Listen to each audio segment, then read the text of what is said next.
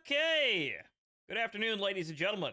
I am your host, Horace Whittison, and welcome back to DCS because we still haven't learned everything about this plane yet, but we're getting close. Actually, not really, but we can fly the thing properly, I guess. So, today we're going to be doing more in-depth bomb training and testing because we need to get familiar with all the aircraft's ordnance options, and there are quite a few of them, and I barely understand how any of them work. So we're gonna figure out exactly what the hell we can do here in terms of fudging with the release mechanism, and then seeing what ordnance options and what kind of accuracy we can get. However, earlier today I did reference a tutorial which explains how to use the lab's automatic bombing system, so we'll be relying on that one because while apparently the system is incredibly, fidgety and delicate, it's a whole lot more reliable than relying on the goddamn kneeboards and just doing rough math calculations in your head. Granted, that option might be faster, but we're looking to hit the targets at all and not trying to second guess my ability to do math. So,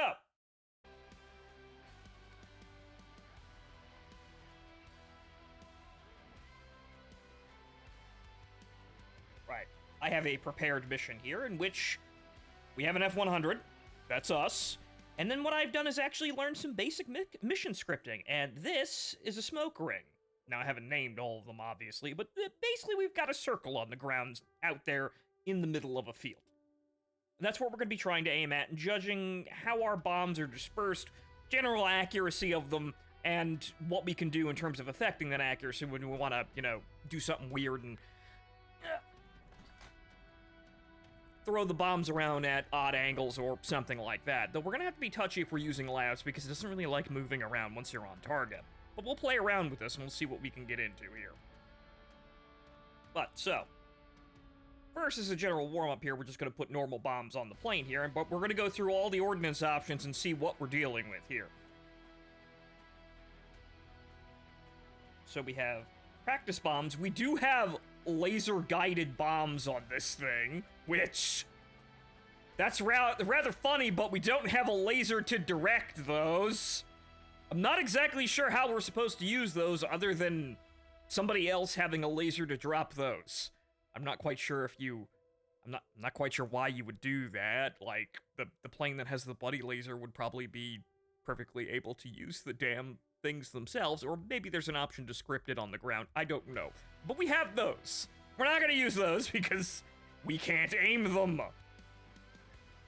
Aside from physically throwing them at the target, which is cute, but that's not exactly what we're doing here. But so, we have sad eyes, I believe, here, for cluster ordnance. Rocket pods, which are shared with the F4, apparently, which, I believe they work, even if I don't have that module. Okay, 750-pound cone bombs for general purpose. Rock eyes for a slightly more modern, cluster bomb. Mark 81s, which are 250-pound bombs. Mark 82s, which are the standard 500-pound bomb. And then the snake eyes, which we've already seen, which I believe I realized a small error on my part. I think you have to set the fusing to nose and tail in order to get the drag chute to deploy, and we were dropping them with just nose fusing. So basically, we were ignoring the fact that it was a snake eye yesterday. I think that's what's going on. And also, marker flares if we're, going to be doing any kind of forward air controlling and marking targets. Which may be useful, considering that we, if you were playing along, somebody would have to probably mark the targets to make it easier for everyone to bomb it into oblivion. So, that's there. However, I don't think we can carry them on the outer pile. They're pods, right. We also have these funny-ass things. It's a bomblet dispenser, which I have no idea how this works, but we're gonna play around with that. We have it in two varieties, which one launches... okay, I believe these are smaller bomblets. Does it say what the caliber is? So, 3040s or 140? I'm not exactly sure what's going on there with that designation. I thought it was like one was set for, or fused for, you know, release that you could play with the amount of bomblets you were dropping, and one was just all of them in one go, but I'm not sure what's going on there. We'll fuck with those two. And there's rockets too if we want to mix things up a little bit. But so, we're gonna keep this simple. At least for the first part here. So we're gonna load it up with Mark 82s, and we're just gonna hit the ground target here, just as a general warm-up, and making sure I actually do know how to, you know, use the lab system. Which I'm pretty sure... Let's see, rock eyes. I'm not seeing any other different options here. Well, we have 1,000-pound bombs on the inner rails, if we want those. I suppose we can throw those out, too. Again, 3 Mark 82s would probably be just as effective. Practice bomb... Yeah, I believe that's the sad eye, right? Yeah. That's the cone bomb. Rock eyes. And then the single racks for each one. Okay, do we have any other options here aside from fuel tanks? Yes, and then the bomblet dispensers, we can carry 4 of them, which is kind of terrifying, but we'll see exactly what they do, because I'm not sure what they do. Okay, so we'll just trade the tree racks with Mark 82s.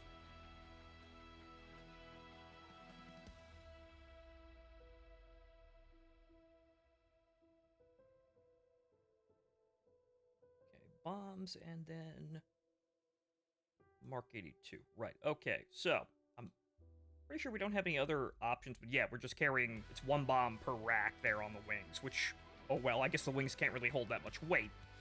But, so we have infinite ammo turned on, so we're going to be playing around with each bomb setting a little bit here to understand exactly how the, you know, the armament panel affects how they drop, and what we can actually achieve with that. But without further ado, let's get into this mission.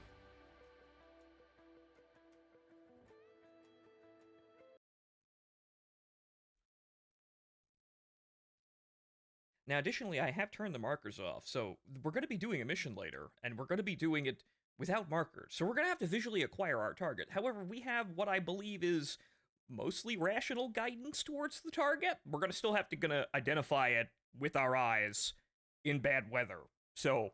kind of spicing it up there for actually making that attack run. But it's a general test of doing everything in the plane. Takeoff. Well, start up and then take off properly, and then guiding on a beacon towards a target, hitting the target, and then flying home and landing. So, more or less, everything to do in the plane, aside from, like, air-to-air combat and things like that. But we've done air-to-air combat, or at least a basic... introduction to air-to-air combat in this thing. So, if I complete the starter mission that we're going to be doing, I can basically fly the entire plane. Or rather, fly it to an acceptable degree that I can do anything that I want to do, or continue to learn, you know, any specific system in more detail, but I can fly the plane in a basic mission and do basic things. Basic certification, effectively. Okay, so... throttle up here. Also, in addition to key bindings here, I have added a zoom. So, stabilize the aircraft here. Okay. Move the seat up because we're going to need to see the ground. Wonderfully useful keybind there. So we can't see the reticle, but there is the target. Got a ring of red smoke trails, and the blue one is the center one. So that's what we're trying to hit today. And we're going to see how the bombs fall and how the behaviors change once we start playing with a couple settings. But, so, first of all, come over here. Okay.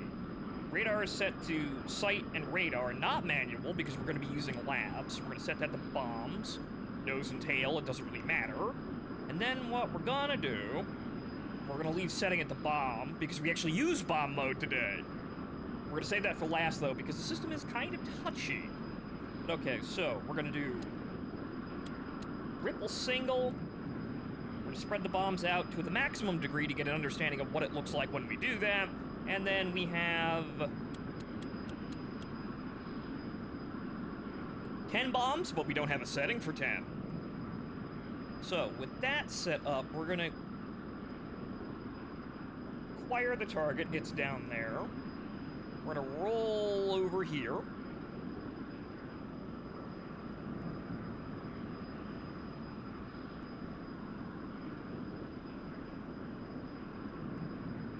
Roll gently over there. The dampeners are on, and whoop, budge the camera.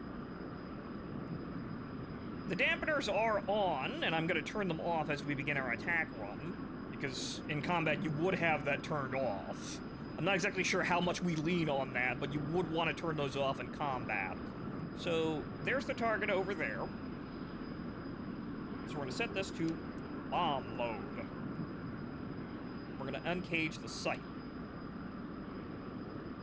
Now, what we want to do, as we bring this on to target, because the system doesn't really like it when you move around too much.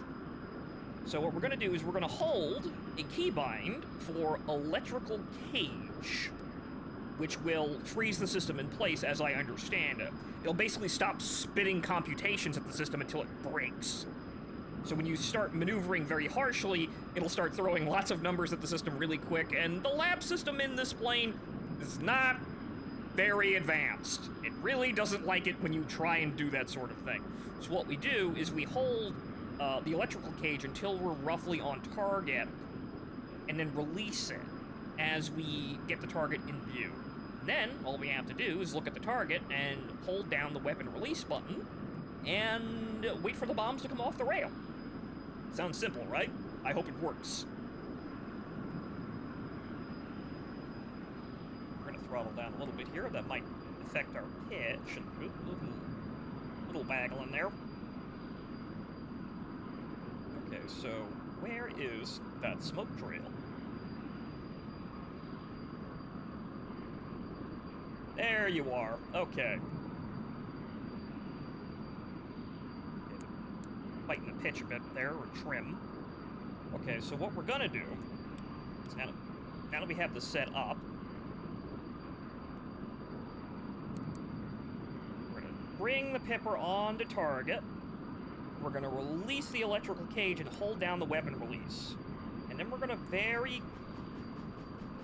Well, that was fast. I guess the calculations were that good. All right, so we're going to very carefully hold it on target, but let's have a look, see what's going on down there real quick. So we've released all the bombs, and that was... Oh, that's interesting. Early access, so the level of detail for the landing gear apparently isn't quite square. Okay, so we're going to be flying off in that direction here. Where are our bombs? The bombs are here. Those look like they're falling short, sir.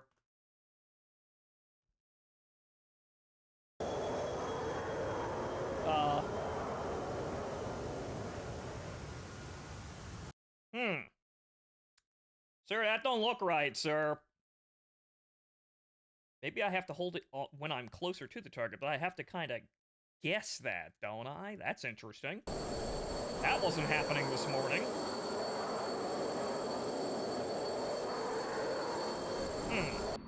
We'll try it again.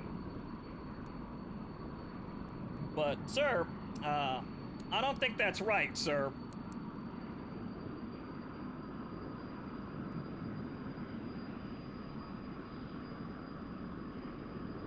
Hold down the electrical cage button again and go back up. Maybe we have to be a little bit closer to the target?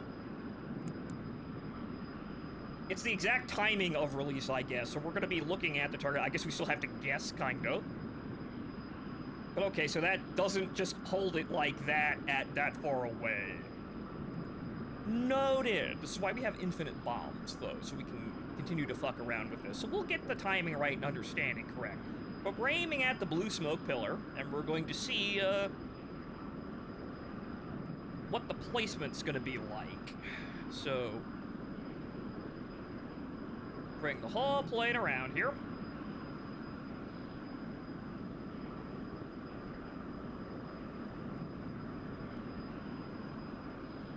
There's the field, but where's the smoke, sir?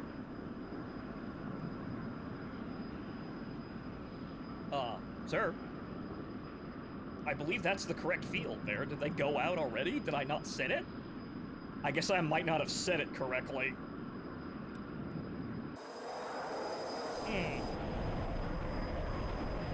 Well, I guess that's an issue.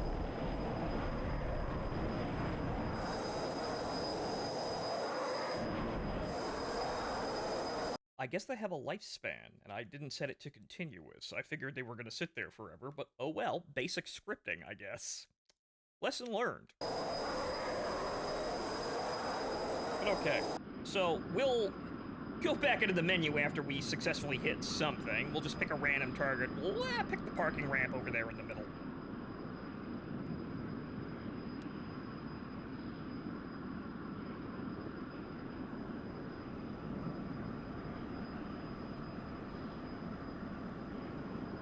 Watch the speeds. Speed's still good. Movements are they're fine.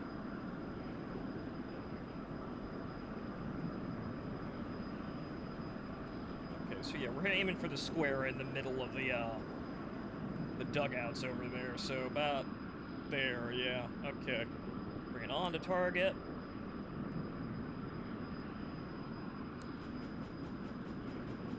Well, that just released immediately, so what the hell's going on there? That probably was correct. No, that was well short of the target. Okay, so what's going on here?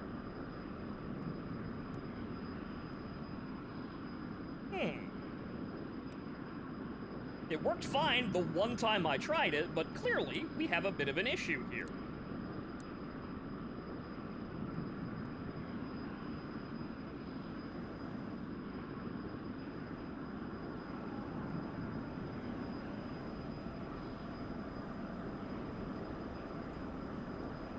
Again, there's no documentation for this. There's just one video of one guy that got early access who apparently talked to the devs and they told him how to do this. It was working fine, and then it suddenly wasn't.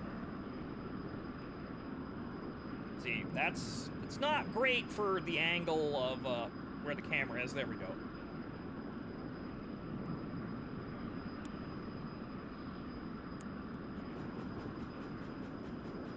Okay, yeah, they're just releasing immediately. That's odd. That one is probably on target, though. No, they're not. What the fuck's going on there?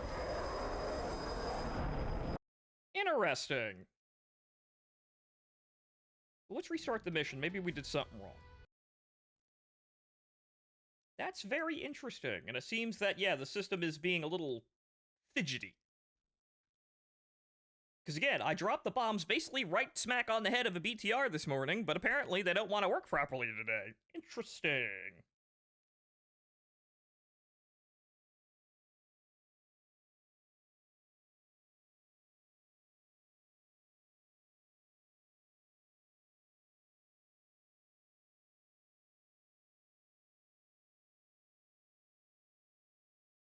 Okay, so hang on here. We'll try it with the center rack bombs.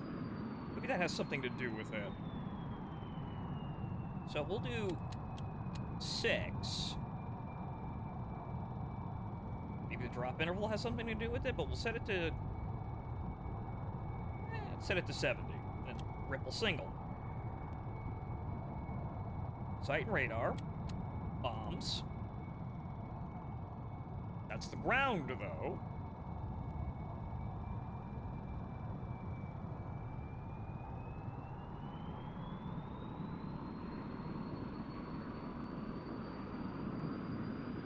Up. Pitch up a little bit. Okay, so... Okay, bomb, sight and radar, nose and tail. The stores are armed. That's all set correctly, and then we're gonna go to... bomb mode.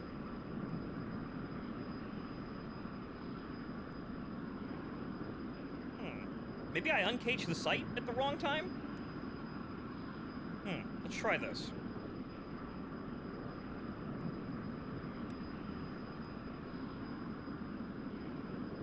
Because it might be that the site is desynced from the actual position it's supposed to be in, so we'll see. I may have uncaged it. I heard that the Super Saber, or rather the regular Saber, the F-86, has a similar problems with its gun sight going all fucking wonky and weird. I remember reading that a long time ago, that the gun sight itself and the targeting in it is kind of strange, or is prone to breaking. So we'll uncage the sight right as we're coming in here. It's caged now, so it shouldn't be doing any calculations or anything intensive.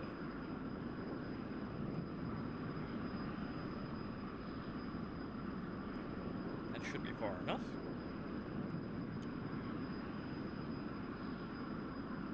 Yeah, you know what? Let's leave the dampeners on. I got a funny feeling.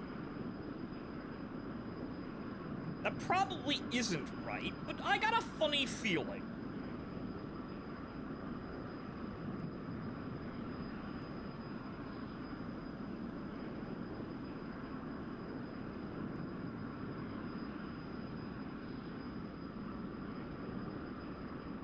Okay, it should be over there somewhere.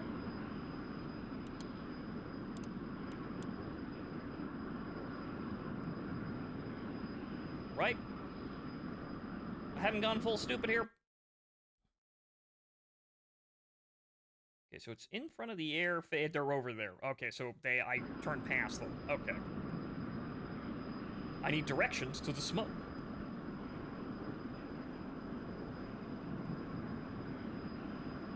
Or rather, I didn't turn far enough.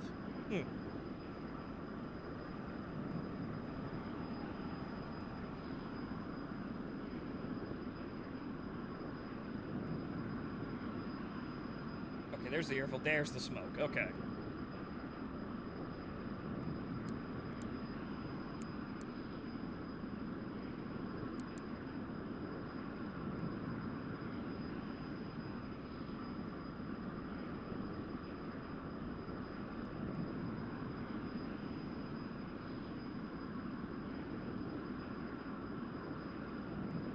I guess we just have to not try and force the system to do something funny. And maybe coming down to radar contacts or something like that, because it is using the radar to see the ground.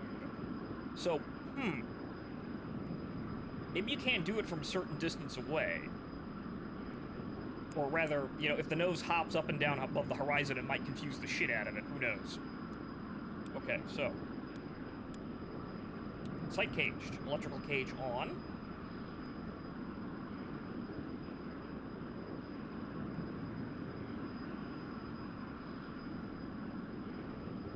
Pull it into a dive here for a little bit here to make sure we're on target, or rather, sure angled correctly. I don't know what the angle is, but okay, so cage off. Weapon release. Okay, good. It should flash when it's got the correct angle. There it goes.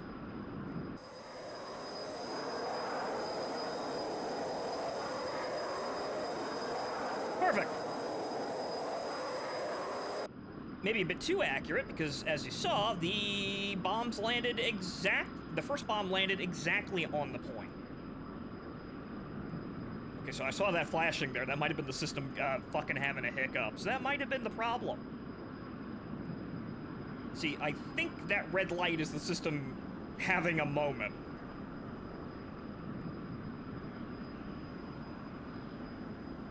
Okay, so we're gonna go back around.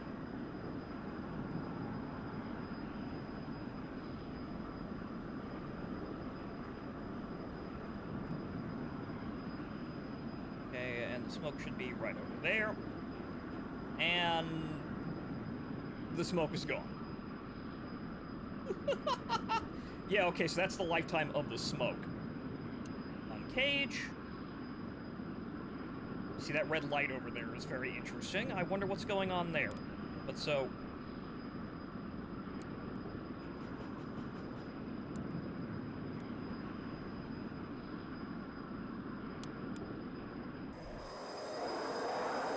Okay, that looked about roughly where I pointed it. Okay, so let's fix that small smoke problem, I guess. Make sure that's going on continuous here. We're gonna have to edit literally every trigger, but once we figure out what's going on, or what the correct settings are, that shouldn't be too much of a problem.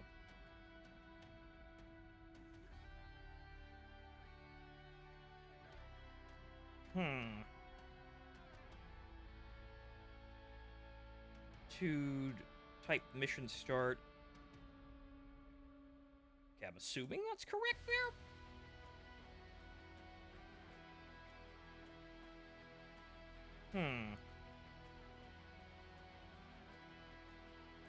Okay, that's smoke marker. Altitude 1, color blue.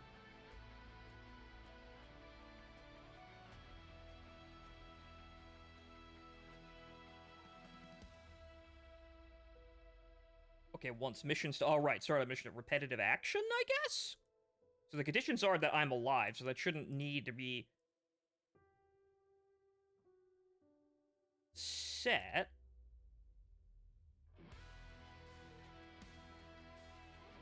Or maybe not.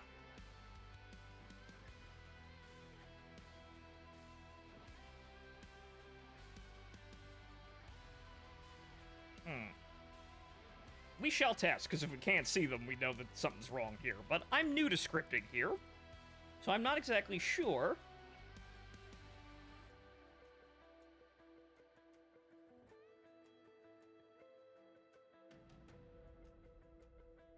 Okay, no events. That might be it. So hang on here. Okay, once mission start, there's nothing to put here, so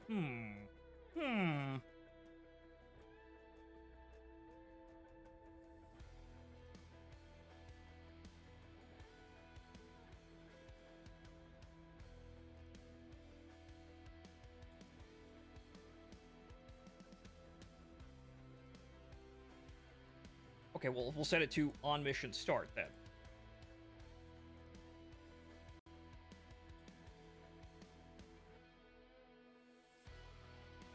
So if I'm understanding this correctly, on mission start, it will trigger, and then it will keep triggering as long as we are alive. Which is kind of what we want. I think. Alright, let's try that again.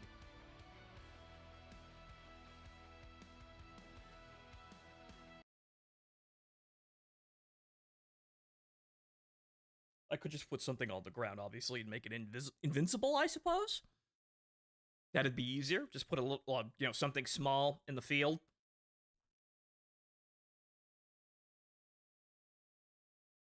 Here I am trying to be cute about this, but then again, unfortunately, DCS becomes DCS, and it is somewhat of a jank-ass game when you get right down to it. Okay, so. Throttle down. Throttle up.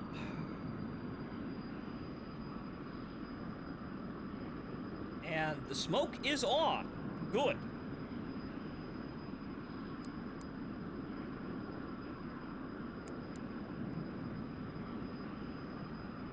Okay, so move the seat up.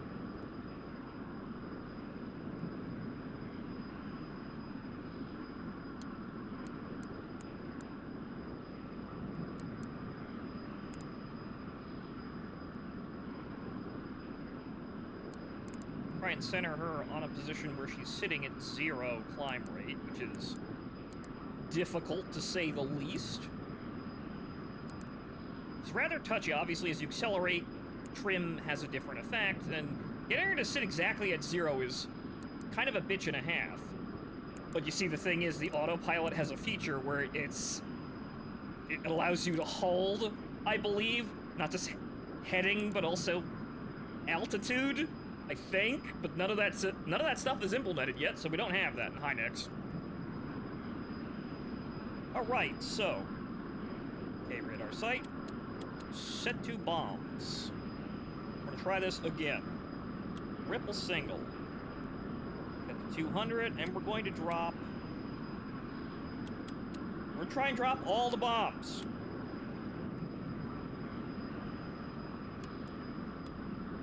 Bomb.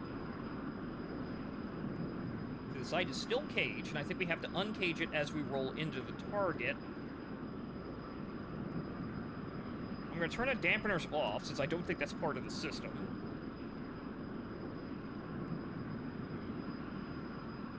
I don't think, anyway. I think it's down to the fact that the cage-uncage mechanism needs to be turned off exactly in the correct time.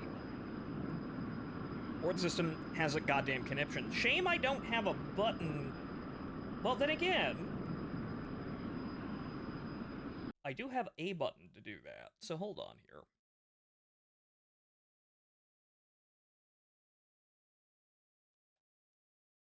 Site electrical cage. Toggle. Site mechanical cage lever. So we want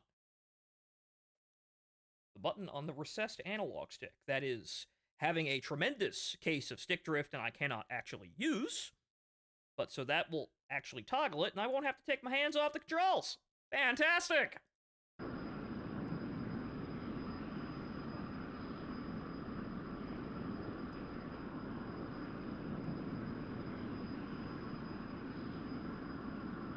Oh. Right, so that's default suit. Right, okay. Slowly adding more and more keybinds to do things, but this is what we do as we learn the plane.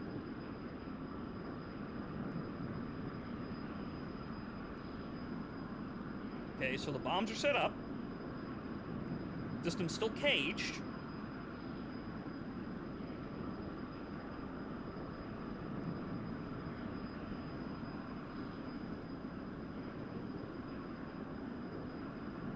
Roll on target, there's the airfield, and the smoke should be right there. Very good. Okay.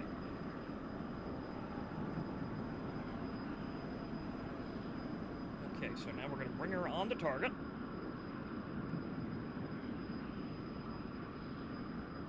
Uncage the site and hold the electrical cage.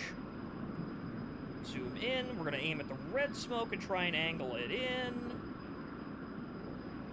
Pitch is fighting me here. Okay. Nope. Hold her steady.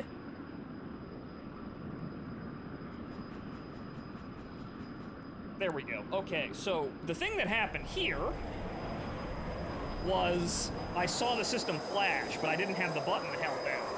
That's still well short of the target, though.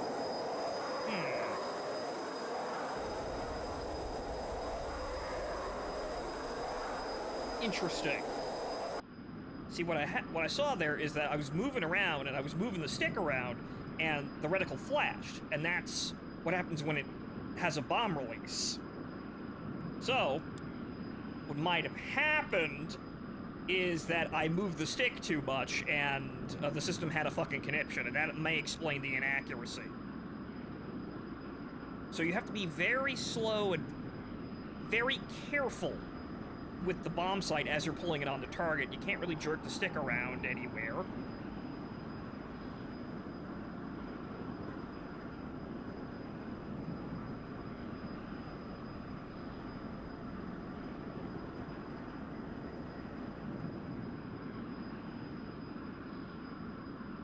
Alright, so we're gonna hold. Gonna uncage the sight, and the smoke has again disappeared. Wondrous. Well, I'll aim for the holes in the ground, then.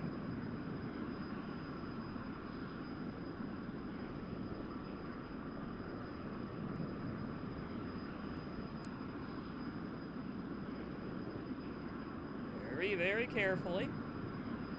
Very carefully. I was still holding the electrical cage button. I'm a fucking idiot. That was still mostly on target, though, but I'm a fucking idiot. I was panic holding the, I was gripping the electrical cage button.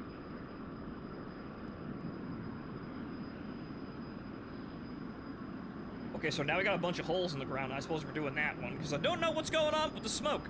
I guess we'll just put a unit out there.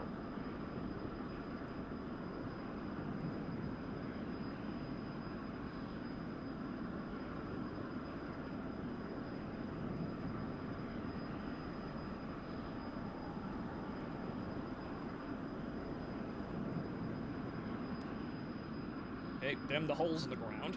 Okay, so Sight uncage.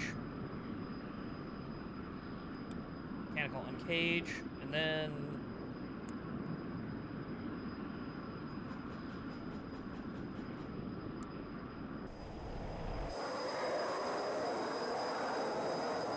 Okay, that was effectively on target. I guess we're aiming for the trees now.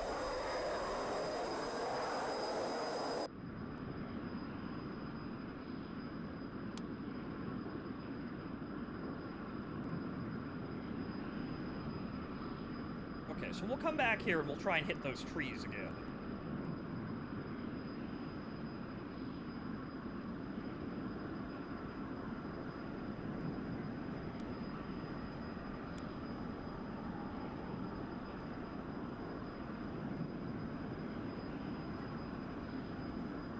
See, I don't know what's going on with that red light, but it concerns me.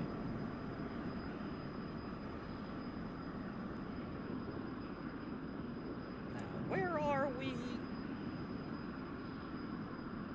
Kind of have to look around here very oddly. All right, we're just right at the target. Okay, so we're going to try and roll it in. We're going to try and hit those trees. Gonna get a little low here, but okay, so...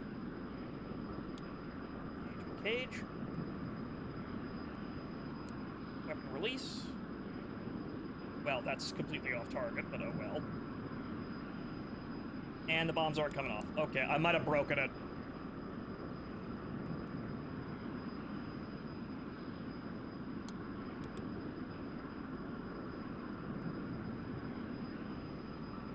Now, we still have bombs on the wings here, so hang on here.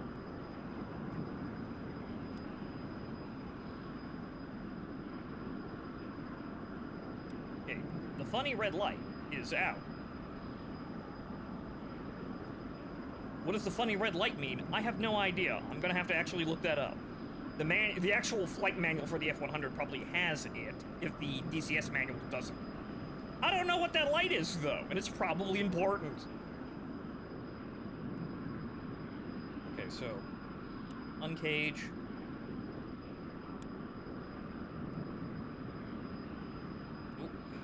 Yep, that's moving around too much for the automation. Yeah, and then it just immediately comes off the rails. Okay.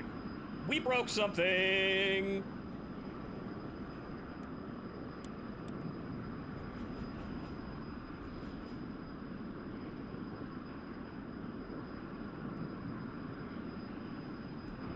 Oh.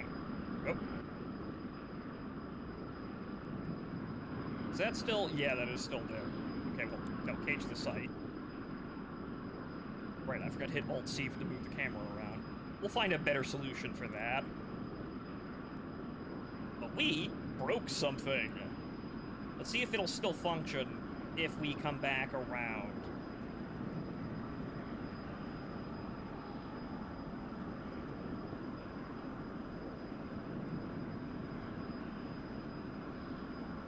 Then again, maybe I have to fly straight for a little bit. Maybe that's what the caging is for.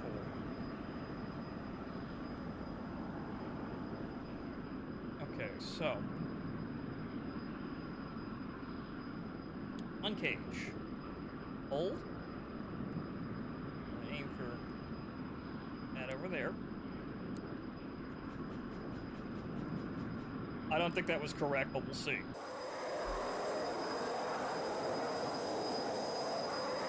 Well...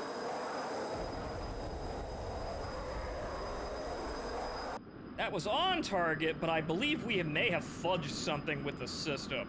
Let's see if we've actually caused damage to the aircraft. It'll show us in the debrief. No. Okay. Okay, so it works, at least for the first attack run, but I'm not exactly sure what's going on here that's breaking it, but we'll continue to play with it. Let's change things up here and put cluster bombs on the plane. I still have no idea what's going on here, but oh well. We've got enough time in there to get at least one good pass.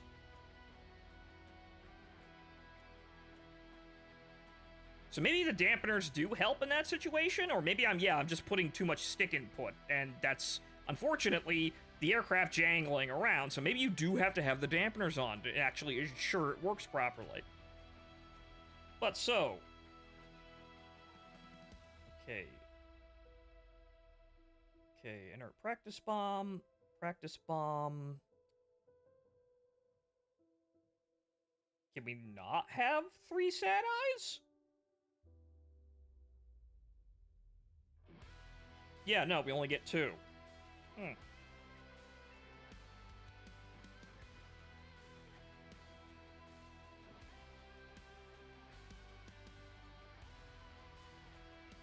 I guess that's era compliant? So these would be the older predecessors to the Rock Eyes, and I suppose the Rock Eyes, we do get 3 of those, so that generally would be better, but let's try the older model first.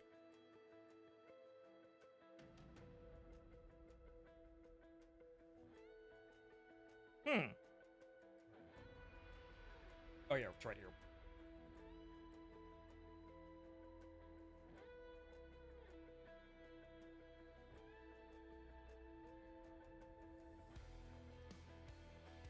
Okay.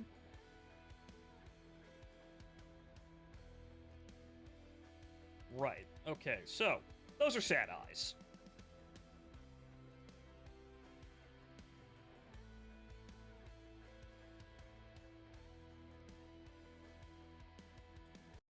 So let's see what these do here. Because I don't know about any settings, so I'm pretty sure we're just stuck with whatever setting that they have by default for release altitude, and we have to play around it. I don't exactly know how you set that, or if it can be set.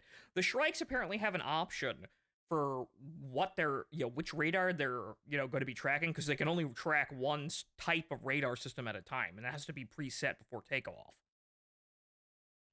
So these might have an option. Guess I'll check. But let's see what we can do with these. We just kind of throw them the same way with the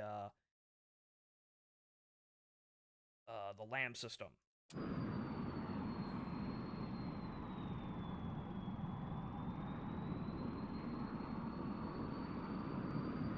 Okay, so what we're going to do is we're going to drop 1.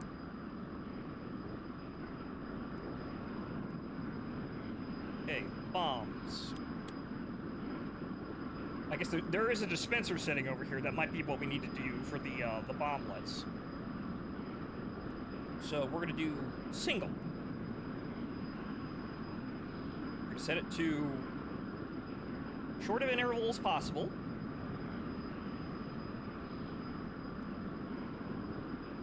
I guess I can't set it to exactly single. Probably can.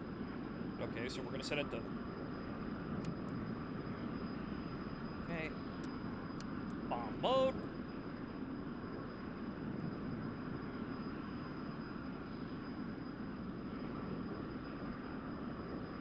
I believe I have overflown the smoke.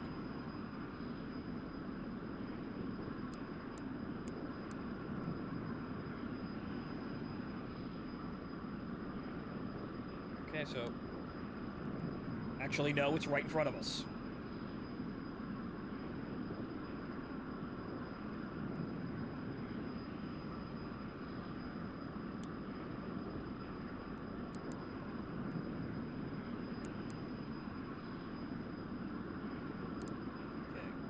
Uncage,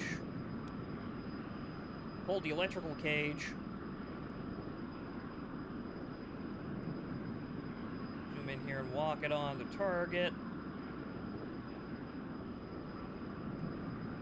Okay, get it about in there, just a little bit, and release electrical cage, then bomb release, and very carefully guide her in.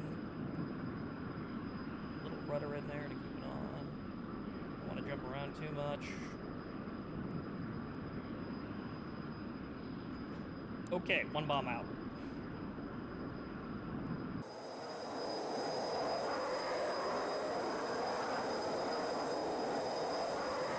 And it was completely short of the target. Okay.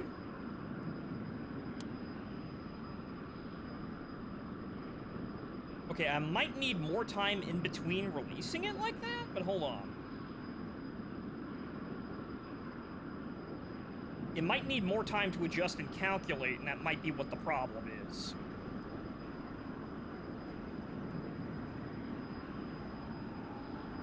So we hold electrical as we come on to target. I suppose...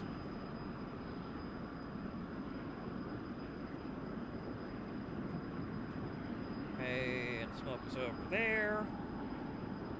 Right, okay. Uncage the site. Release electrical.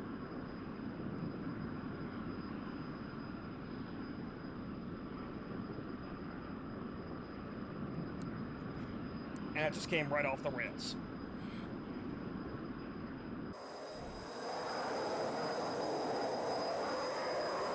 Well, that's mostly on target, however,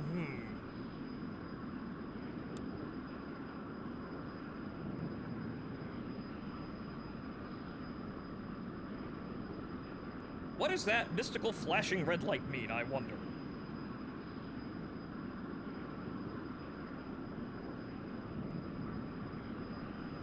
It might be that I have to stabilize the aircraft, so hold on here. So sight on cage.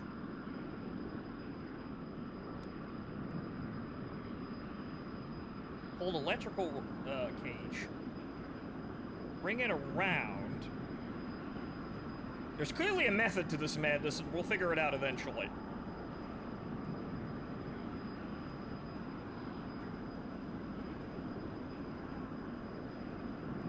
There's the field. The smoke is still out there. Great.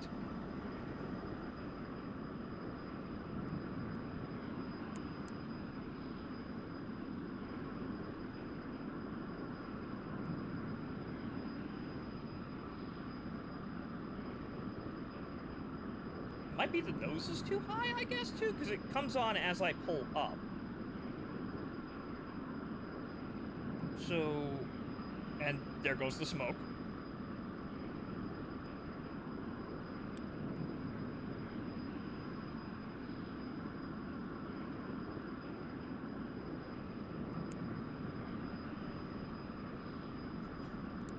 Okay, just past those trees.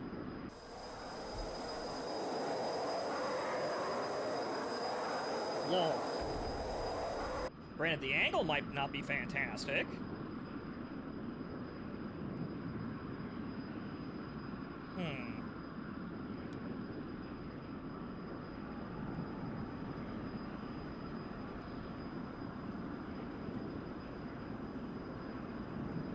I guess we'll just... And then the light went out. Good, okay. I guess it might... We'll just have to get used to really holding down the electrical cage and recaging the site immediately after bomb release to assure that doesn't happen.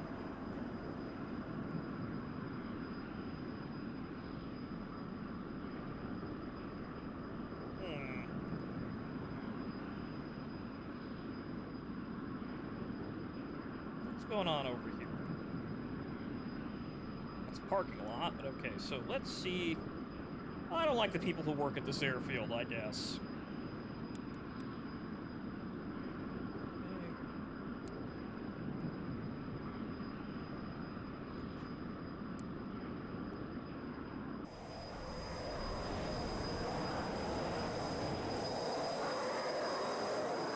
Completely low. I blew up something important down there. I think I blew up their beacon. But okay, so hold on here. I think, yeah, I must have let's confirm something. Because now we're gonna do it without zoom, and I'm gonna watch for that funny red light, because that funny red light appears to be we broke something.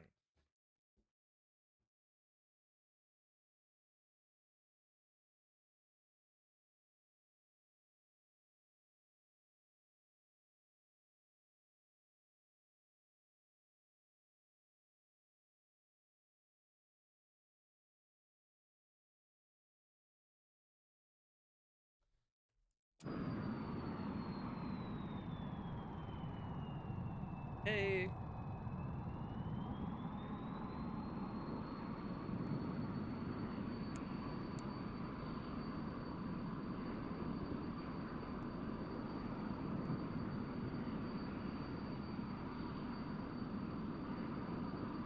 May I get the plane to not be falling out of the air, please?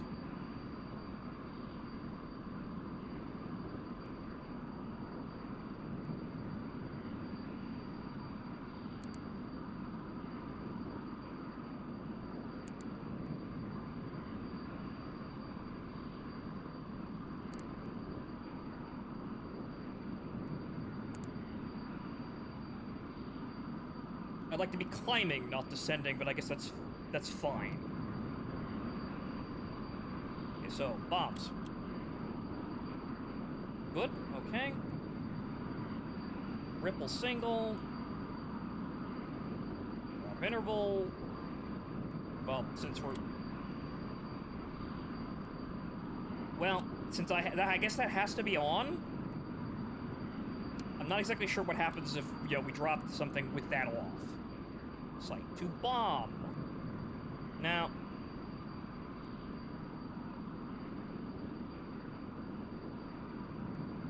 we're gonna watch for the mystical, funny red light.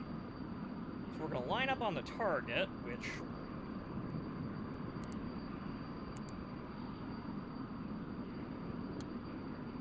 yeah, recenters the view. It might be that the site needs to be immediately caged and uncaged. Or rather, recaged entirely once you do that.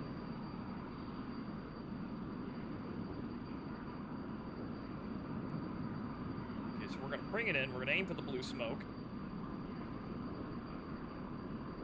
Uncage the site. And then...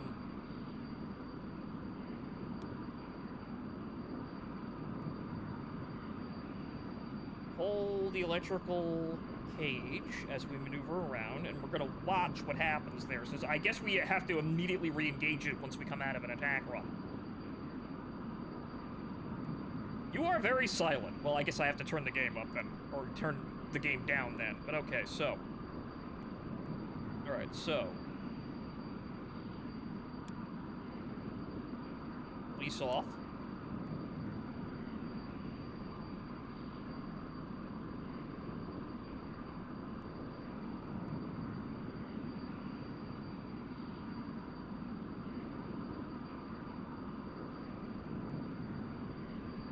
Anytime you want to come off the rails.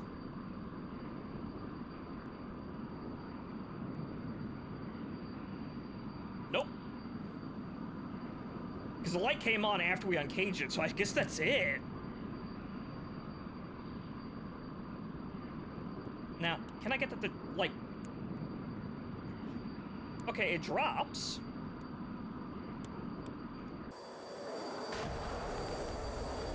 I guess the angle was wrong? I don't know.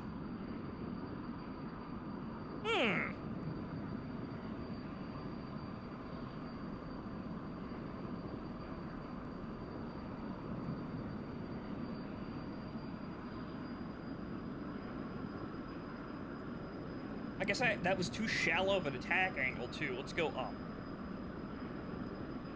Because maybe that is also part of the issue. Maybe I'm diving at too shallow of an angle.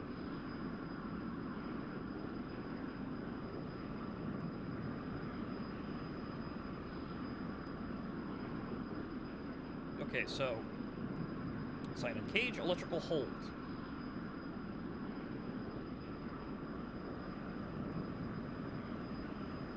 The funny red light is out.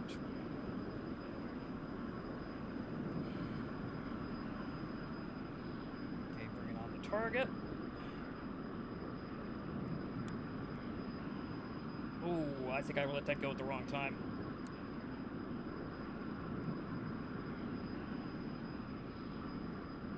Nope.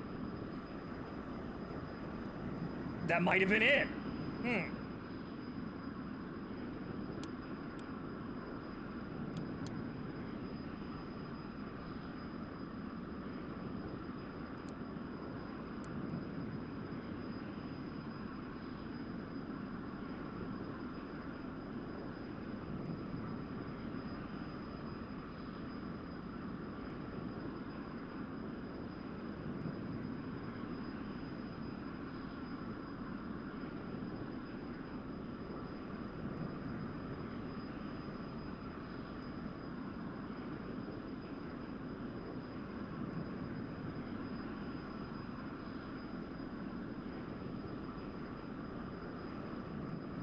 Still have smoke, so good. Okay, level the plane here. Uncage the site. Hold electric.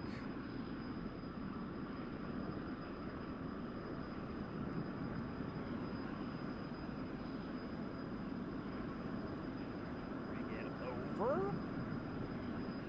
The smoke is gone, but we'll aim for one of the trees. Fuck them trees.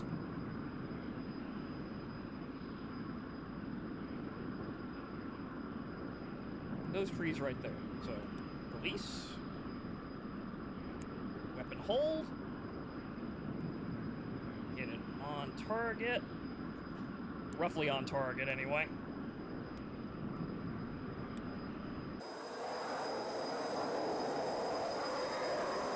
Nope, short.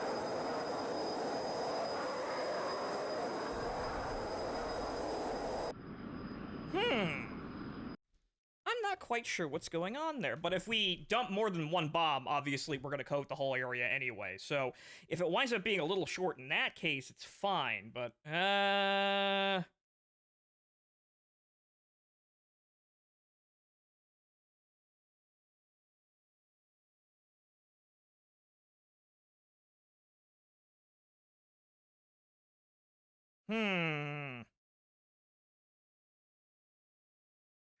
Unrelated news in the corner, but nothing terribly serious, but okay, so hang on.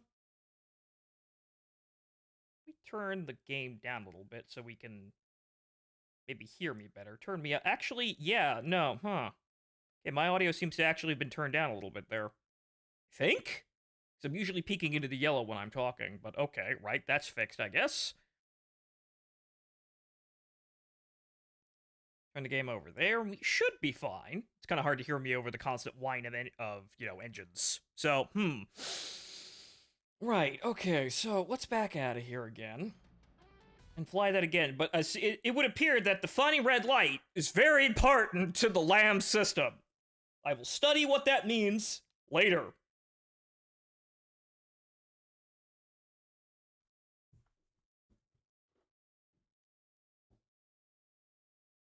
So at least for one strike, we're good, but I guess we gotta get the timing right on exactly how we do this. And I suppose, yeah, we need to immediately cage the site the second we do. Well, actually, let's try and break it now, before we get anything started.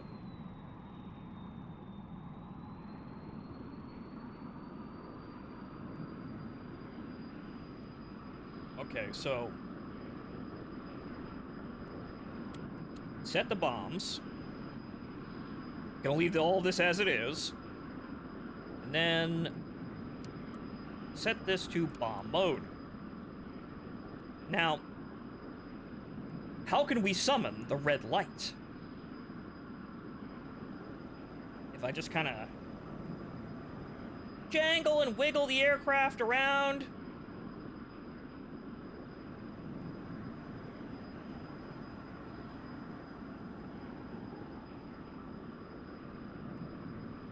Okay. Everything's fine. Now, what happens if I uncage the site?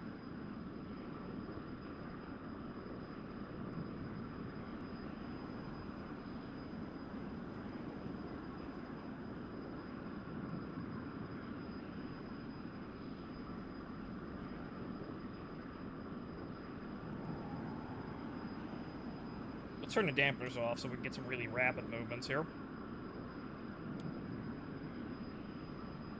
Oh, no, the red light's already... I couldn't see it over the dash. Right, okay, so I couldn't actually see it over the dash, because it's down there behind everything. You fucking piece of shit. Ah, yes, a light that might be important is behind literally everything, and there's no other warnings. That's very interesting. I can only see it with the seat all the way up. That might be what's fucking other people trying to figure out what's wrong with the site, too, because somebody else is having problems with this as well. So, we may have diagnosed an issue here. Because again, I remember the F-86 has a similar problem with the site going really silly and wonky like this.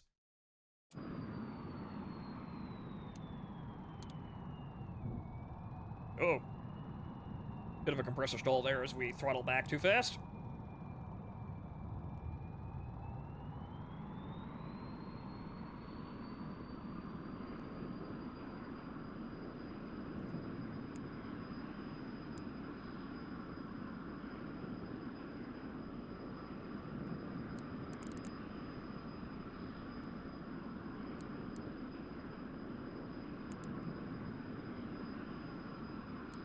Okay.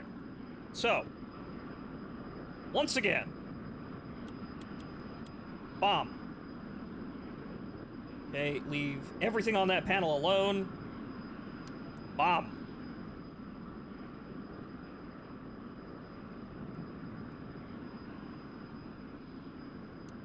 That's up as high as we can go.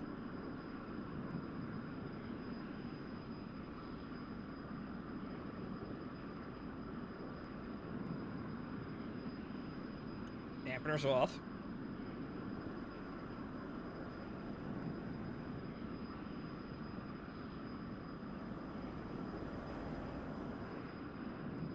Okay, all the funny movement in the world.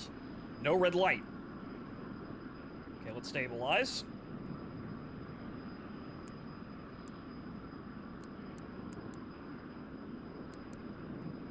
Okay, so now we're gonna uncage the site.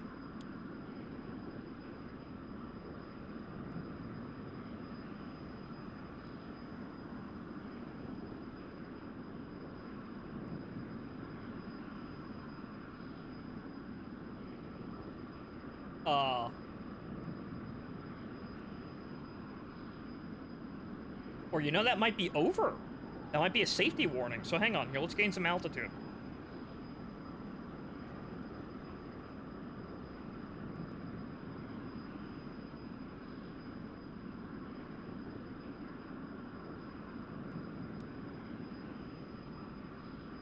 Try not to pull a million gajillion G's here. We're gonna hold the electrical cage.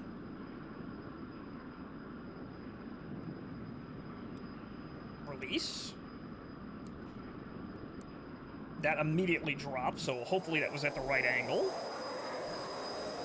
I didn't see a funny red light. That dropped well short of the target. There's the funny red light again. Ah! Okay, that may actually be a warning light. Because I'm holding down weapon release and it's... Nope, there it goes.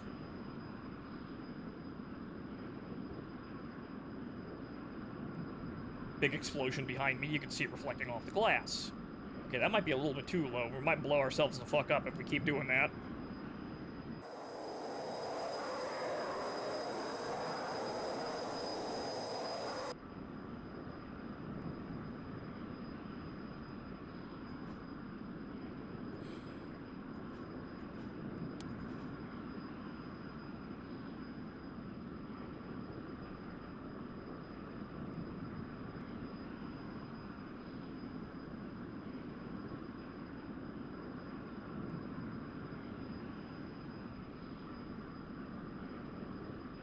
Oh, you know what it might be as well? It might be a radar return as well, since we might be, again, because we're using the radar to range to the ground, we might have locked onto something and it's trying to pick it up.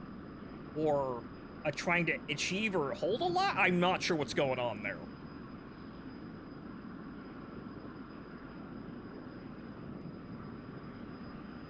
Pull-up light. Is that what that is?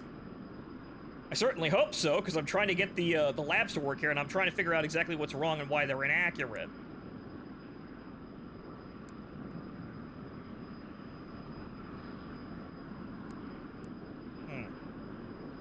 Okay, so let's try 6 bombs, ripple single. That should be enough of a leeway to get them on. By manual it says. Alright, good. So that's a pull-up light, which, well, that's probably why it's obscured and not considered critical.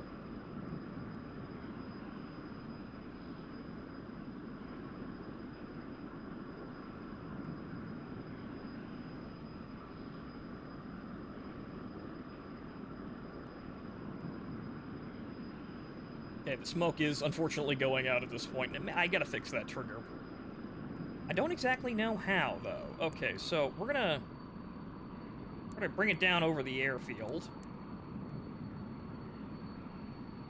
Uncage the site, hold. Okay.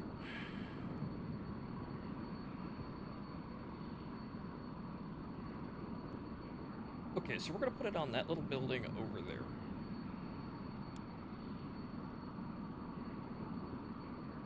Okay, that's...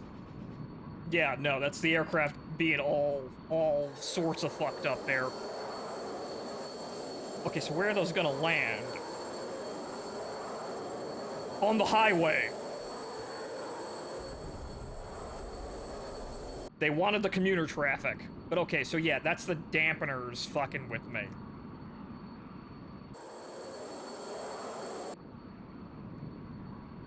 Okay, so...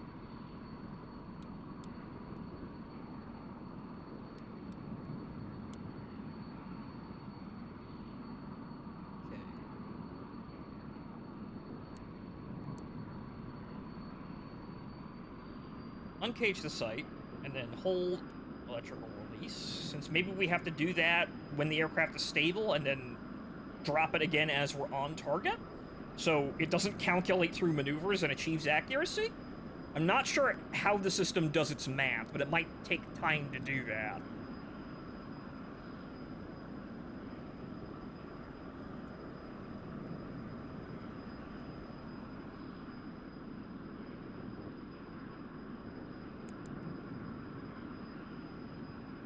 Okay. Okay, we're gonna hit this bunker here. Or try to.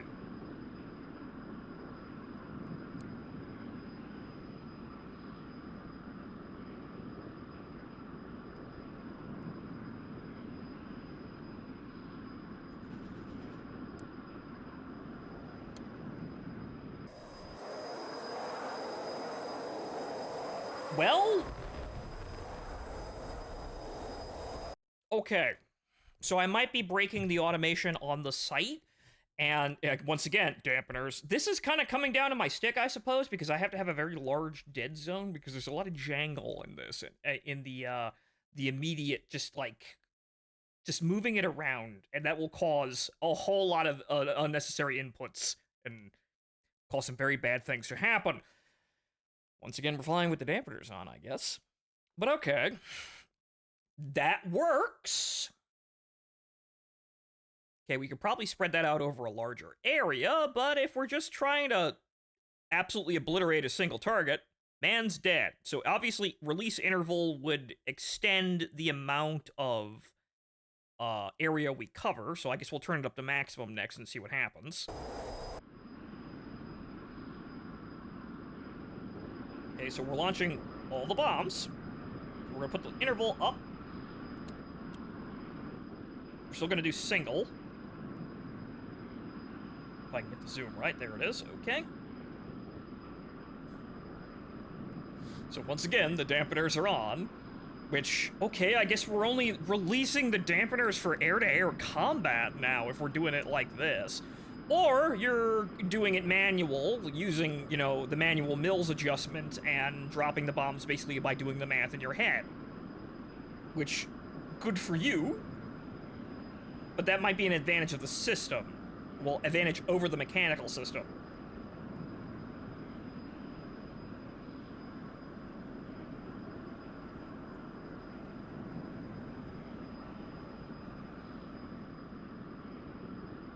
Okay, so uncaged site, electrical hold, and here's what we're gonna do. We're gonna draw a line across that field towards those trees and see how it behaves. Okay. Stabilized.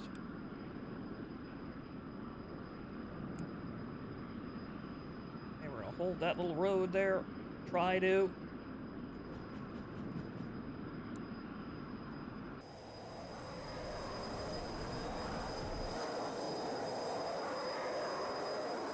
Well...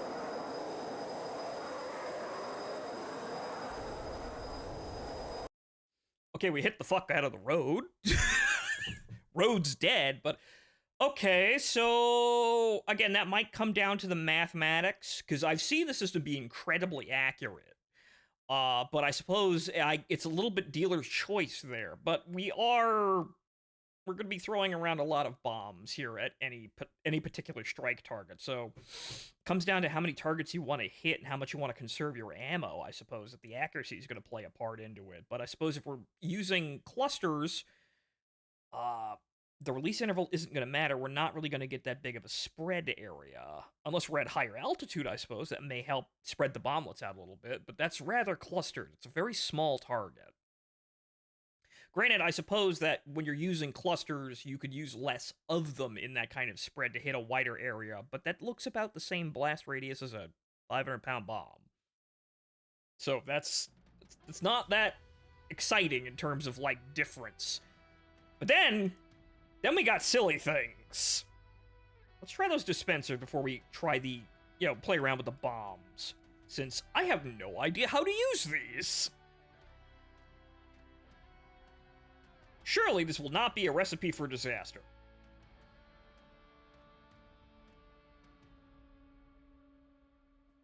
Oh, we can have 6 of them. Interesting. I thought we could only have 4 of them. No, we can have 6.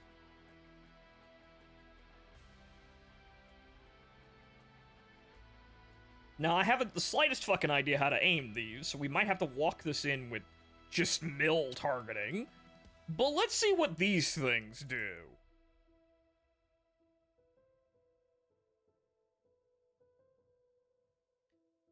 I'm assuming the dispenser setting is what triggers these, but we'll just kind of immediately hop in and then set it and see what happens when we actually hit the go button.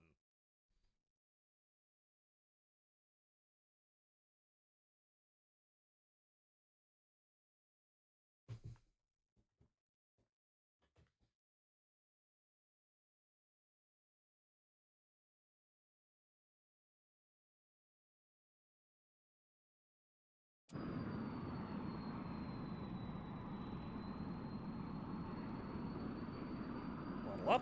Okay, good. Pitch down a little bit, but okay, so. Dispenser. We're gonna see if this... Well, we'll just see if it works to begin with, so...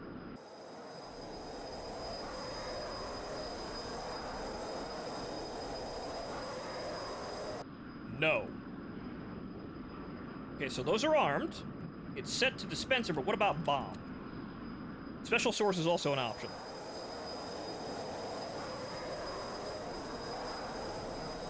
No? Okay, what about special stores?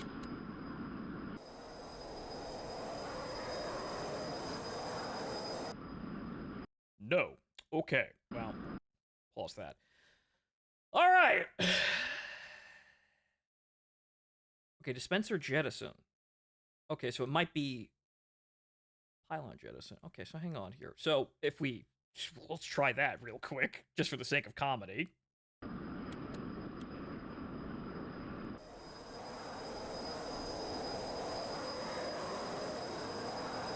Also, no. Wait, though. No, it's not weapon safety, so... Master arms on. Okay, so...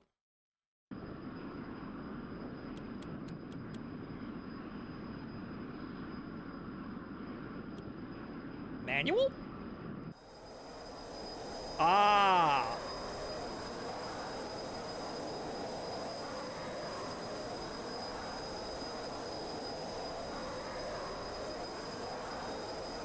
Interesting. Okay, so it has to be manual mode, because if radar, sight and radar is using labs integration in order to determine the drop time. Okay.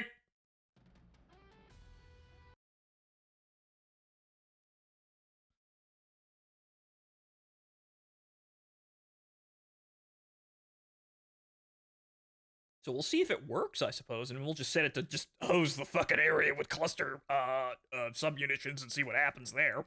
Might be able to get a really big area with that.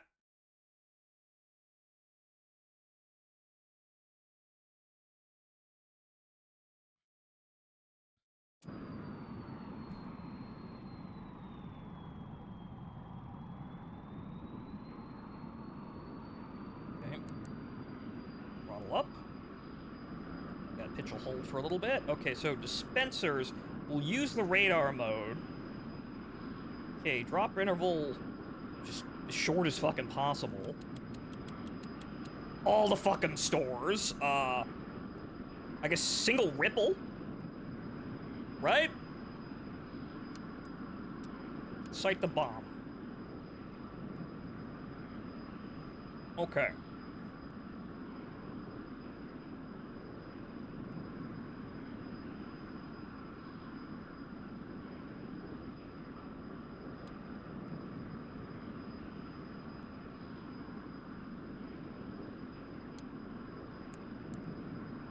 See if there's any labs integration with this. Probably not, but we'll see. Otherwise, we're gonna have to figure out the exact, like, timing and angling of how to use these. The kneeboard probably has some information on that, though.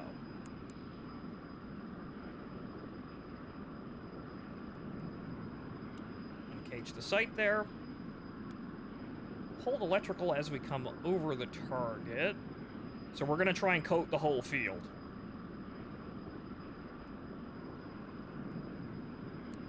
Keeping it relatively stable, but that's what happens when I adjust trim mail.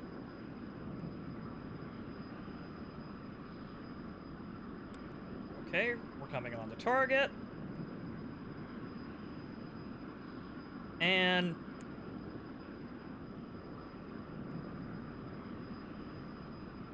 watch that road.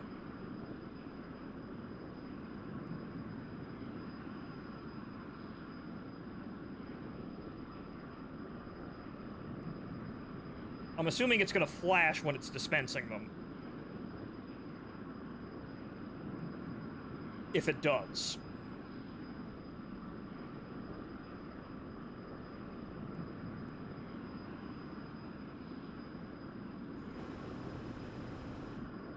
That, yeah, that'll explain it.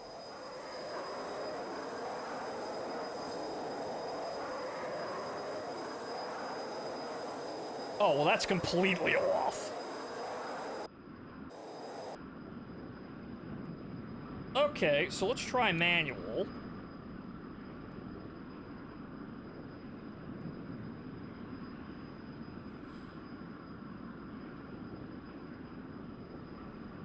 And just do whatever the hell we're feeling here.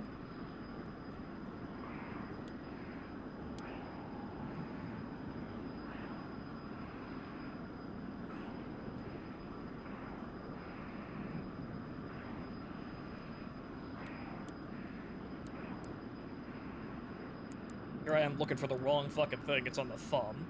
Still getting used to that, but okay, so... there's the sight. We're gonna just test accuracy with just this, I guess. So, we're gonna come over the target and then release right about there.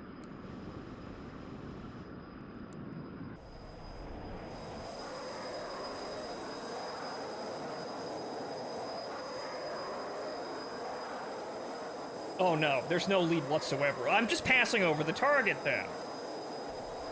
Since they're being fired down, so yeah, that makes sense. So I guess at that point, I'm just passing directly over the target. The pipper is very inaccurate, very, very inaccurate. In this case, since they're just being dropped downwards, guess I'm just overflying the target. Because I can't really drop the mills anywhere, so I guess at this point we're aiming the bottom of the sight, because that's where it's gonna be. Seriously, hit more without it. Use drag Mark 82s. Well, I'm testing all of the ordnance option Caspian, so we've got the bomblet dispensers. So if we were gonna do that, if we were going to, like, input the mills, then we're basically aiming with the bottom of the sight anyway, since that's where it's going to wind up.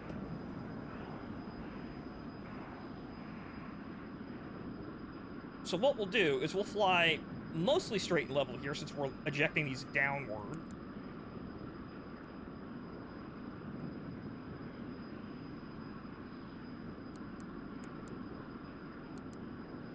I'm not sure if you have to keep a certain angle, but we're going to try and keep positive stability here.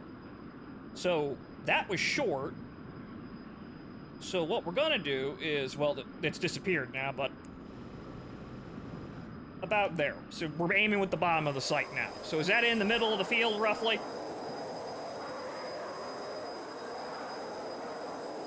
No, that's still short.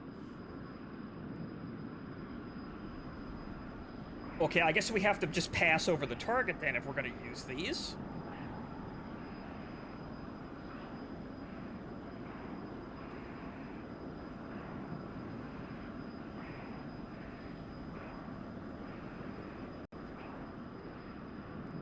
Right, thanks for the offer, Caspian.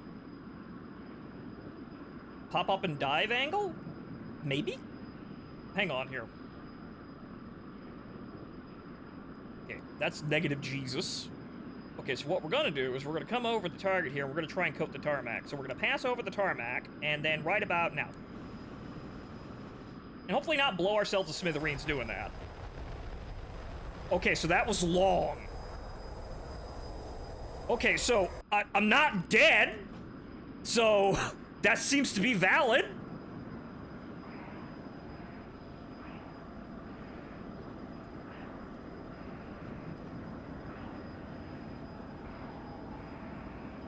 So, flying level. I don't want to get too low, obviously, but flying level here. Okay, what's in front of us? The control tower. We'll fly over the control tower. Okay, move it over a bit. Just that, and right about there.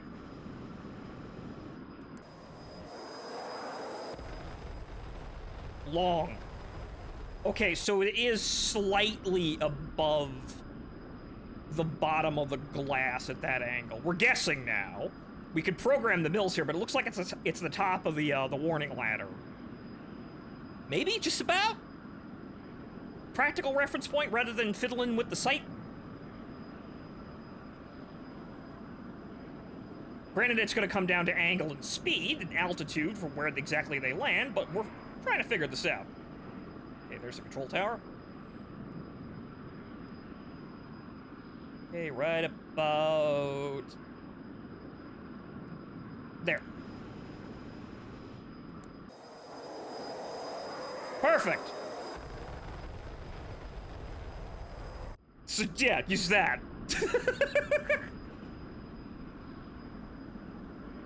So yeah, it's just aim with that. Okay.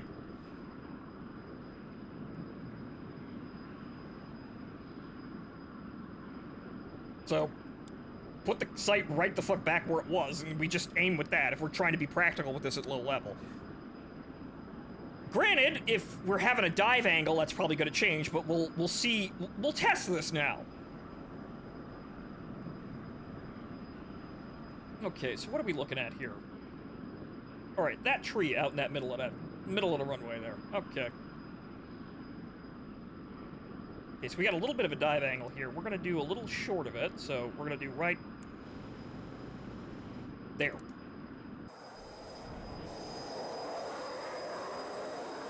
Okay, so we still hit the target, but that might have been due to angle, because I pulled up at the end of it while I was dispensing the munitions. So that might have been due to angle.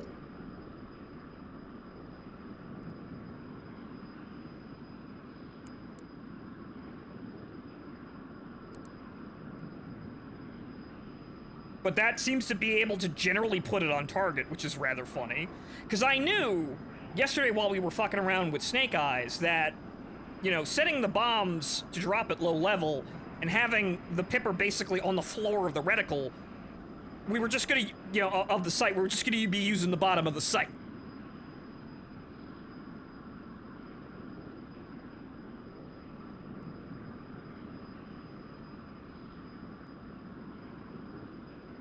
Okay, so we're going for the control tower again.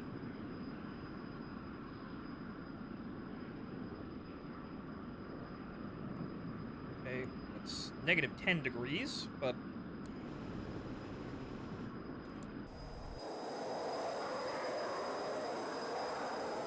short! But the man's dead! So that might be down to degrees. So I was at negative 10, so we'll try to bring it in at 0. We'll try to be as level as possible. So if we dip the nose a little bit, the first shots are going to be short, but the line is going to obliterate the target, so there you go.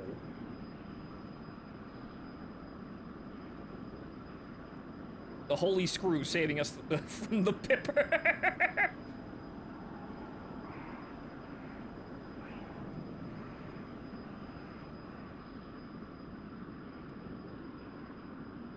based the anointed, basically mounting bracket. Okay, so that's still low. So, right, that's about 10. Right, we're gonna have to get that perfect, and I'm not exactly sure how to get the thing level without really sitting here. But I've got the dampers on, so it should be easy to hold once we get it. So we'll study that. So folks in the audience, keep an eye out at the climb gauge, because that's kind of what the angle of the aircraft is being at. The pitch ball is right next to it, obviously. So that's the climb gauge, and the pitch ball will tell you if the aircraft's up or down. So I'll try to center the pitch gauge and come over the target.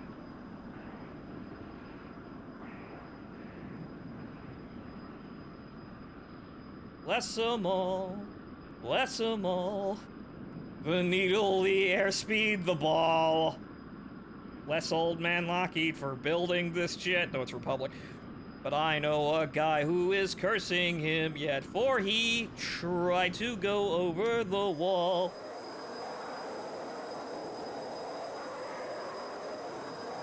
Okay, so that was really short. The needles did cross. And the wings did come off. Cheer up, me lads. Bless them all.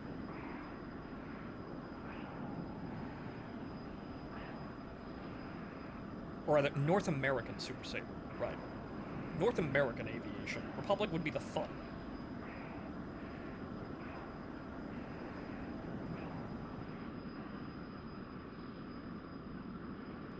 Okay, well, look, I see that train.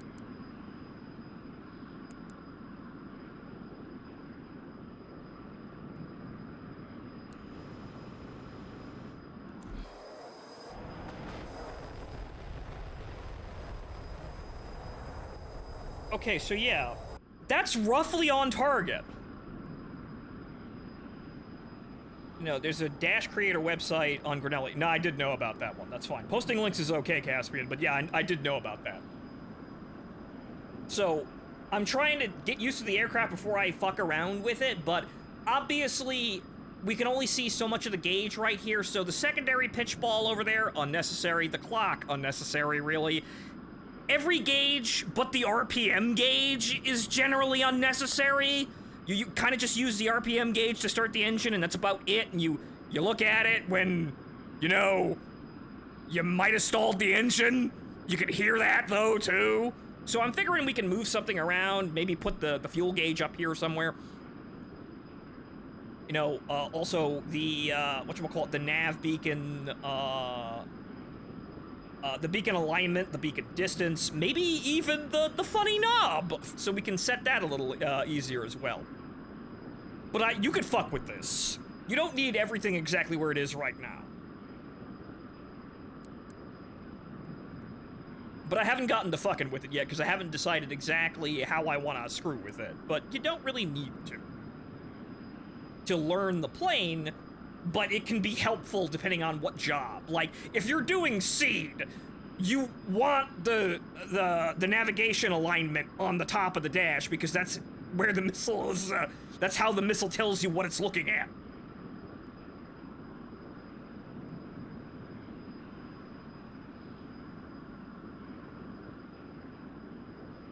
Okay, so we're gonna try and bring it down a little bit.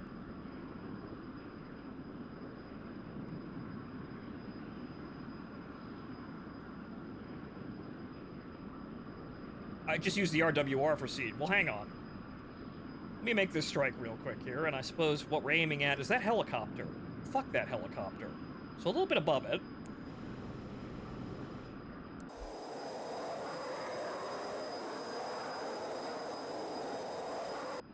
Okay, so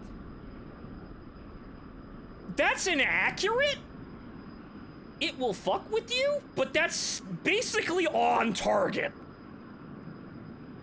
So it seems like it's the bottom of the bracket and not the little screw there, but putting that screw on the target. See this thing? It seems like it's actually aiming with this thing, from what I can tell, or somewhere around here.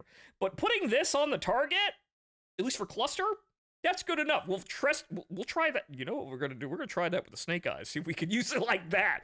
That's gonna be really funny if that's just the idiot aiming point.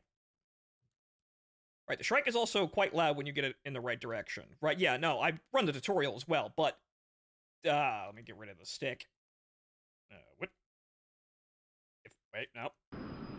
There we go. Right. Okay. So this funny ass thing, which is your course for your nav beacons and stuff like that, which the autopilot and the waypoints don't seem to be implemented currently, which it's a little unfortunate because Caspian and any of the new people in this in the chat currently, my grandfather actually fixed F-100s for a living. He was the autopilot tech and just generally the electrician for the aircraft. So the system he worked on, the MB3, isn't properly implemented currently, which means that this gauge is kind of useless. Granted, you could still home in on TACAN beacons with this. So this gauge is when you have the Shrikes on. This gauge is telling you where the radar contact is. You'll get an audio warning. It's probably better to rely on the audio warning, but this will tell you where the seeker is looking and where the radar contact actually is. It'll move around. So if you're doing seed, you might want to move this up here and then like either get rid of the primary pitch ball or switch it out with the secondary, because this we don't need this. Why do we have a secondary pitch ball? I mean, granted, just in case one breaks, but we don't need that. The clock as well could be replaced, or hell, you could take the selector knob and put it up here. And then primarily what I want to do is I want to take the fuel quantity, though I'm not sure if we can move these around, but I want to move these up here and then kind of just fuck around with all of these, because really at the end of the day, the only gauge that's actually useful is the RPM gauge for startup. So this doesn't, we don't really need this shit. Granted, it tells you exactly what's going on with the aircraft, and, you know, for realism's sake, yes, these are important to look at, but DCS, when you turn the plane on, the plane's perfect. Or if it's not perfect, you just hit, you know, you call the ground crew up, you repair the aircraft, and it's perfect again.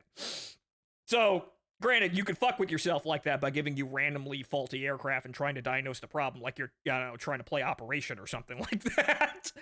But really, at the end of the day, this is the only gauge that's vital, and I put that up here, and I probably put the fuel gauges up next to it because, you know, that burner's a thirsty bitch.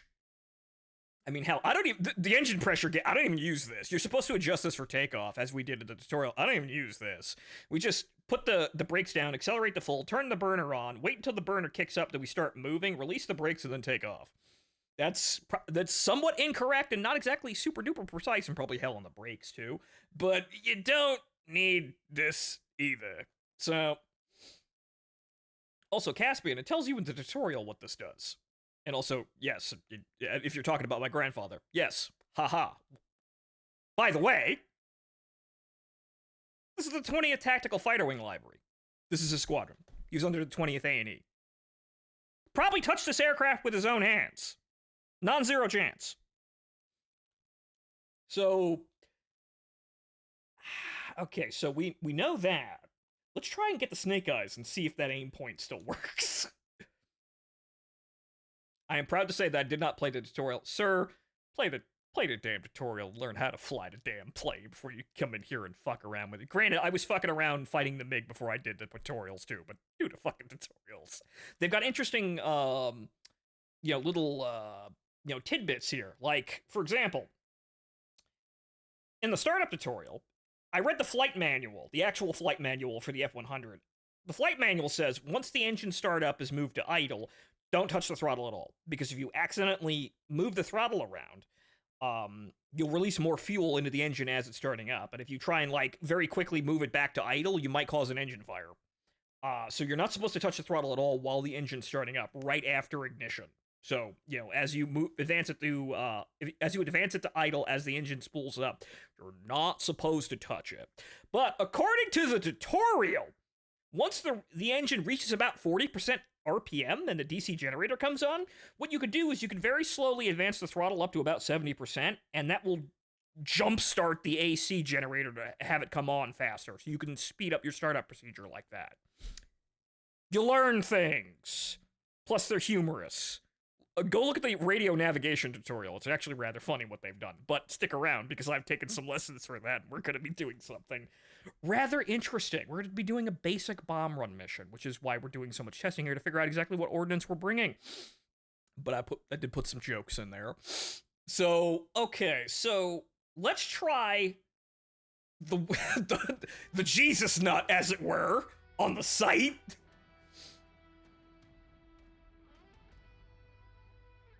Okay, so we're going to do, let's see here. We're going to do snake eyes. So we're going to put all snake eyes.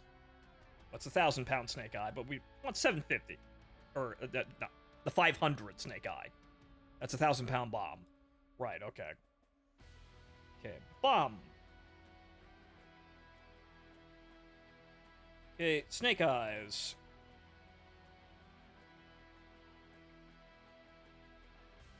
Snake eye. Snake eye. Okay, so now. That set. Also, Caspian, I got a question for you. Do you need to set the fuses to nose and tail in order for the speed brake to deploy on the snake eyes? Because I was screwing with them yesterday and it didn't seem like the speed vanes were deploying because I had it set to nose only. Do you have to set it to nose and tail? Yes, good. Okay, right. I guessed right. When I started up today, I thought to myself, wait, did I do that right? No, I didn't. Okay, so. But that's granted, that's a good thing, because I know if I have to drop them, if I, for some reason, have to drop them in a dive, I can just set it to nose only, and they're basically just standard Mark 82s at that point. So good. I thought that might be incorrect, but good. Now I know.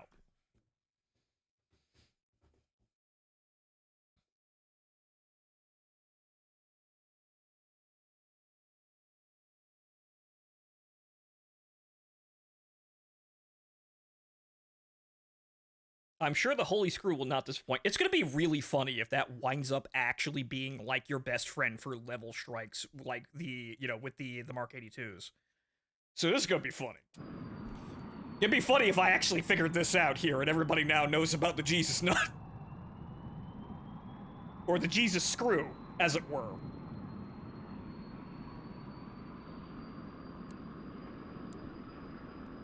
Which I'm gonna have to, like, look around to see exactly what that part is, but it's a mounting bracket for the warning ladder.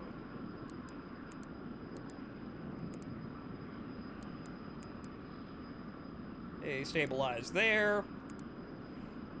Oh yeah, by the way, the MB3 has heading and altitude hold, which is not implemented currently.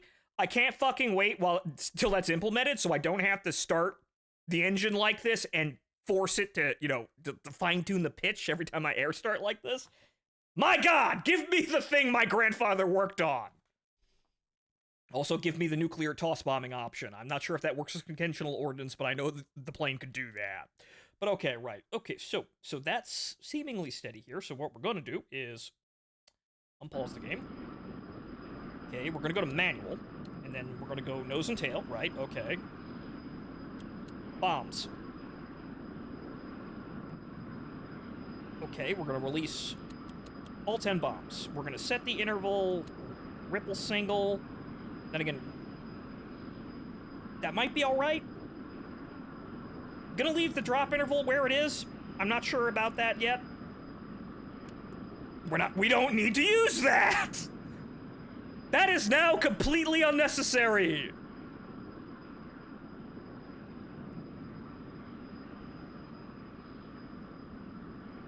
Okay, so, adjust the cam. Well, actually, adjust the seat. So we're sitting at top angle here, looking down at the Jesus screw, whatever the hell that is. 500 feet, 400 speed again? Something like that, yeah. So we're gonna bring it down. And I'm gonna try and hit the control tower, since we have something that actually, well, actually, we'll go for the smoke, because it's there. I did all that work, why not use it? Bring the speed down here, since we're overspeeding a little bit.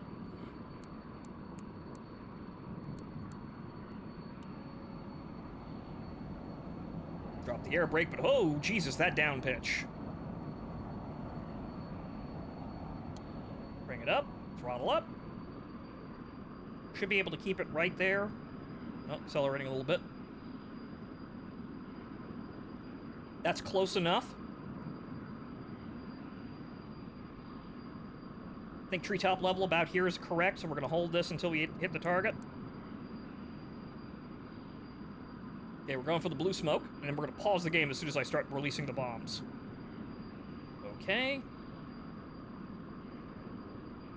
That's about level, so we're crossing the T here, and...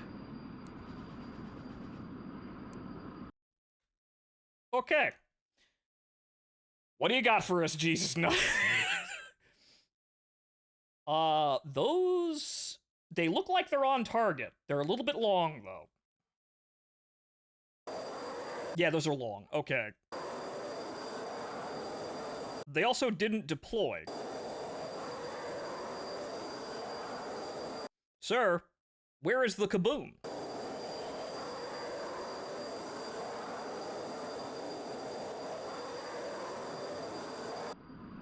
There was supposed to be an earth-shattering kaboom.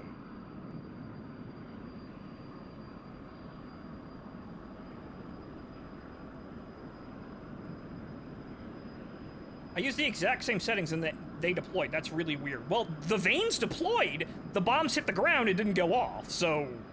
What's going on here? Try master arm off, then on again?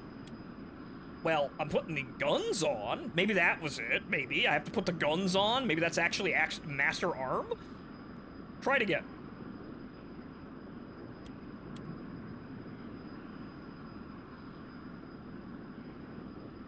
Since those work, so it's on. Could be a bug with the infinite ammo. I think other modules had the same problem. Possibly.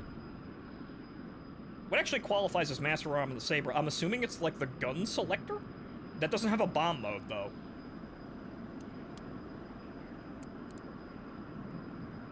That's pitch, not camera. Here I am looking around. Because usually if I have a view mounted to a hat stick, it's the one on the switch. I have it on the one on the throttle, which is my left hand.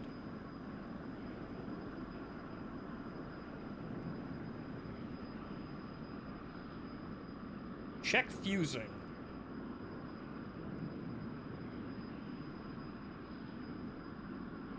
I mean, possible? Check fusing as a what? The jettison or in the mission editor itself? So hang on here. Let's... Again, what do you got for us, Jesus Nut? Okay, those went off. That's roughly on target, too.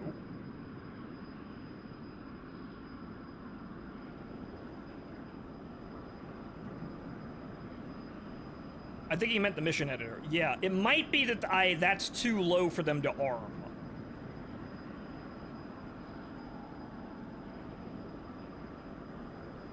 We'll come around and try it again.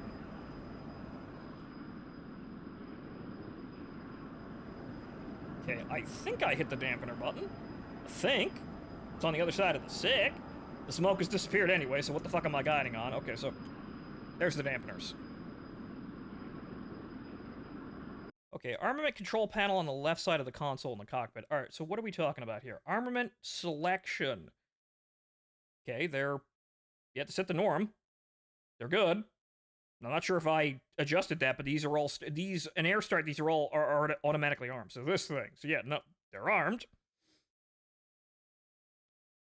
Might be that they're bugged. Might have to double check that, but I'll make sure to double check to see if that's actually on.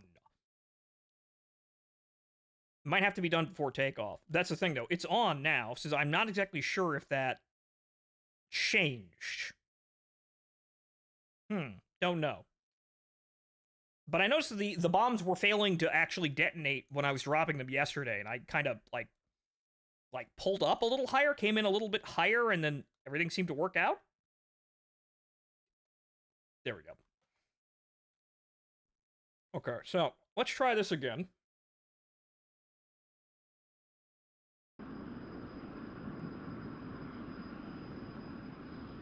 We're gonna roll on in here.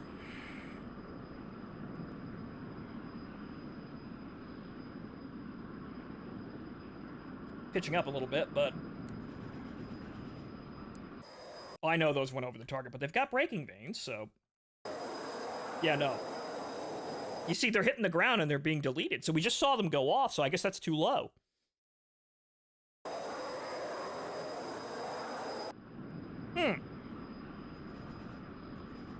Interesting. They may have a minimum fuse time. Too low to fuse? That's what it looks like. Is there a tail fuse for the Snake Eyes? Yeah, you have to enable nose and tail in order to get the braking vanes to deploy.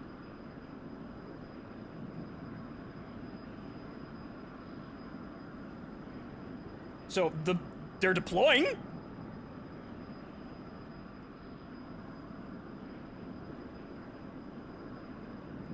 So we might have to bring it up a little bit higher then, so hang on here. There's the control tower again. We're going to try and maintain a little bit of altitude. Okay, we're going to aim for the fuel tanker in the parking lot. Okay, don't fail me now. Okay, so...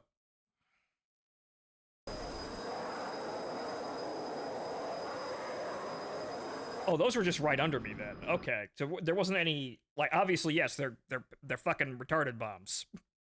That's not an insult, that's what they are. They're retarded bombs. So they're gonna drop directly under the aircraft, because at that point we're just using the bottom of the pipper. Or the bottom of the site itself. So the bottom of this, but we use this as a general reference point.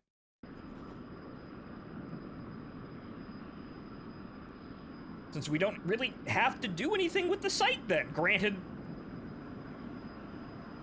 Granted, if I dropped those like dumb bobs, they probably would have went for the target like that, but maybe that's what the deal is? We'll try again.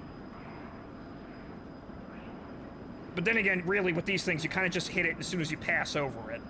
That's kind of how it works.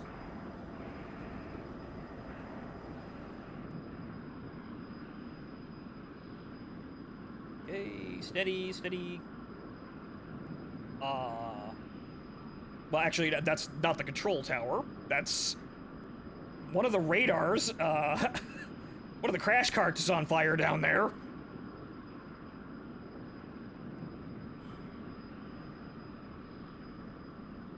Okay, stream had a bit of lag there, I saw that. Kentucky windage is pretty consistent with the target going out of view through the bottom of the site glass HUD. Yeah, that's what I suspected, since, optimally speaking, with the Snake Eyes or any kind of retarder bomb, basically what you're doing is you're aiming to hit a target that's basically directly under the aircraft as you pass over it. So, generally speaking, that would always be valid to just kind of aim it like that. So, we're gonna watch our pitch here, stabilize a little bit, wait for it to pass over the bottom of the glass. So these should then slow down, and then hit around the control tower area. If they didn't just pre-detonate on basically nothing. No? Okay. That's a little early, since it seems like you have to give it about a second after it passes, since the first bomb hit well short of the target, but the last bomb smacked directly into where we were aiming. So that was a little early, but that works for Kentucky, windage. You kind of have to time it as it passes the bottom of the site. So, at that point, the Jesus nut, as it were, is too high. So the actual aiming point is probably right about here. Somewhere around. It's about here, since this is the bottom of the glass and we had to give it a second, because we shot for here, and that fell well short of the target, but the last bomb at the drop actually hit the target. So it would the point of aim would probably be about here. Then there's, like, can I see exactly what the hell this is? I don't think I could zoom in to study exactly what the hell this component is, but it's suddenly become incredibly valuable. Jesus, screw, glass panel, right. But okay, so what we're going to do here is we're going to try something funny here. So, knowing that, we're going to set that to nose only and see what happens when we're dive bombing. Granted, this is probably going to be kind of dangerous, but I didn't die before, and it seems like we have to get kind of high in order to release the bombs anyway.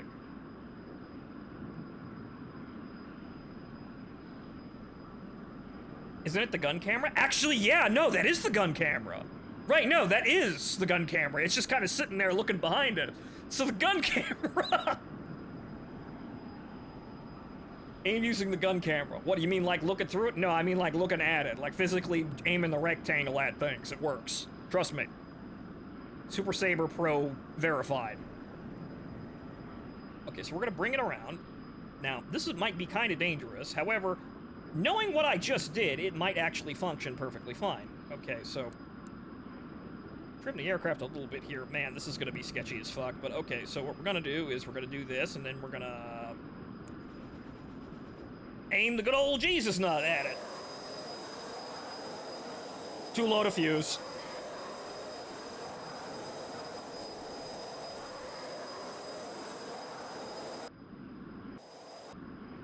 Okay, so that is nose only. So yeah, no. Okay, so they're going. They're armed, but there is a fuse setting that we're missing here, I guess. You might know something. Well, unfortunately, my grandfather passed away in 2019. He would have liked this, though. He would have thought this is neat. But I'm pretty sure pilots probably didn't use the gun camera to aim. Maybe somebody should ask, you know, Grinelli about that. It's fine, Caspian. Don't worry about it. But the old man would have liked this. This would have been funny as hell to him.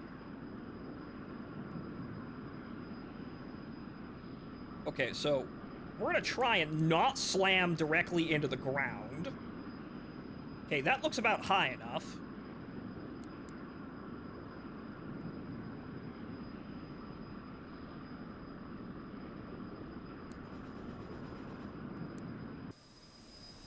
Okay, so we aimed at this thing directly underneath us. Where did the bombs go? Because now they're flying without their braking vanes. Where are the bombs? Where are the bombs, Mansley? Okay, that was well long at the target. Okay, so they went above it. Okay, so that was using that. So we kind of want to use, like, the middle part of it. Maybe the bottom. I ain't dead, though! That's pretty good. That should have killed me. But it seems like there's a safety mechanism for dropping the bombs too low. That might be an option for fusing in the editor?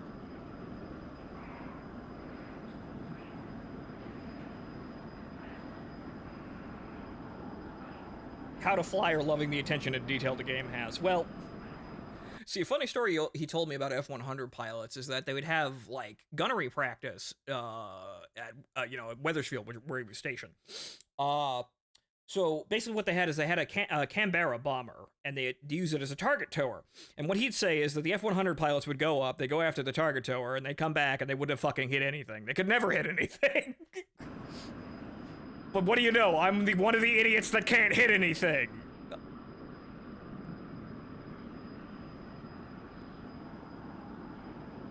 Okay, that's probably too low, but...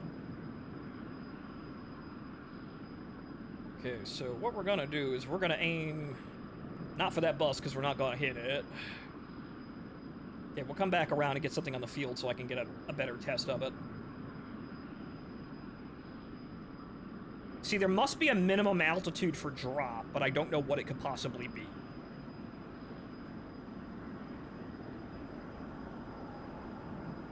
He'd be fuming if he told there was no autopilot. Yeah, he'd probably be telling me exactly how it works, which is great, because then I could forward it to... I could send a bug report to Grinelli and say, hey, fucking fix this. My grandfather's a mechanic. He told me this is how it works. Fix this.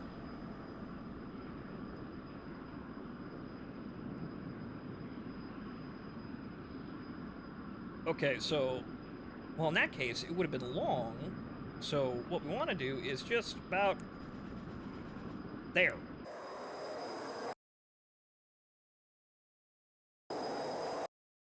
Okay. So that actually... No, it's still... We want to be aiming above that then. So there's a little bit of windage here, but it's still hitting around the area. Oops! Oops, I done hit myself. Sir, I done caught some shrapnel there.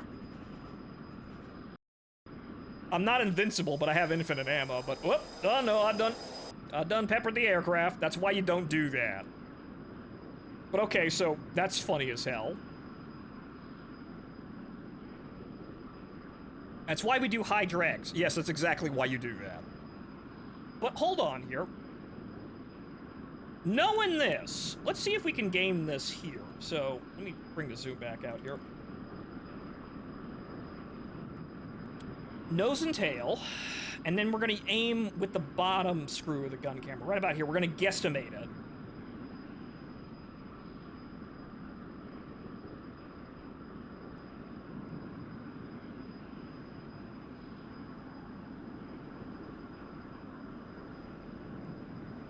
Since this isn't really precise at all, but having a constant solid reference point for where the bombs are going to go is good.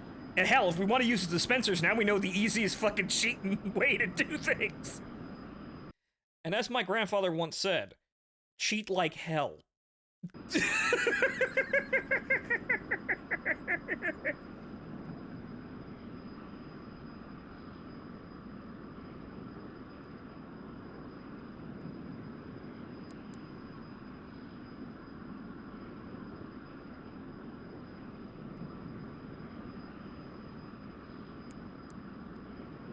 Start crying with their bombing tables. Yeah, no, bombing tables, that's for nerds shit. Me and the boys go to the, you know, the NCO club, get drunk, and then go back up in the morning using the gun camera as the bomb site. I just use the darn dare pepper in the gun sight. So, right about there. Oh, you mean the thing on the reticle? No, the thing in front of the reticle. You use one of the screws on the side of the housing, and it's actually pretty accurate. Nope, those are going way long of the target, so that must be due to height. Or they didn't... Nope, they didn't fuse. Okay, so that missed the target. That absolutely obliterated literally everything in the fucking parking lot, though. So if we were aiming for the parking lot, it's dead, sir. There's only so much accuracy we can get out of a 1950s aircraft. But, so, if we were aiming at that parking lot in general, I'm sure whoever the hell was in the guard post that owes us money is dead now. And, oh, funny enough. I just noticed the kill markers. What is that? Okay, no, I think they're all MiG-19s. That's a fair amount. I've shot down, like, the MiG-19 and a couple of MiG-21s. I'm not sure if those are changing marks, though. Wait, one of those looks like a Delta. Actually, yeah, no, I think those are actually MiG-21 kill marks. I just noticed that. Those are... I wasn't... and there's the bomb drops, which we're testing, obviously, but those are the bomb markers, and those are the aircraft kill marks. So yeah, we've been mostly shooting at MiG-19s.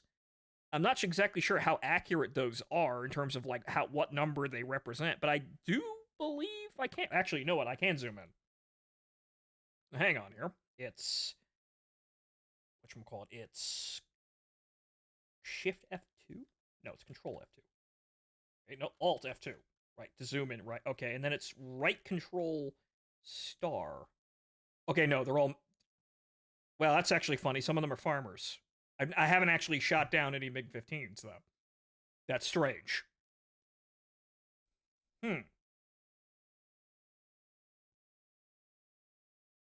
Okay, so also, hang on here. Let me get an exact view of this, because now we can see it. It's... Where exactly is... Yeah, no, that's the gun camera.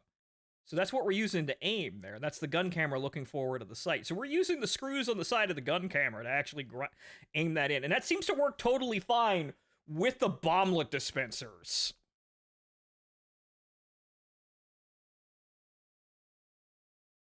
What those long rods on the aircraft are, or what they do? What do you mean long rods? You mean the fueling probe?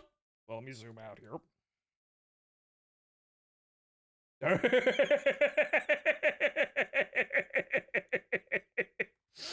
That's a funny angle to start at.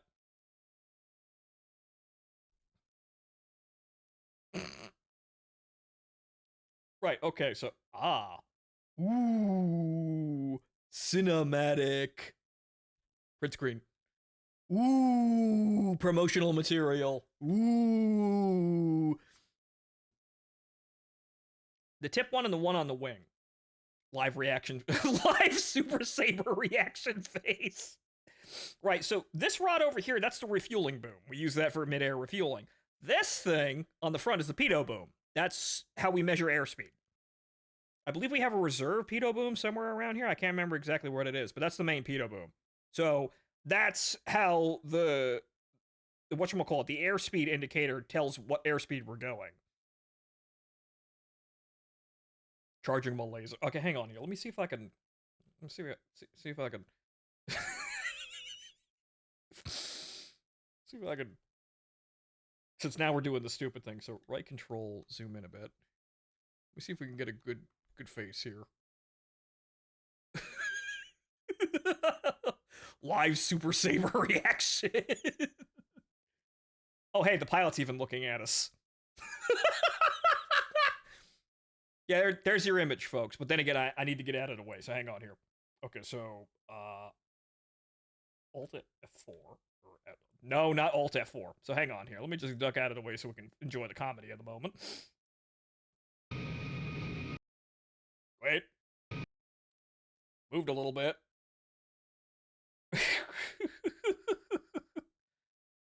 Oh, there's the chat. All right. Angle it a little bit. And good. There's your F-100 reaction. Live catfish reaction.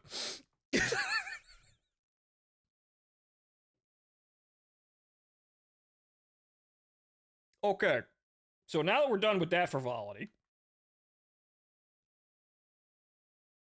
Okay, so I suppose that knowing what we do here is okay, so well, now we have to test it from the other angle. Right, so now we have to test it from a dive bomb rather than a pass. So hang on here. Let's try using the Jesus nut. We've slowed the game down, which is good though, so I can come over here and very quickly and very deftly change literally everything about the plane. I am moving at the speed of thought.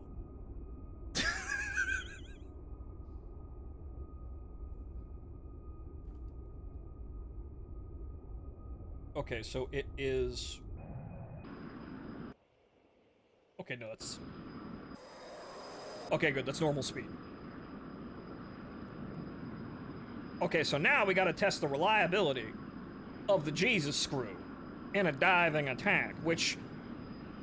Granted, the kneeboard charts are still probably going to be useful in this situation, but we're going to use the snake eyes like regular dropping bombs, and we're going to see what we can manage with this. Granted, using lambs properly and knowing the actual charts is probably going to help you out here, but let's see what happens if we just use a little bit of Kentucky windage.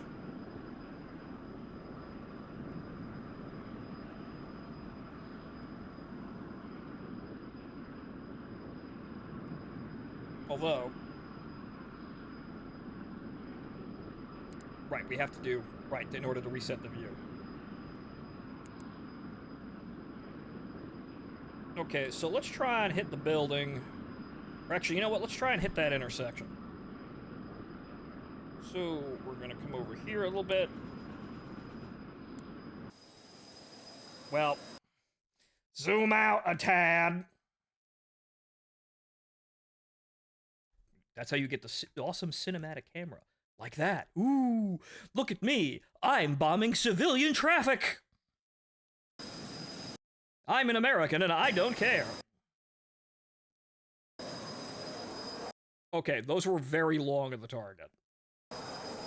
So if that's going to come down to proper release angle, and man, we just blew the hell out of that airfield. Never mind the civilian traffic over there, but it definitely looks like they're staging a promotional shoot here for how great the Super Saber is. It's wonderful.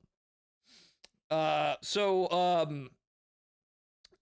do be that. But I suppose, armed with this knowledge, you're still going to have to use this rudimentarily for, you're still going to have to use the LAM sight for incredibly accurate bombing when the system behaves, or understand the charts when you want to eyeball it. This seems to work for if you really need to roughly place a target. Well, actually, now hang on here. Hang on. This is why we need to do a proper bomb damage estimate. Mercy me, but, okay, no, we were aiming at that guy, and we flew over into the parking lot over there. So, that's where the bomb started to land there. So yeah, there's going to be some general inaccuracy, but generally what you could use this to bonehead the drag bombs. But it seems to be most effective with the dispensers at low altitude anyway. Wherever you can see them. That seems to be where we could use this. Obviously, you're still going to need to learn how to use the knee charts for precision aiming. And then attempt to use the lab system, which is, it seems very, very finicky. But so we could use this though. So armed with this knowledge, let's go fuck around with the other ordnance options, or go back to clusters and see if we can really dial it in. Though, then again, if we're using cluster ordnance, it's also a great way to blow us to smithereens, but it is a smaller explosion. So if we're doing that, now, granted, we just have a lot more bombs. There's also rockets. But hold on here. What happens if we use rock eyes like this? Because that might not blow us to smithereens when they drop. And they do coat a large area.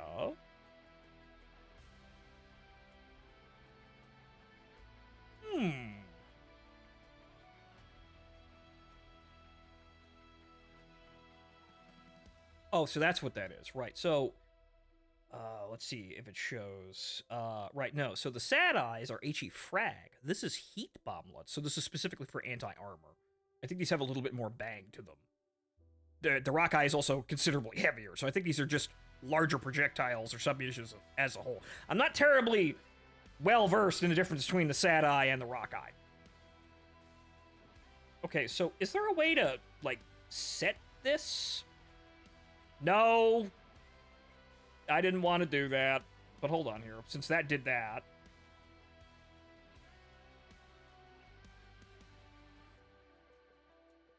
No, that was the preset thing. Okay, so why did that copy the preset, though, you son of a bitch?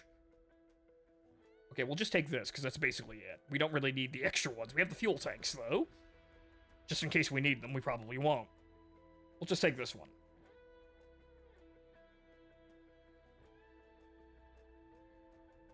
Okay, so now, experimenting, let us try to use the Jesus screw with a low pass with cluster, since the bomblet should slow down kind of like, you know, the shoot bombs, like the snake eyes. So this should work, and it shouldn't blow us to smithereens, and should be fairly accurate depending on how things work out.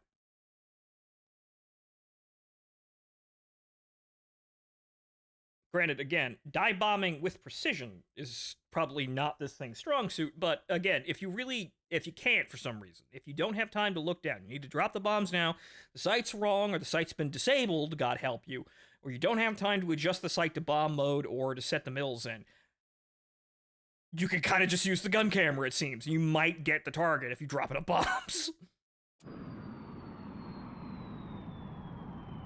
Okay, so... manual. Nose and tail. We're gonna do... 6... 7, 8. We got 8 bombs. Drop an interval. Ripple single. And we are headed towards the ground.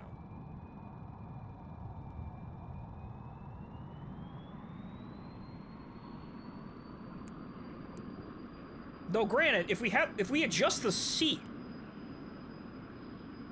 that does change our angle on the screw, so it might be more accurate. We'll test, but it might be accurate depending on your seat. Which is really funny. But then again, yeah, no, the lower screw is then, if you put it down real low, the lower screw is now on the screen. So hold on here, we might be able to do this by playing with the seat lever.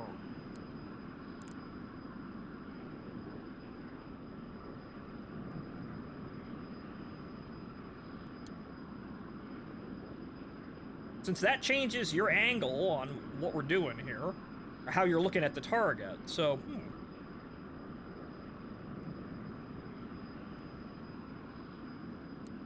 Now, mercy me, have I gone completely stupid? It should be over there, right? Or am I looking in the complete wrong goddamn direction? Where am I? Oh, it's right in front of me. So it was over there. It's off at about 11 o'clock. Yeah, I can't see the runways. That's why it's screwing with me. Okay.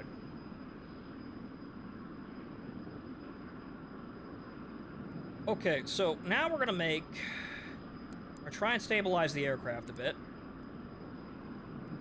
We're gonna come in slightly over 1,000 feet because, again, we have a safety warning, apparently. We're gonna try and stabilize it at this altitude, but we're still dropping.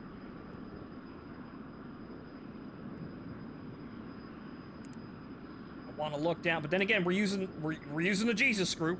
Trust in the Jesus screw.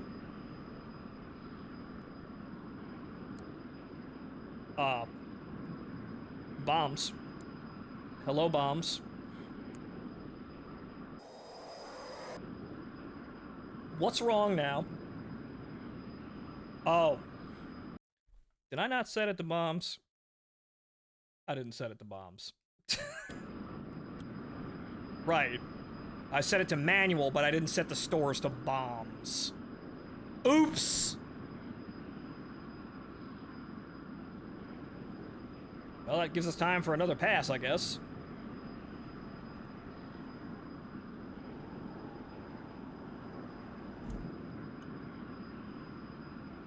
Okay, so we've got the seat all the way down. We're gonna observe the accuracy.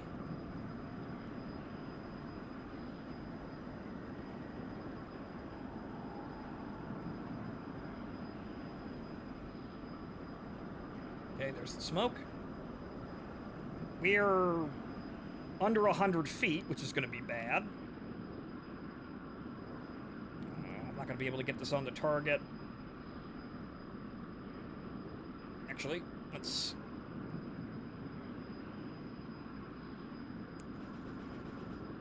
Okay, so where does that put it? Because I just kind of winged it. Actually...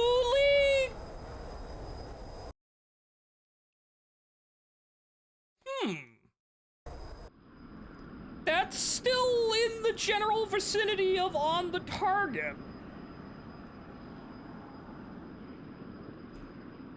Okay, so hang on here. I was aiming slightly above the target too, so that might have fucked with things. So, okay, so what we want to do...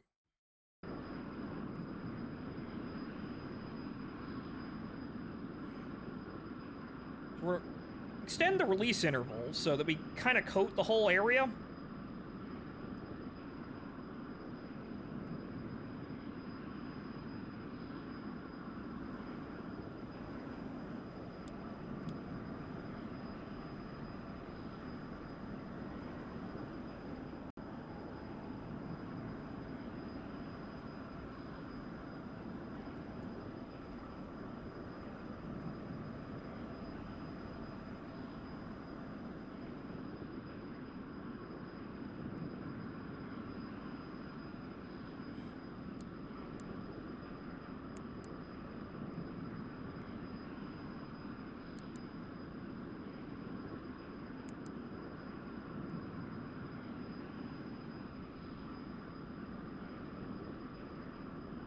Okay. This is what the strike camera is for, but I don't have that set up currently, so okay. And, well, now we can't see it. But is it landing in the field? No, it's landing well short of the field. Okay, so those effectively then work like parachute bombs. They're kind of using the same accuracy. Okay, so let's try raising the seat then. So that's clearly not optimal. But let's just try willy-nilly, throw the plane at a target and say, we want to bomb the ever-loving shit out of this guy. So I'm gonna just bring the plane around, I'm gonna look at something on the runway, and we're gonna say, that man's dead. We're being incredibly lowbrow with this. Because that's kind of what it's for, really. At least it works for the dispensers, like a charm, more or less. Okay, we want to come down at an angle, so I suppose proper dive angle is more or less what we want to do here.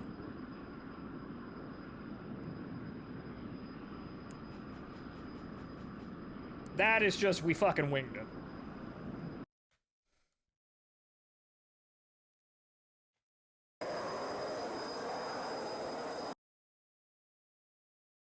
Praise the Jesus nut.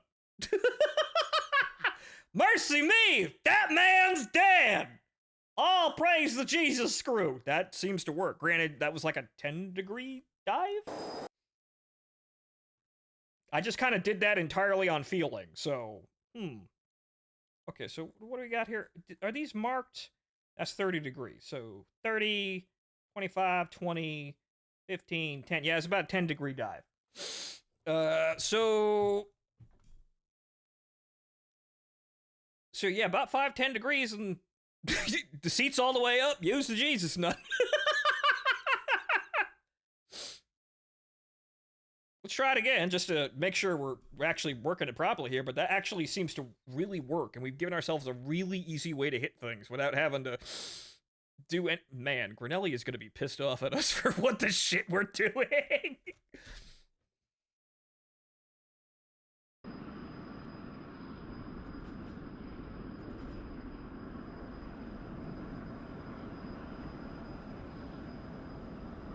We kind of just did that by feeling. We put the target between two screws and we're diving at about 10 degrees.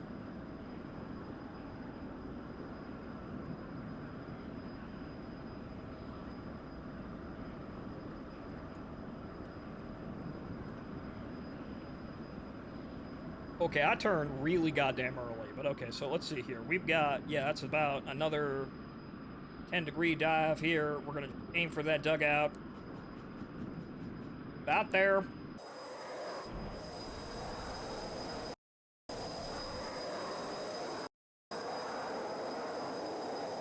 Okay, that was short of the target, so you want to aim it up there. So, no, you're still kind of hitting. It's still got some inaccuracy to it, depending on dive angle and I suppose speed, because we're going kind of slow there as I was turning around really fast. So maybe it's speed. So I suppose we're still looking at the B charts, really, but in terms of point of aim, we don't have to fuck with the sights.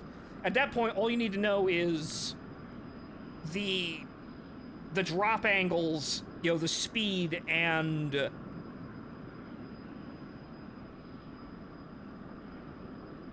speed and angle on the target, and then you don't have to fuck with the mills. You just kind of guess. Then again, you also would then figure out how many mills the target, you know, the gun camera is off the sight. Okay, yep, that's about it. Yep. Point the big old nose at that huge ass building and let's see where the bombs land.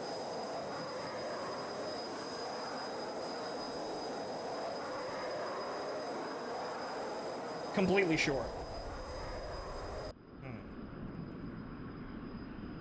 Okay, maybe a steeper angle, then?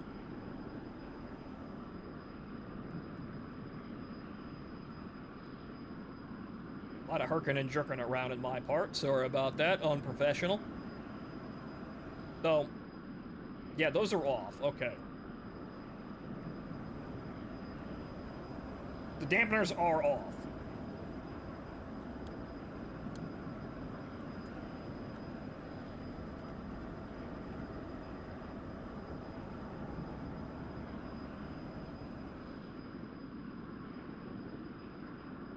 Okay, so we're gonna try. Okay, we're gonna try to drop this down about 10. Looks like. About 10 or 15. And then release.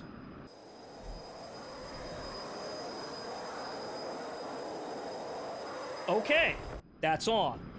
Okay, so it looks like about 10, 15. As I said, about 10 degrees, but I guess it was, too shallow before? Let's try that again. Just, granted, exactly judging pitch on that ball down there is a little bit difficult. It's a little bit small.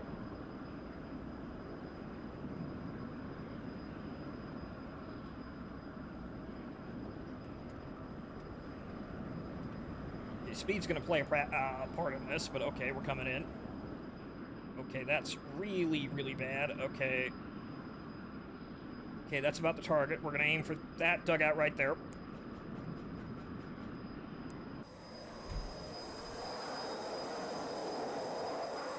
Yep. Although, oh boy. Oh no. Oh no. Oh no. Whoa! Entirely in third person there. Whoa! A little close to the ground there. Okay, so it's about 10, 15 degrees down. It looked like that was still on target even at 300. We were going 400 for the other target. The seat's all the way up, and I suppose that's about the accurate mils for, like, the target. You have to be fairly close, though, but you're kind of just doing it by eye. So I suppose, yeah, no, if you're doing it entirely by eye, using the gun camera as a point of reference does actually work, at least for cluster bombs. Might also work for dive bombs as well, but you run the risk of blowing your stupid ass up with that one. But I suppose, though, then, if we're... that might be what we need to do with Snake Eyes as well. That might be the secret sauce there for drop angle for the Snake Eyes, because if we're dropping cluster, obviously the individual bomblets have their own braking speed, but that is effectively acting like a parachute bomb. So that would appear to be our magic number there, about 10 to 15 degrees down, 3 to 500 knots.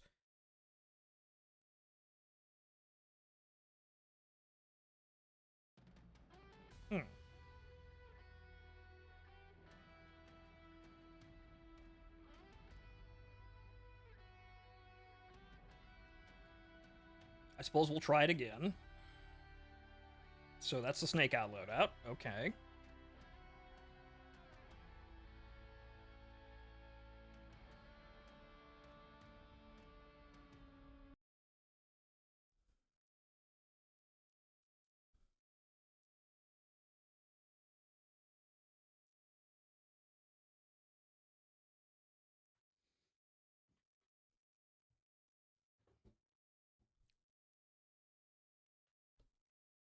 All right, so we're going to get tuned in with this, and I suppose what we're going to do then is we're going to go on my little attack mission. Because I think once we figure out exactly what kind of bombs we want to release and what over the target, we can kind of guarantee that I'm going to hit the target, but I need to see the target too, so that's going to be the adventure.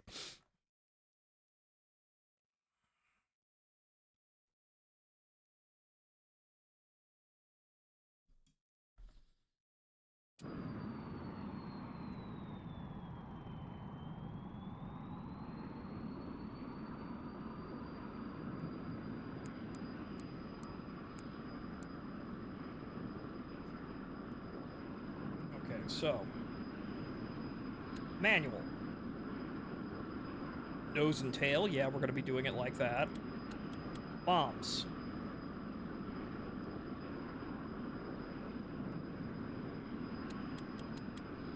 We once again got 8. Single ripple. We'll leave it about there. We still need to play around with that, but it doesn't seem like it really does very much. Granted, if we're unsure, we kind of want to spread the bombs out so we hit as much as possible. Granted, too wide, and we might miss people with the bombs.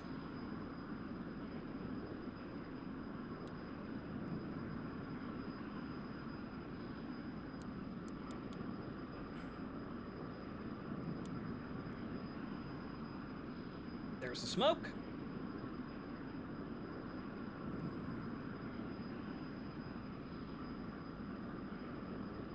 So we're going to come out at low altitude. We're going to pitch down. About that much. And hopefully the bombs actually fuse. But wait a minute.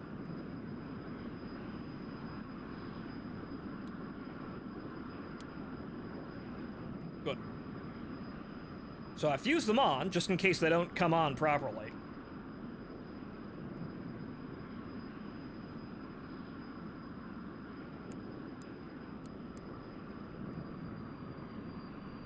Down a bit, bring the pitch down, because Goodness gracious me, does she want to jump right back up into the sky? The pitch sensitivity on this aircraft to airspeed is really something.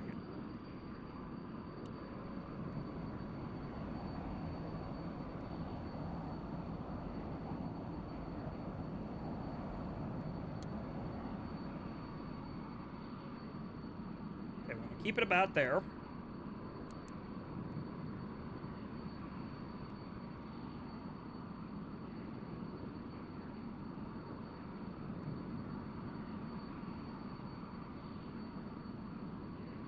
Drop the nose. About there. Come over the target.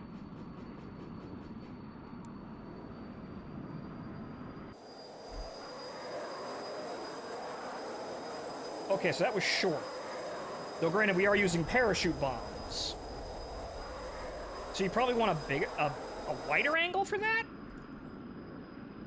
Hang on, we'll go around and try it again. We'll try a shallower angle. Because immediately the bombs are going to break directly off the plane, so they're going to slow down.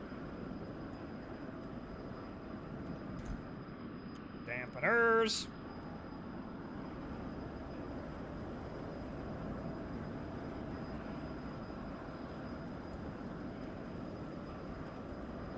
This might be a little too low, but we're going to try it anyway. Bring the nose up, bring the pitch up.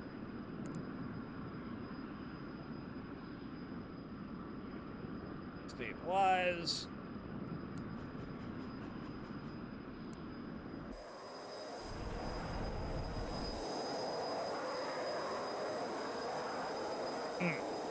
Way too short. That was probably due to speed.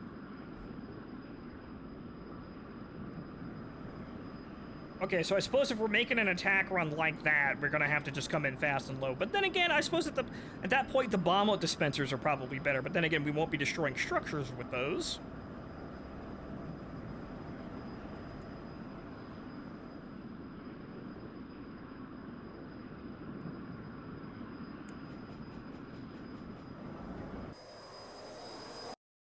Okay, so winging it there. Am I gonna hit the building with that? Yes? They still dropped rather incredibly short of the target, so... We are still throwing a line, basically, at the enemy formation, though. But it looks like we blew up everything in the parking lot again. Or most things in the parking lot.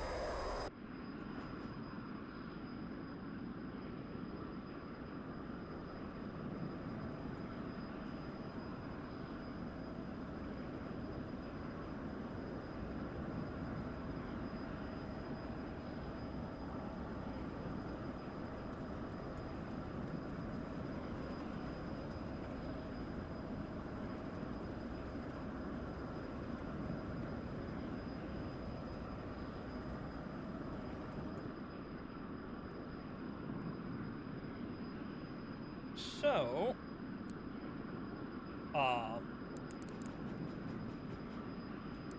okay, those are going to be off target because they didn't come off the rails in time, which is odd.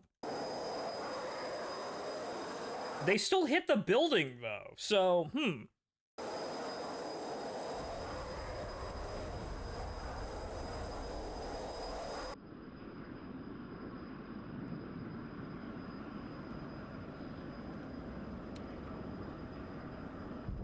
Live a little and use the burner.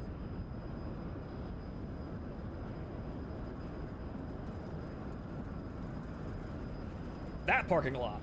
That parking lot right over there.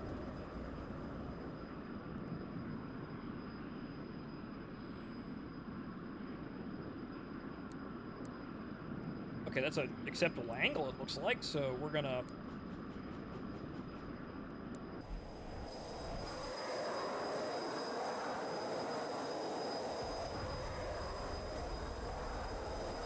That fell short. It's still on the target, though, so,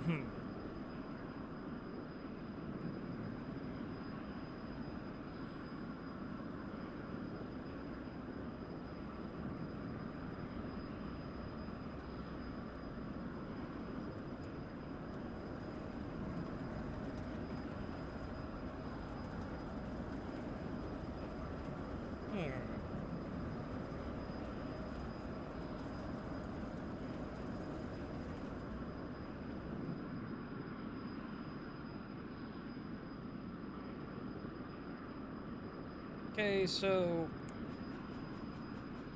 That's at 0 pitch. Yeah, no. Okay, so that's... If we're going 0, it's right basically in front of us, or right basically underneath us. So if I want to aim for the gap between these two fields, we drop down a little bit.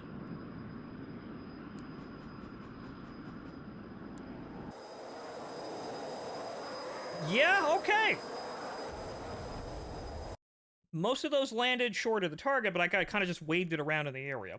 So we want a little bit of down pitch if we're aiming at something directly in front of us. Again, without understanding anything about the site or mills or whatever. We're just using the bottom of the fucking glass at this point.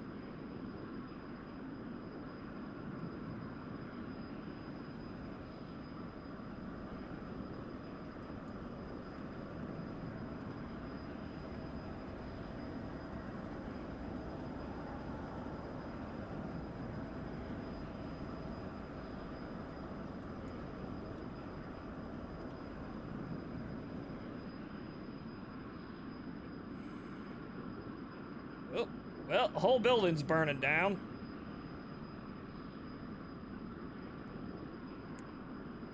Nothing much destroyed. We're just throwing bombs around. We figured out some things. All right, we're gonna aim for that. Okay, so the target is... When I dropped the bombs, it was between the two screws on the gun camera. Will those go long or short?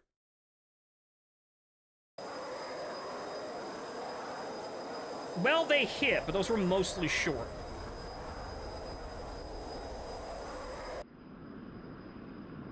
Okay, let's try this then.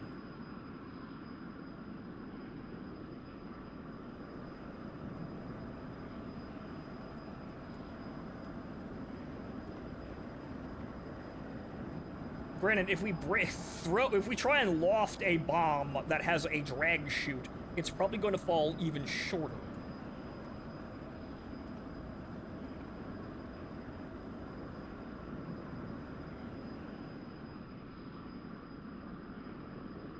Okay. Okay. It's about 5 degrees.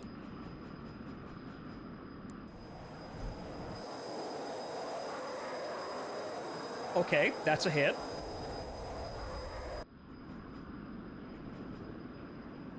See if we can follow that up again with another successful hit, and then we can use the snake eyes for basically anything we want now. That's probably the best general purpose option for ensuring safety.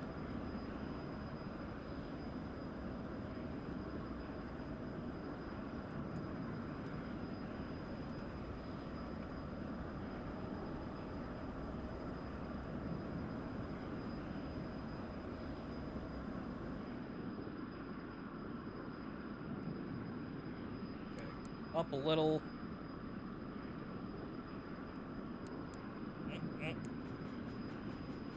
Those are going to be long. Well, actually, no. So yeah, down about 5 degrees when you're down like this. Okay. Let's get a little higher.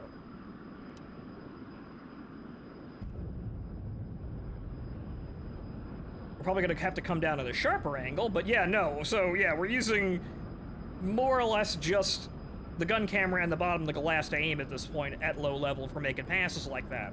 It looks like you have to have the nose down about 5 degrees as you come over the target. That's your dive. And you're mostly on target.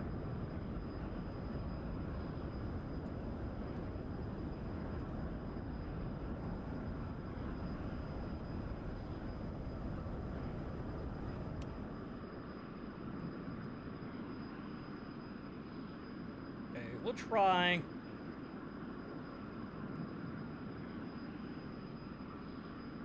That's about 5 degrees, so let's see if that math holds up here. So we're just gonna...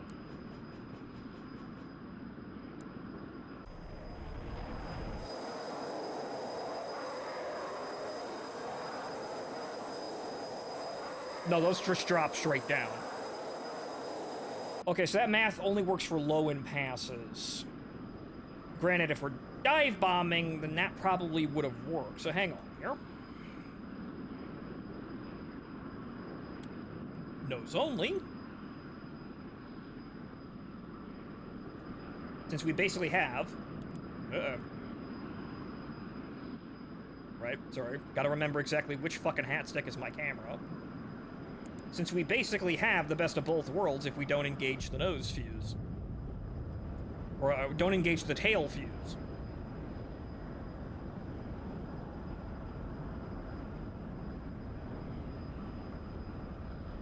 Okay, try that again, same building.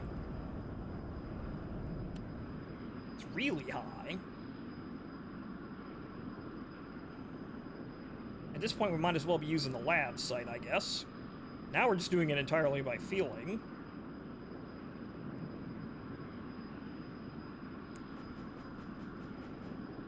I have no idea what angle that is, what speed. I just looked at the target and went, yeah, that's good enough. Those are probably going to fall short, but who knows?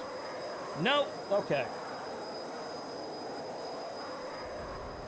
Okay, so this works for basically everything except dive bombing at high altitude. Or it becomes effective and gameable when you're doing low altitude runs with Snake Eyes, Rock Eyes, or Cluster in general, and then the bomblet dispenser. If we're doing normal bombing, this starts to get really wonky really fast. Really winky, huh? Not sure where that came from, but okay, so. One thing we're going to do here is we're going to go back to the cluster.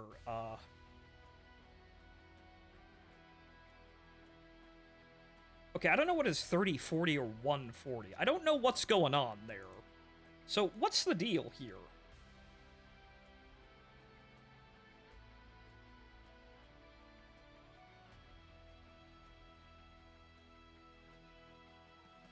Oh, 140. Oh, okay, so that's...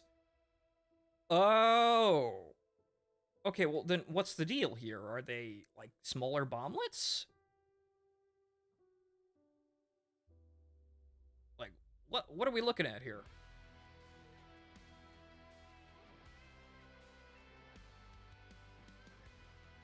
Okay, yeah, no, I guess they're just smaller bomblets at that point. Okay.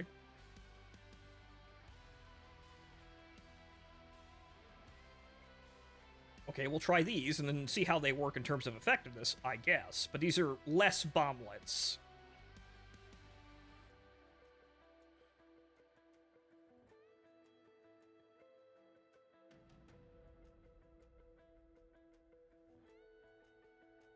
Okay, so the CBU 38s.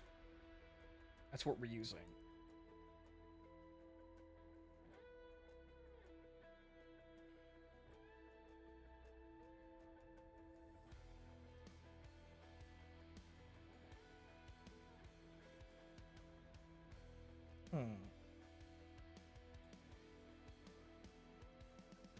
Okay. So let's give this a whirl.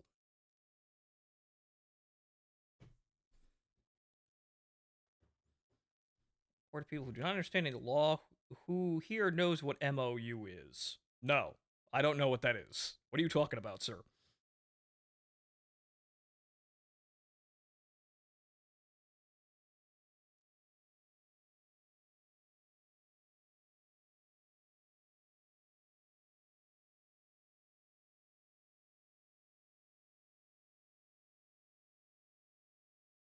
The Iran shit. I don't know.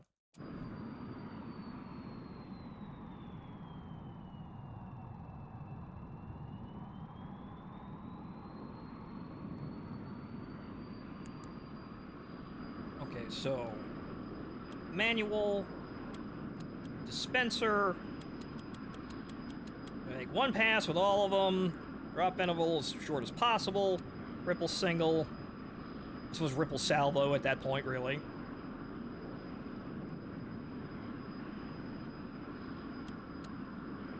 Then again, that might drop all of them at once. Every single one at the exact same time, which we don't really want.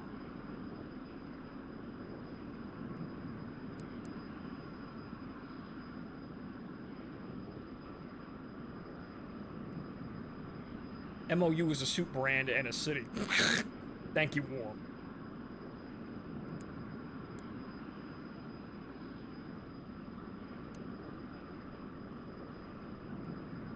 Raise the seat.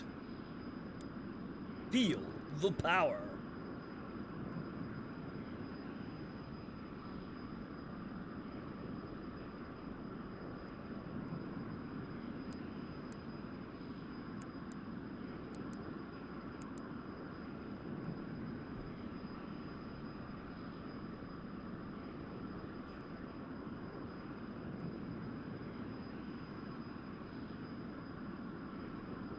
Okay, we are once again flying straight and level, going to go over the target, aiming with the Jesus screw.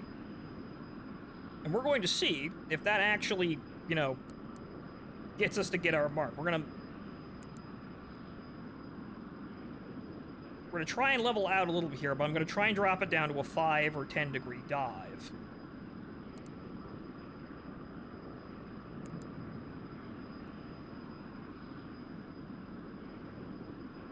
So, about there, yeah. Hold it, and then we're gonna...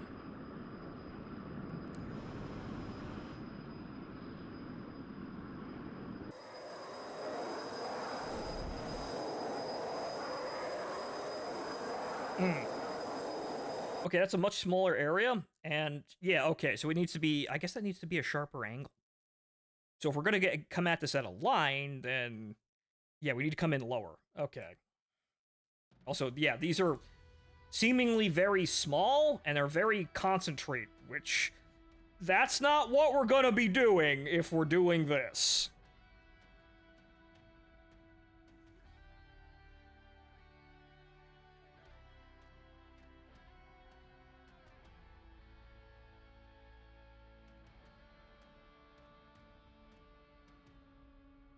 Okay, CBU 7s. Okay, so we've got that.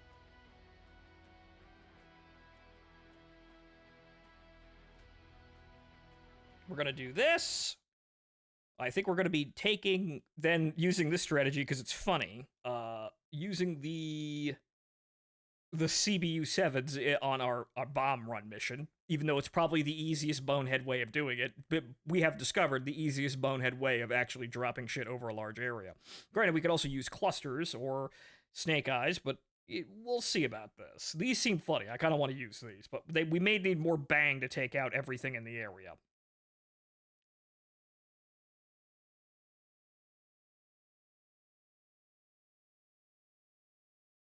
So we may need something with a larger dispersal radius, but I'll see about this.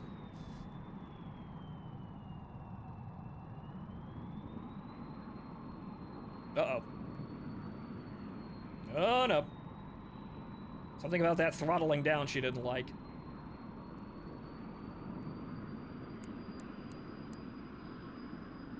If ever your blowjet should stall, well, you're due for one hell of a fall.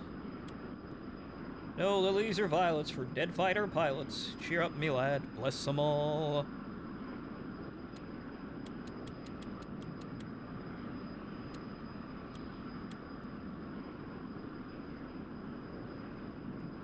Okay, that should be good.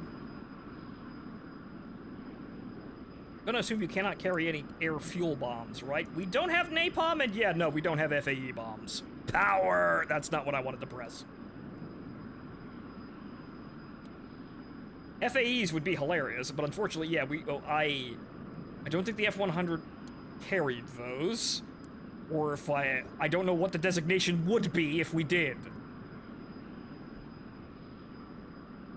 She carried nukes, though. We can go right up to nukes.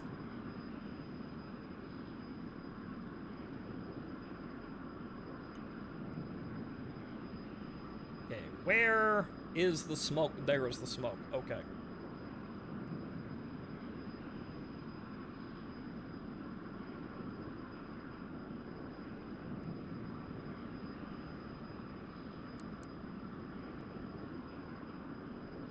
Now, where the hell did that one come from, Destroyer? But alright, hang on.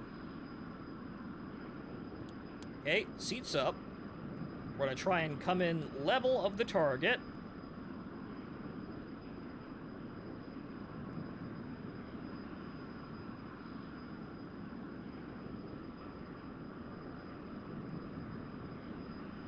Fairly smooth there, but a lot of hopping around here just by accident, really. That's the dead zone of my stick kicking in.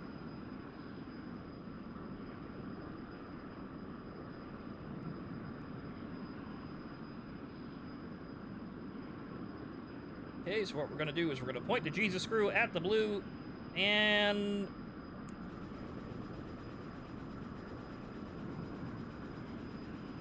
Okay, yeah, there's no way we fucking missed that! What's the interval on that set at? Did I just do it normal? Yeah, no, I left it at normal. I didn't set it to like 20 seconds. No. Okay, so the first bomblets are hitting just shy of the target, which means that would be the bottom of the site. But there's no way in hell I'm missing that. Yeah! I think they're dead. Holy shit, those guys are dead, his neighbors are dead, the guys over in the next fucking zip code are dead. Holy shit, it's still going. Okay, so if we need to cover an incredibly large area with ordnance, we call these things out.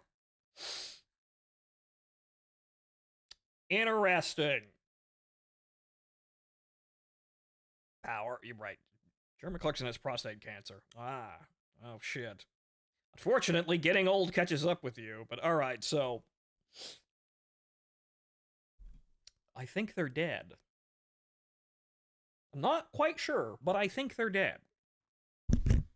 Oop, hit the mic. Adjusting my headphones here. And my glasses. Okay, so... Alright, so... To those of you in the audience... We have a mission to run. Now, the question is, before I leave practice here, what ordnance am I bringing? I suppose I should leave it up to you guys. We have very many options here, though we didn't experiment with the larger caliber bombs, but generally speaking, they're going to behave about the same as the regular Mark 82s. We have a mission to hit what is effectively an ammo dump. It's roughly about the size of that target there. You know, blue being the center, and the outlying perimeter is about where the red smoke is. We had to hit a target about that big. Granted, it's a bunch of buildings. There are some vehicles. There's some watchtowers. The area is fairly wide in terms of spacing here. It's not a large ammo dump, but there are some people milling about. There are some infantry. There are some trucks. There's a BTR in there if I remember to leave that one in there. But, so, a structure, personnel, and some light armor. So what do you guys think? What should we bring to hit that? Got any paveways? No. Actually, we do have a laser-guided bomb, but we don't have any way to aim it. I guess you just do that by the ground. Unfortunately, the forward air controller is, he can set up a nav beacon, but he can't laze the target. Napalm was one of the ordnance the F-100 carried. Yes, it did. However, unfortunately, napalm is not currently implemented.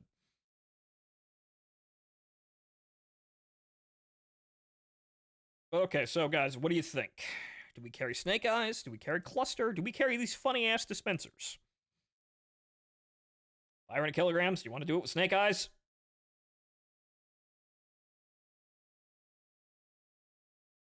Which might take some energy to hit here, so we gotta go back to practicing with those. But then again, we can dive bomb with them if we want to. Fuck it, war crime time. So Cluster, what do you think? Alright, so Cluster dispensers, or Rock Eyes.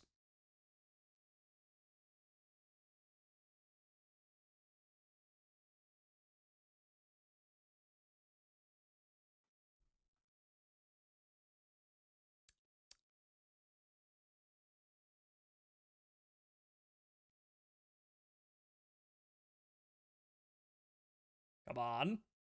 Make a decision here. Do we use dispensers, i.e. the things that we just use, or do we use Rock Eyes? Dispenser, while hilarious, only goes in a line. Well, granted, it's going to be about that tight no matter what we use. Granted, we get a lot of them. I guess we get a second chance to pass on the target if we need to, if I cut down the dispenser dispersal. Because it's quite fucking large. Since, like, it looks like we can hit the target about twice over.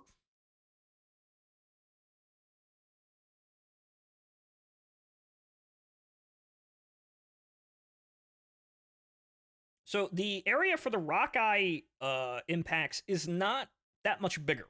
So take that into account. I suppose being higher up would cover more surface area. I don't quite know. And then we have to worry about dive bombing and actually aiming that.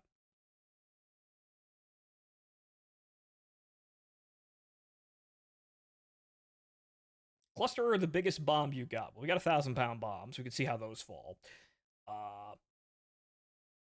I suppose we could use both. Granted, we can't use Snake and Nate, but we could use Snake and Rocks. Let's see the high effect it is. Okay, all right. Can you mix? Yes.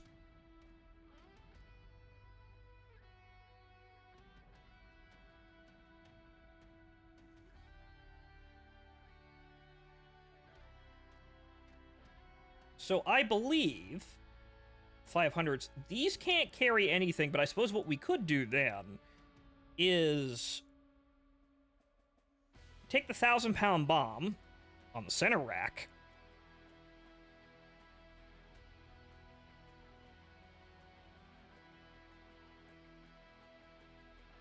Since, yeah, I believe that is the biggest thing that we can carry on the wing root rack. So, let's see here. Okay. Mark 83, 1,000-pound bomb. Actually, no. Okay. LD, nose fuse. Hang on here. Fuse delay. What's going on here? Since these are two different bombs. Guess it's the World War II bomb. Arm delay 4 seconds. Ah, there is that. Okay.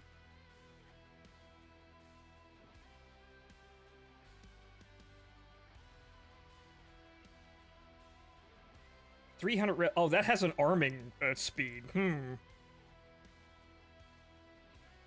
so we're gonna take Mark 83 1,000-pound bombs for the center racks.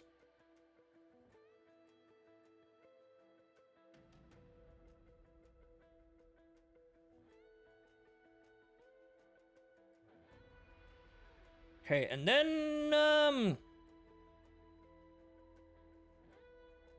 I suppose HE frag would probably be better since we're engaging structures and light vehicles. Granted, heat would do just as well there, and I suppose it's a bit of a bigger bang. We'll test.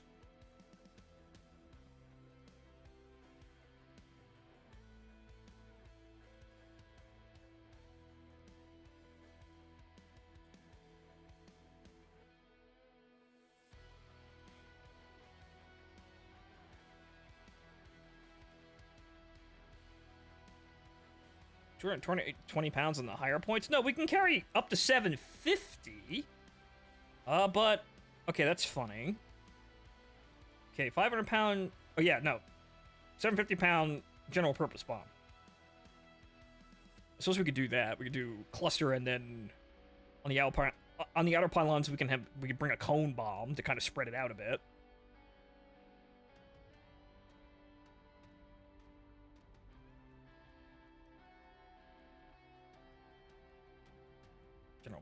Bomb. Okay, M111, right? CBU 52, CBU 52. 1,000-pound bomb. So this is a lot of bang. So we'll see exactly how this works in terms of fucking with it. Now, granted, we're gonna have to use high altitude. So let's see about using labs again, shall we?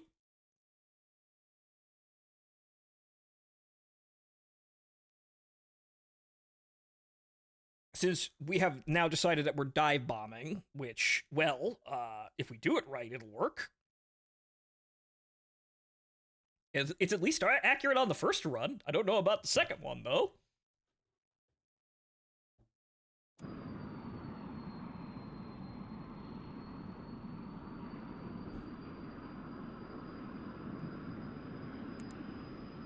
Okay, so all the pylons are armed. We're gonna do radar sight, nose and tail for bomb. We're gonna do bombs. Right, okay. Then we're gonna come up to the armament selector. We've got 6 bombs. So we're going to put 6 bombs. Drifting a little bit to the right there. 6 bombs. We're going to have the dropping interval be about where it is. Maybe spread it out about that much. We'll try 170 and examine. We're going to do single ripple. Okay, then we're going to set the sight. Bomb.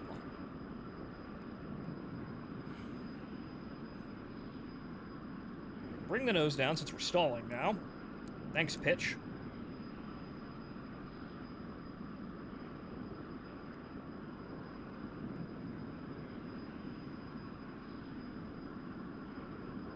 Okay, move the seat up. There's the smoke in front of us.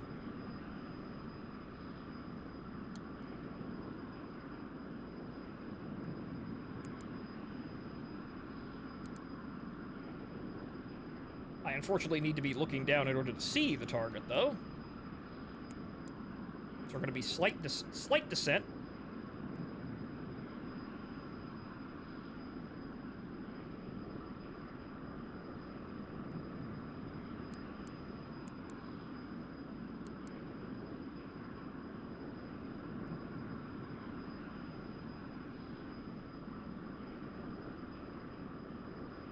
Okay, we're going to uncage the sight, hold the electrical cage,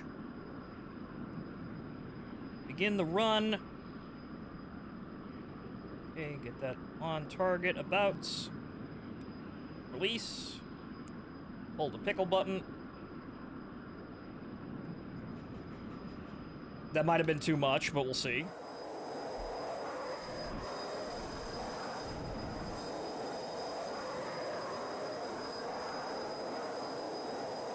Yeah, not too much.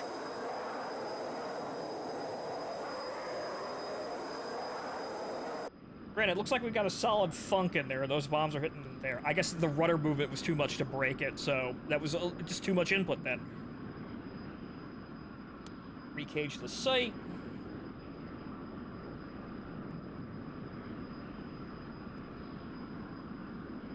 This interval, let's do 100.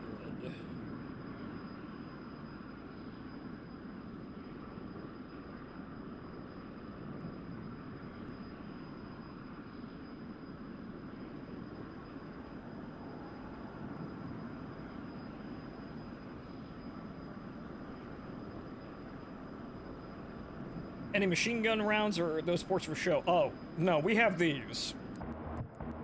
Should we want to, so I suppose we can follow up with guns if we happen to miss with bombs, or there still happens to be someone alive. We've got, 4 20mm cannons with, about 250 rounds per gun.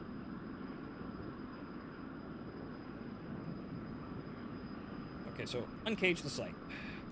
Electrical cutoff. Okay. Zoom in. It's roughly on target, so hold release, and then don't move a fucking muscle.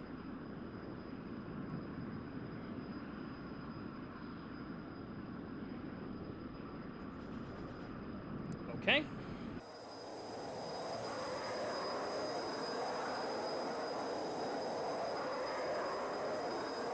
Well, those might have been affected because I'm aiming through the smoke.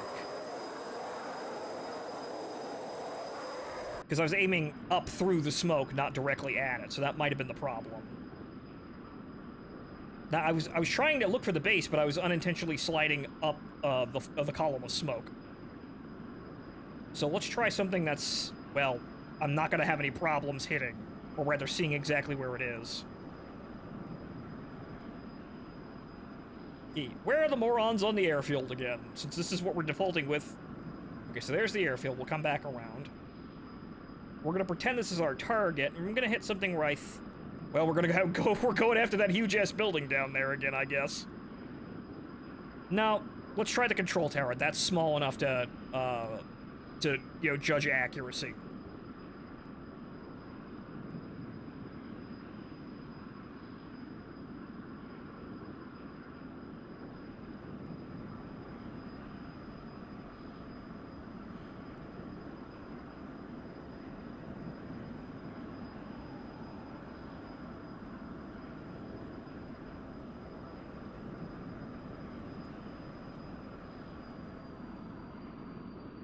Okay. Uncage, shut off. On the target. About there. Oh, I think that was too much.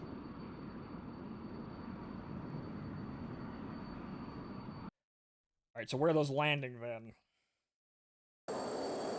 Oh! That was mostly on target. Okay, so they released immediately because they were on target. Okay. Okay, that's a fairly tight spread. You can't really do much in terms of, like, increasing the cluster spread, but I suppose anything that isn't immediately fucking obliterated by the 1,000-pound bombs and the 250 cone bombs is effectively... Yeah, so we're just dropping... We want to spread this out a little bit, but there really isn't much to spread out. So, we're going to set this to middle of the road there. 140 for the drop interval.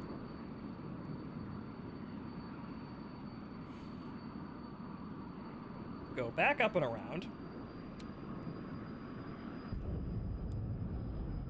Recage the site.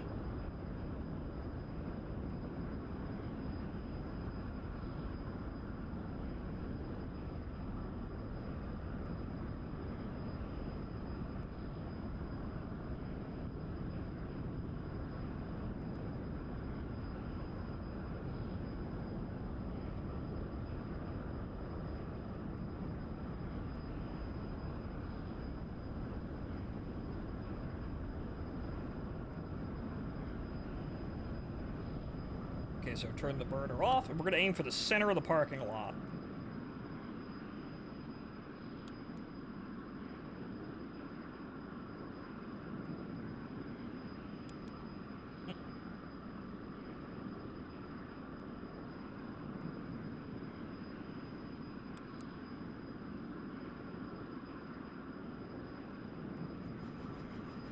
About there. We'll see what happens then. Okay, so what's that look like? Effectively bang on target. That's close enough to kill, as we can see, basically everything down there. That appears to be our kill. Granted, I think the cluster bombs are probably excessive then. We should probably just bring 2 750s, honestly. But who knows? They might hit something important, right? What do you think? All bombs or keep the clusters, guys?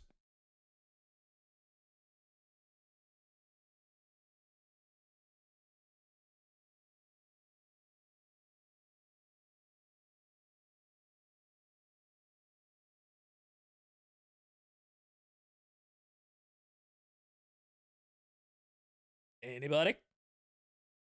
Anybody?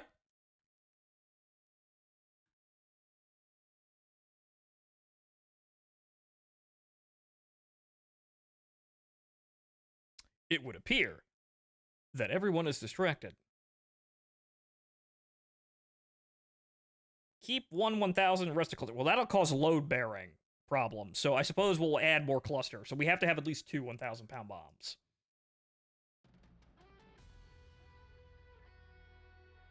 So what we'll do is, yeah, okay, so we'll do sad eyes and 1,000-pound bombs.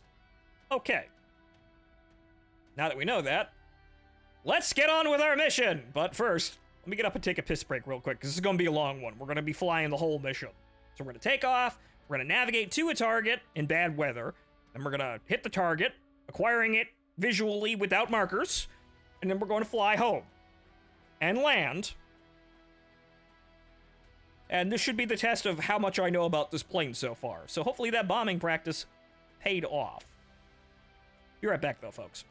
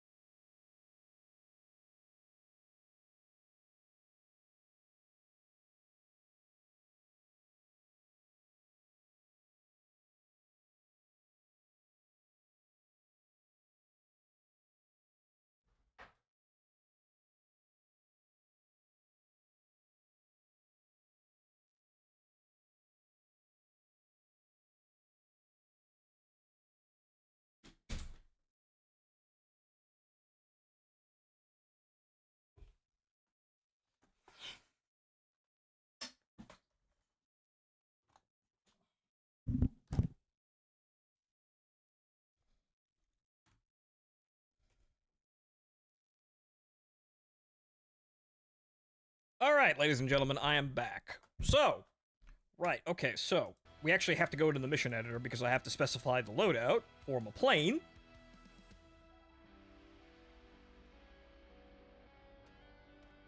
So we have to go to the bomb run here. Which, this is our nav beacon home. This is where we're taking off.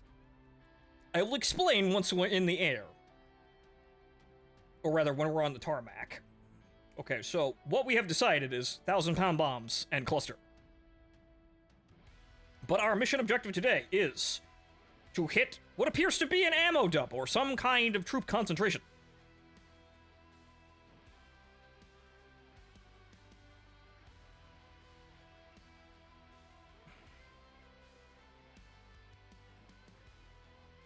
Sad eye. Let's see here. Let's see. Sad eye.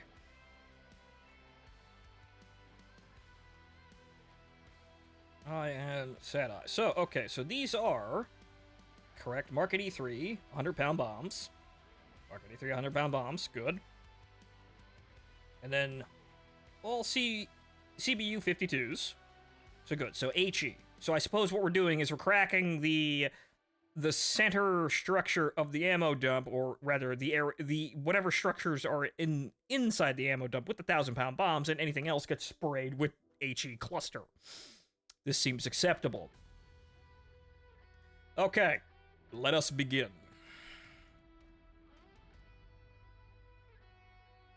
Settle in, people. It's going to be a long flight.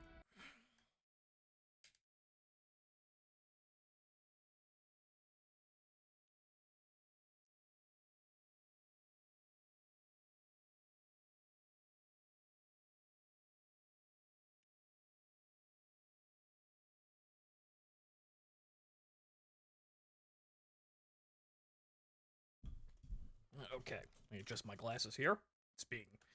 They're damn near falling apart, but, well, gotta make do with what we can make do with.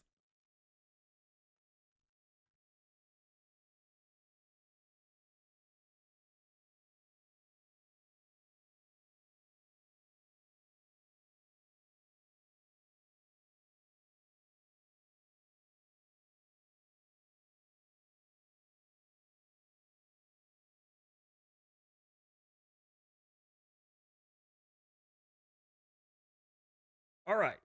So, ladies and gentlemen, welcome to this mission. Today, we are going to start up the aircraft. We're going to taxi to the runway and take off from the runway. And then, once in the air, we are going to home in on a beacon that has been placed nearby the target, or in the general vicinity of the target by a forward air controller.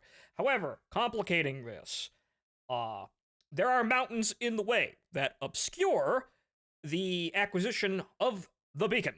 So, we need to fly down to the coast and then turn south. So we're going to fly west and then south once we reach the coast, and we are going to then attempt to pick up the guide beacon and follow it down the coast to the target. Once we visually acquire the target, we will immediately engage it below the smithereens, and then we fly home and land. However, weather's kind of poor out there, so this is going to be a little bit dicey, because we're going to be flying basically blind most of the way through clouds, and we have to hope that we can actually see the target once we bring it in. Once you roll in for our attack run. But according to the forward air controller, they have set up just northwest, or rather northeast, right? They've set up just northeast of the target, and they're vectoring us in on bearing 021 about. So that's going to be our angle of attack. Then we see if we can find the base in time to drop bombs on it. So, without further ado, my first full mission. Nothing special here, obviously. We're just taking off and blowing things to smithereens. However, it's a complete mission, in a rudimentary sense, using basically everything I know about the aircraft. Okay, so first of all, get rid of that, because we're going to have ourselves a little bit of an adventure here being immersed. But, okay, so, first, start up. So, battery, engine master on, ignition. Ignition. They forget to put the starter cartridge in, those cocksuckers. Oh my god. Chief! Chief, put the damn starter cartridge in!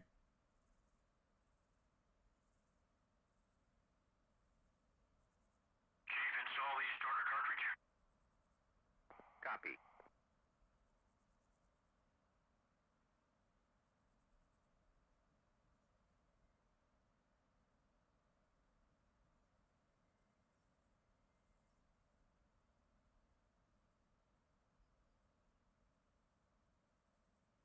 Starter cartridge installed. Okay, good. That's still easier than using ground and air start. But okay, so, the cartridge has been inserted into the aircraft. Now we can actually start the engine. So, first, battery on. Master engine arm on. Ignition.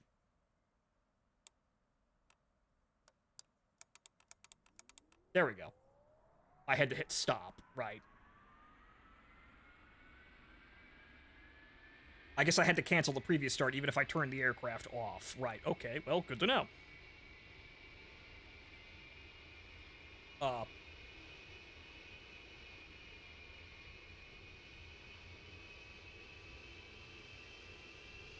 Getting me worried there. Okay, so here I am fiddling around with the controls.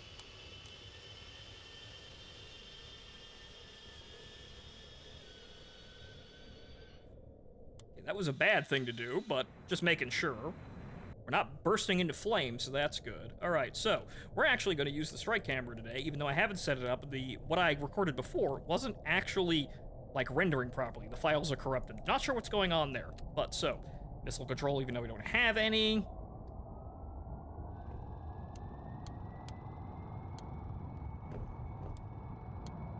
Store is armed. Okay, we've got bombs. Manual, and we're gonna leave it on safe. We probably shouldn't arm them on the ground. We probably need to do that in the air. UHF, even though we're not using that. Okay, so what else? Anti-skid. Weather's looking bad out there. I was doing this pretty quick beforehand, but it's been a long day, I guess. Right? So long that the AC generator didn't need to be jumped. PSI. PG. Transmit and receive on the TAC end. However, we're going to be using the ADF compass, but remember, the beacon is obscured, so we're going to have to figure something out with that.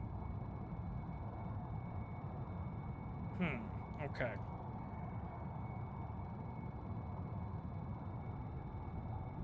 Okay, that's good. I believe the only thing left after that is takeoff trim. The lights look fine. It's gonna get kind of hairy up there in terms of... right. Well, I suppose what we should do is turn the pitot boom heat on. Not the light. Pitot heat. Which I'm not sure if I can... I can't see that, which is kind of annoying, but we're going to be flying through clouds. It might ice up. And might ice up, which causes some issues with the speedometer, not being able to tell what airspeed we're going at. Right, I think we're all good to go here. Trim for takeoff and lower the flaps to intermediate.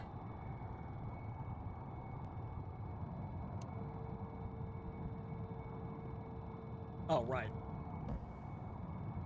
The ejection seat handles. Right. Good. That should be it. All the warning lights are extinguished. Everything is online. We're ready to go. Okay. Okay, Control E 3 times to get it going. Oh, well, where's the fun in that? Oh, right, I forgot to turn the sight on, but we probably won't need... We're gonna need that later, though. Okay, so... Manual? What am I missing here? Okay, that's the bomb arm, obviously.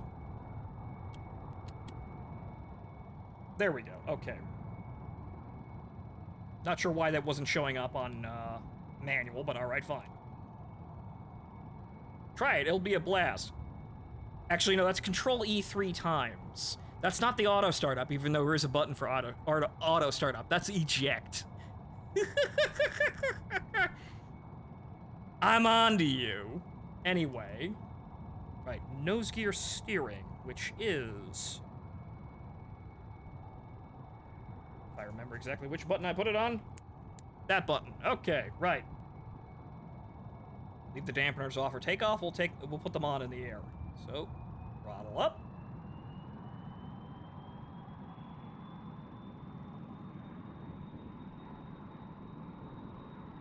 And we're moving. Good. Peshkovsky, in field 1, request takeoff.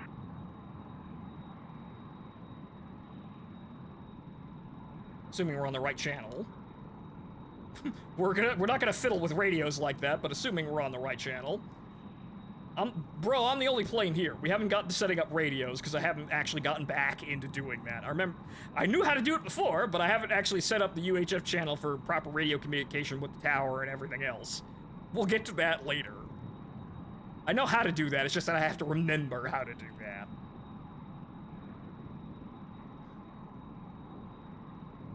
But the map basically tells you what the radio frequencies are on it, so you can contact, such and such tower.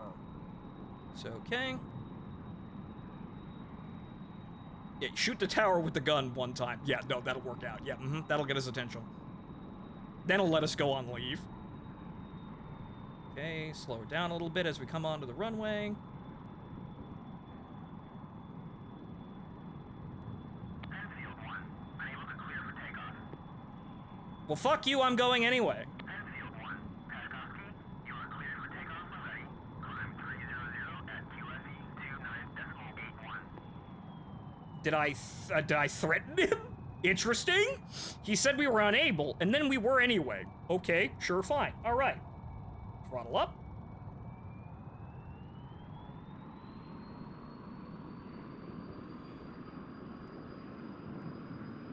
Afterburner.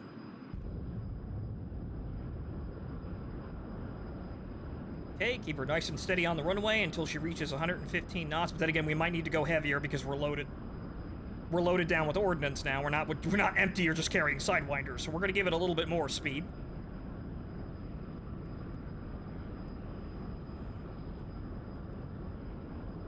Okay, we're gonna start trying to lift her here. Come on, baby, get off the ground. Okay, we're up, but tilting a little bit. There's the rain. Gear up. Flaps up.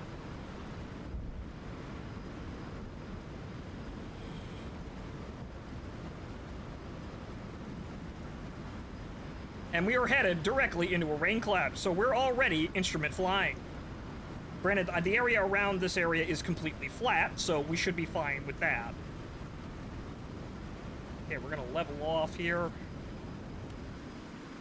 Cut the burner, because I'm not exactly sure which way we're going here. But okay, so they're breaking the clouds over here. We're at 2,000 feet, so that's a little shy for the burner, but who knows, she might cough out.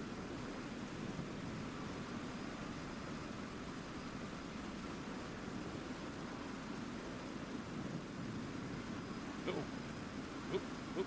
Keep her steady there.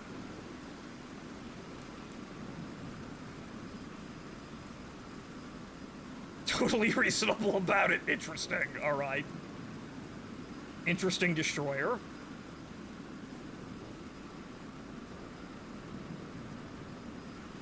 All right, so now that I can see directly in front of my face. Okay, so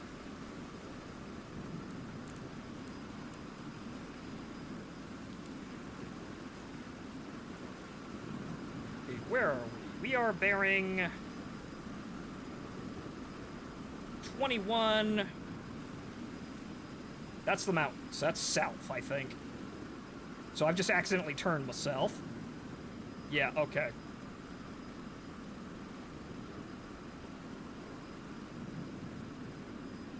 Yeah, we want to fly west. Right, west until we reach the coast. Right, just orient myself there on the actual compass up at the top.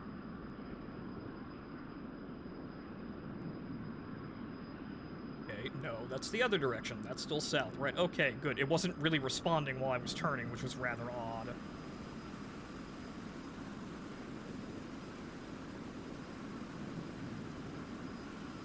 Okay, that's about west.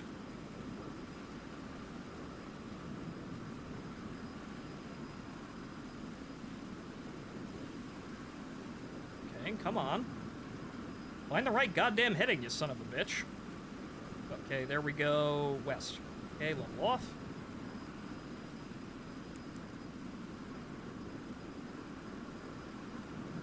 And now for a relaxing ASMR.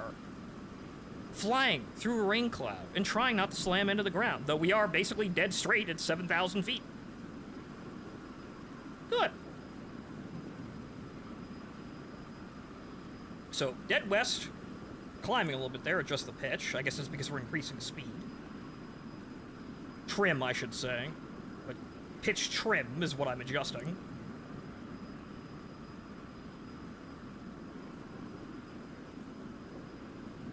So eventually we're going to be over the coast, and then we're going to stabilize over the coast, and we're going to try and pick up our radio beacon. Shouldn't take us long to get over there. Probably should have acquired an exact bearing as to where we're going, but we need to go more or less directly west.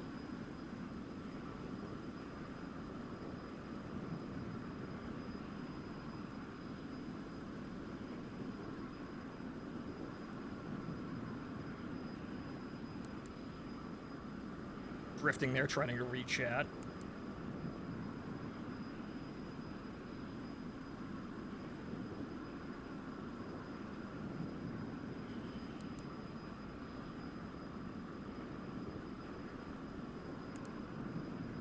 Now we're descending, and I don't like that.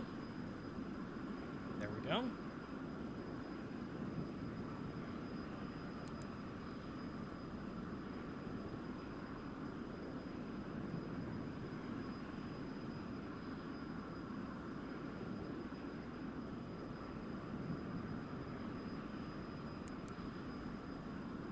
Got a little bit of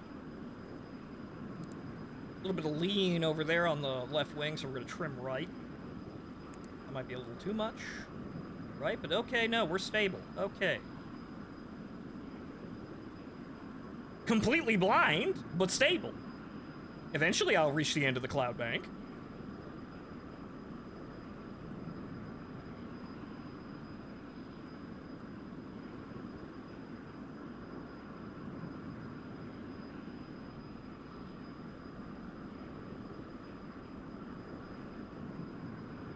Boy, this is a thick cloud bank. Good thing I managed to get her dead straight while I'm doing that. Okay, we got a breach in the clouds. Still lands. Cape Haddon West. No, let me see here. Let me see if we can find that nav beacon.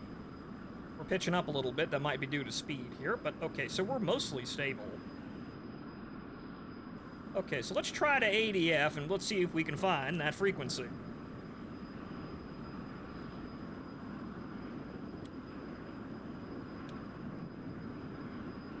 Let's see here. What frequency was it?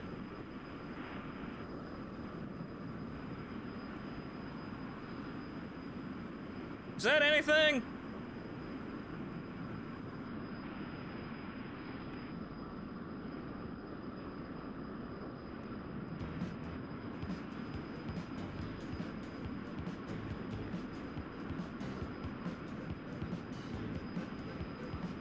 Huh.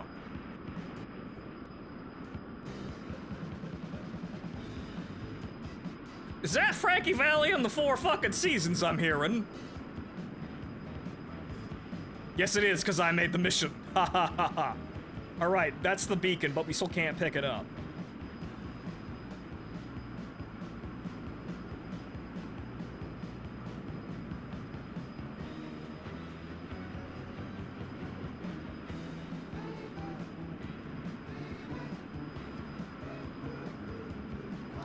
Oh.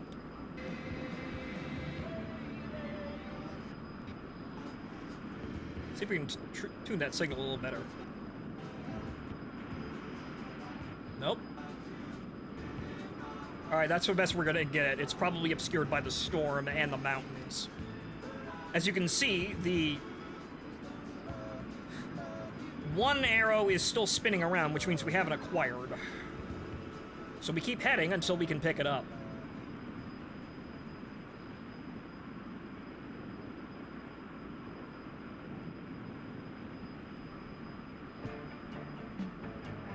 Ah, I see we've tuned into the only radio station in New York. Anthony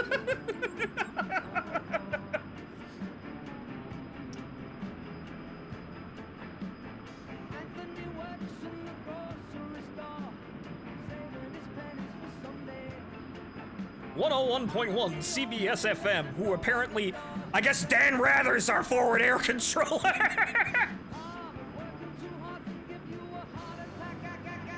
You wanna know by now? Who needs a house out in Hackensack? Is that all you get for your money? And it seems such a waste of time. If that's what it's all about. Nope. Leaning a bit there.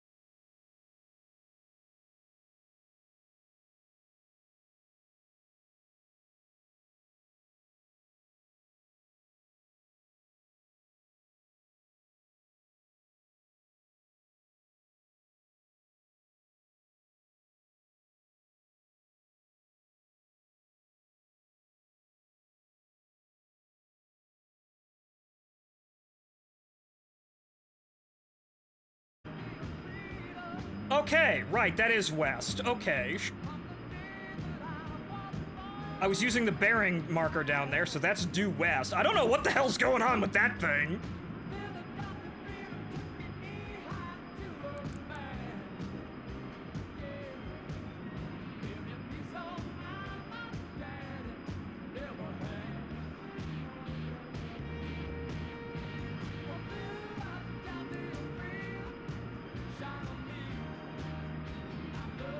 Still haven't picked up the guide beacon yet.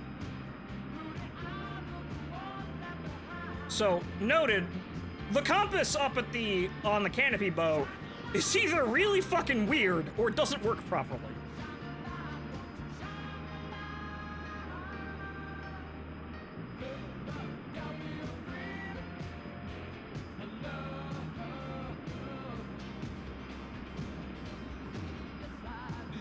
Uh-oh. I think the pedo boom iced up.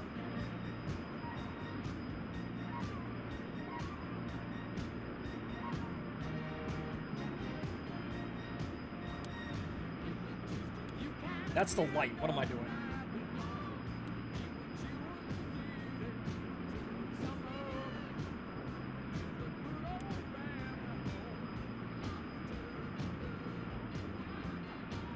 Because now it reads we're going 0, which, no, we're not going 0.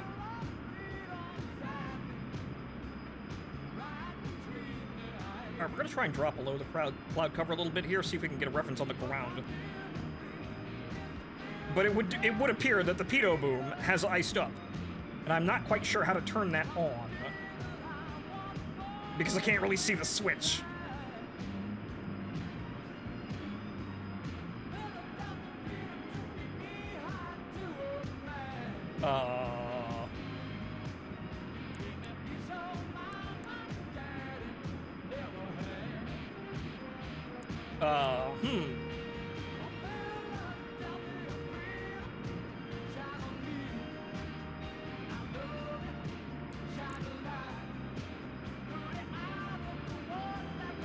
Suddenly mountain. Well, we're heading in a direction where there are no mountains, thankfully. Okay, we're still over land, though. Okay, so let me hop down there and see exactly what's going on. Who knows? Maybe there's a railroad we can follow. Ha ha hee hee ho ho.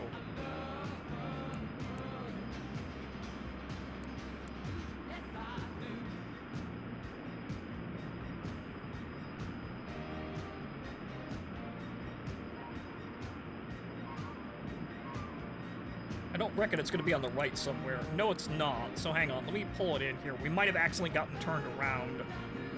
Because I'm not sure exactly where I was going, but we'll eventually reach it, because we'll pick up the guide beacon and that'll bring us in. So let's head a little bit southwest, just in case I overshot, by not getting my bearing straight in the cloud.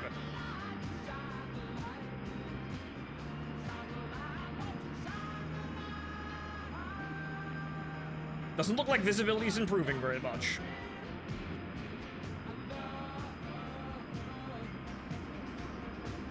Pilot heat.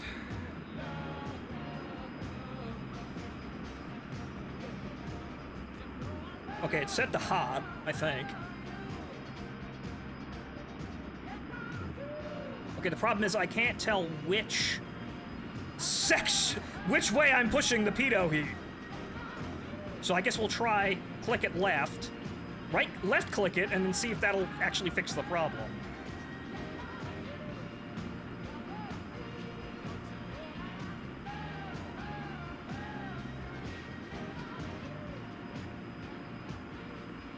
So I don't know if I've turned it on or off, because I can't see it.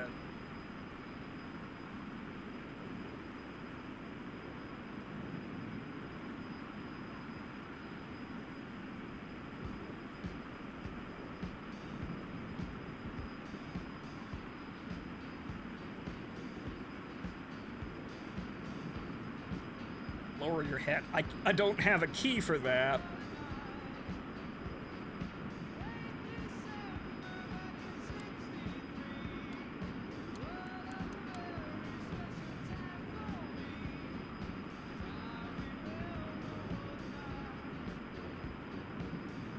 I guess I'm flying without airspeed.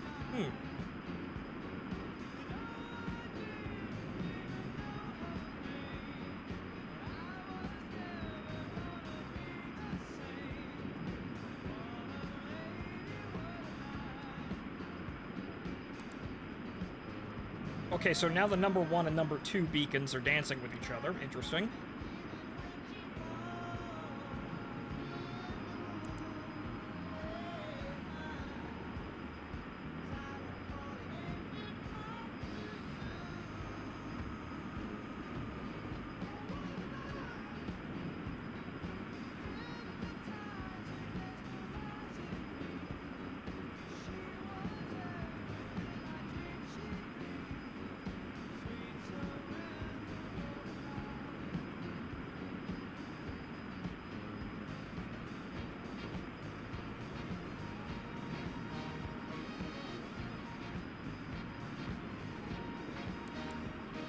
Well, the rest of the instruments are working at least.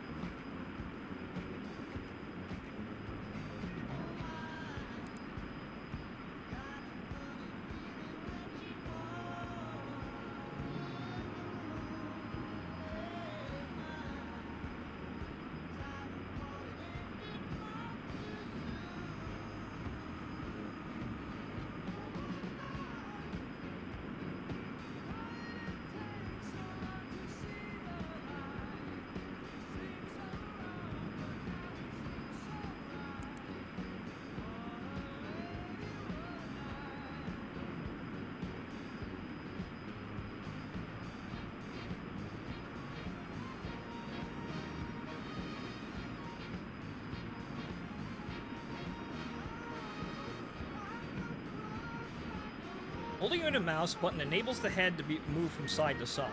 Oh, okay.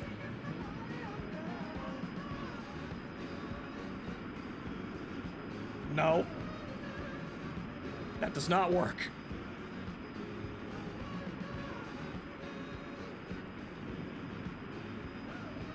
Now we're descending.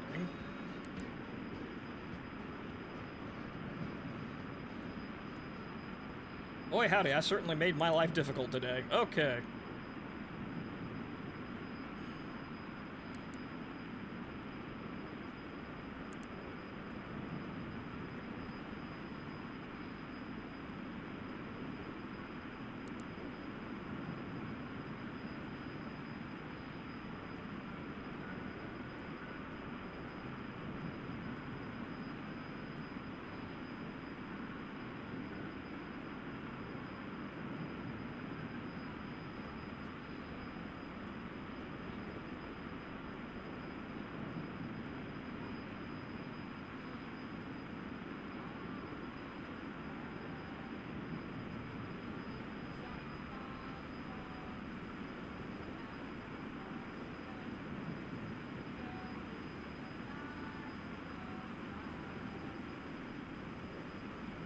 You asked AI. Well, thanks. I could have Googled that too.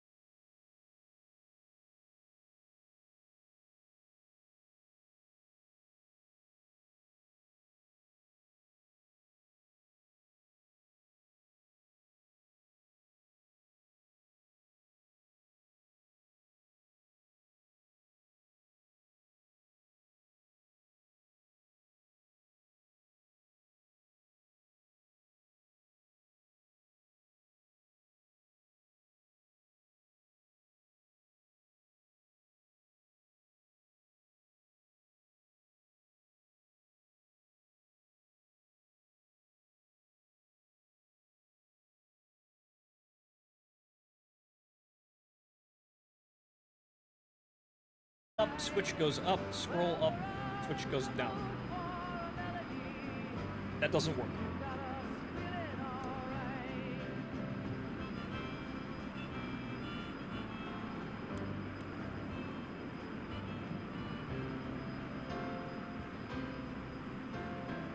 It's descending.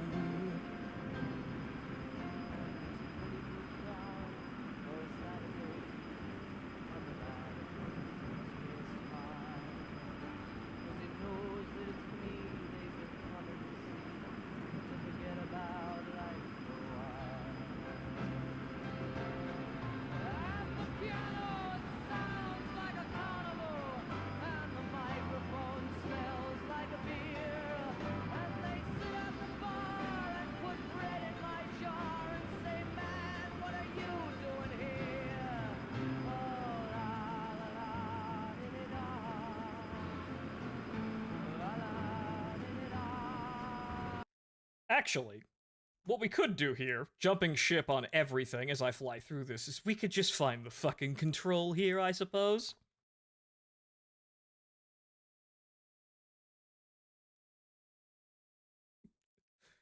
Pitot heat on. And so, we're going to hit this button over here and make sure that the pitot heat is on. Because clearly, this is necessary, and I cannot get over the fact that I can't see the switch. So. You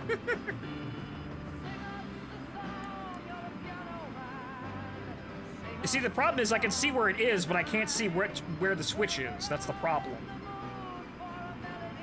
That should unfuck the problem now, eventually.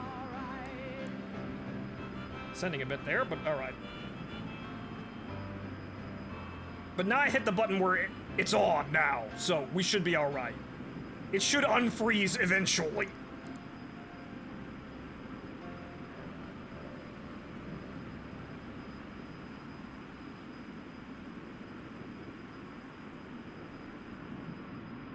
Oh, hey, look, an open area of ocean. Unfortunately, there was only 20 minutes of music in that, you know, that one file that he's playing, so we're gonna hear the same song a couple of times as I fly back onto target.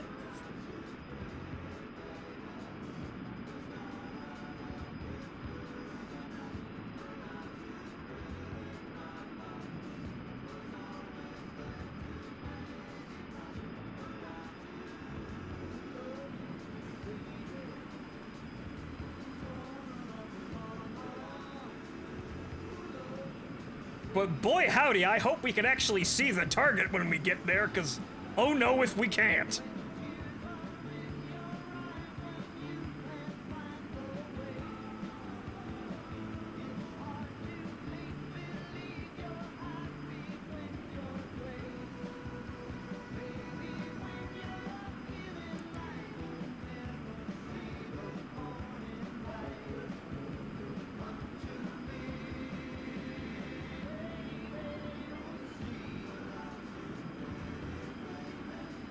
Oh.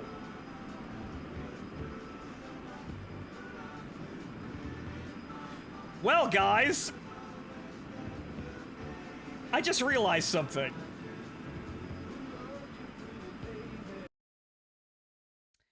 We never turned off unlimited ammo and unlimited fuel when I came out of practice. I forgot to do that. So this whole little adventure seems completely invalidated now, doesn't it? But I suppose we should just complete the damn mission now, huh? So we're not gonna run out of fuel.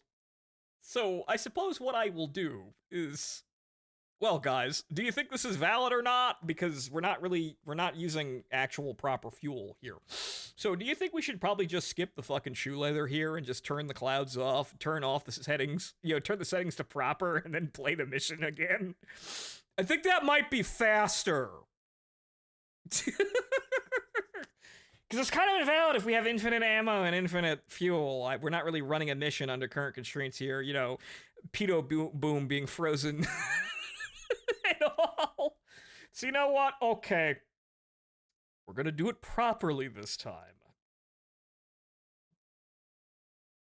We're gonna go back we're gonna make sure to put the starter cartridge in the plane. Because I forgot to do that, and apparently I thought I clicked on that. I didn't. No. Hang on here. Get that the fuck out of here.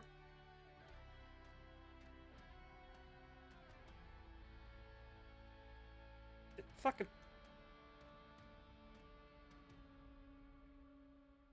Okay. Which is a setting over here.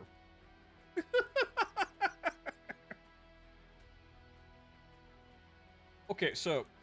Save. Now we can just get that in from the menu. But okay, so... That hair-raising adventure getting lost... Well, we didn't crash! We flew completely blind and we didn't crash. We just got lost because we couldn't see anything, but nobody could find anything because our nav beacons weren't working and we couldn't see anything. So, I suppose it was an unintentional lesson in instrument flying. Now, granted, we could have guided back to our airbase, I suppose, but everything was all fucked up there. So you know what? We're just gonna leave that as it is. Right, okay, so, mission. Bomb run. So we're gonna try this again. We're gonna try this again and actually guide to the objective properly. And we are gonna hope, among hopes, that we can actually see the target when we goddamn get there. So I suppose that was a warm-up for instrument flying and completely, like, blind out, weather. But I suppose what we could do is that now we could just, fly above the clouds, and it's probably a smarter idea. Because the clouds do break eventually. I'm not quite sure. I hit a random preset for rain and clouds, which has made the entire operation very, very complicated. But we're going to make sure pitot heat is on as we take off, since that appears to be quite the issue. And when it gets frozen, there's nothing we can do about it. Okay, so let's try that again. Right, okay. Right, that's well, at least I know the engine for the rudders is working, or the emergency hydraulic system. Right, so, on.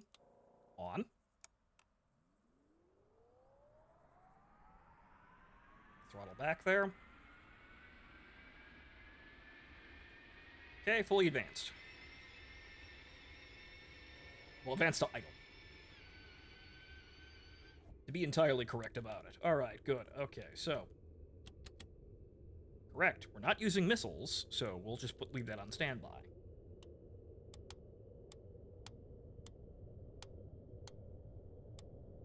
Normal.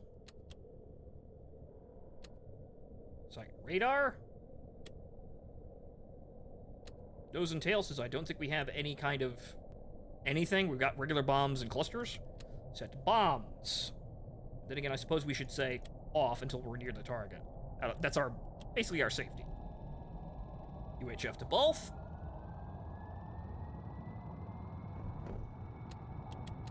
Bombs, we've got 6 bombs. We're gonna leave it more or less on 120. We don't really have a preference here. We're rather just middle of the road 140. And single ripple. Right, okay. Raw's power on, even though we're not gonna need it. Oxygen on. Pitot heat on. As I click on the button on my stick now that has that. Right, okay.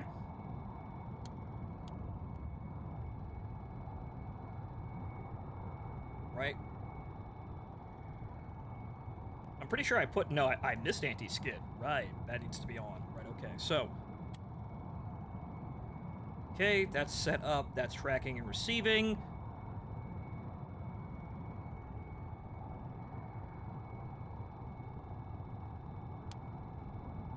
Remove the safety pins. Trim for takeoff.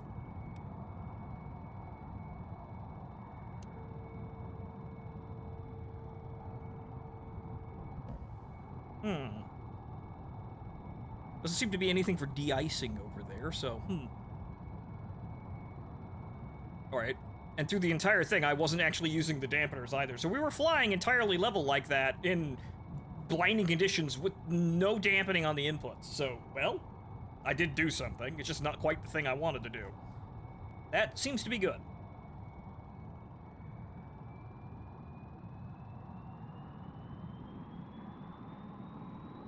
Don't worry about it, War Drone. It's set on, so it shouldn't be an issue now.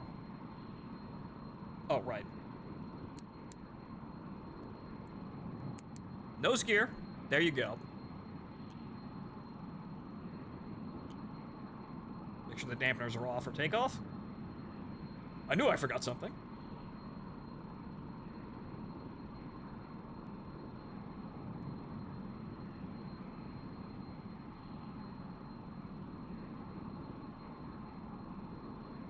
Okay, so we're going to proceed due west. Slow it down a bit.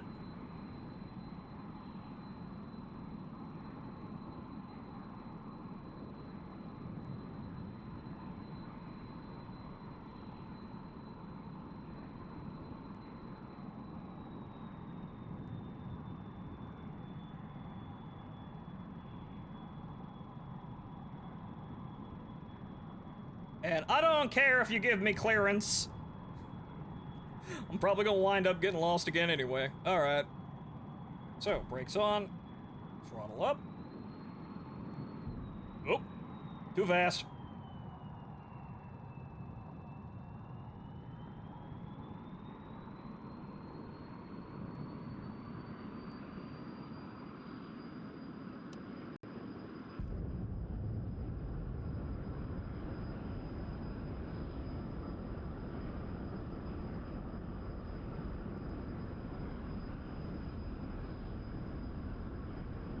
Okay, it looks like she wanted to lift off the ground about 160 before, so we're gonna try and take that as a guide.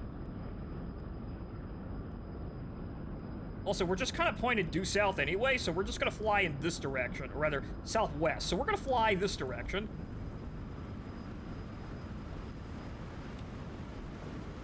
Air up, flaps up, that's a little fast.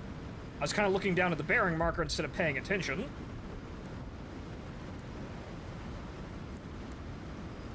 A little faster takeoff, but we should be all right.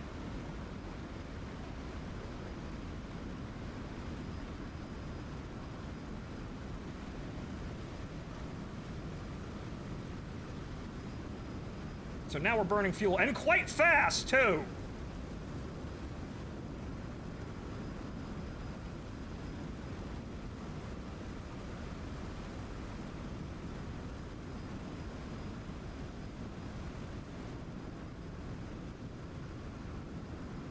We're gonna have to watch that, but now we're already at 75% fuel. We'll have enough to reach the target, but my goodness gracious, she is a thirsty bitch.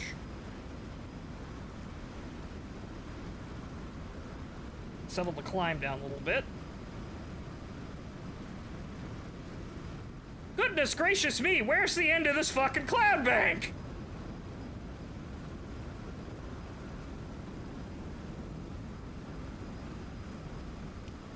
Alright, we're gonna have to cut it there so we don't run completely out of fuel doing this. Okay, well, good. Clouds are parting, and the clouds are, goodness gracious me, all the way up to like 20,000 feet. That's somewhat suboptimal. Okay, what we're gonna do is we're gonna lean over here a bit. Okay, adjust the bearing to about there. And we're gonna head this direction, and hope to God that we actually...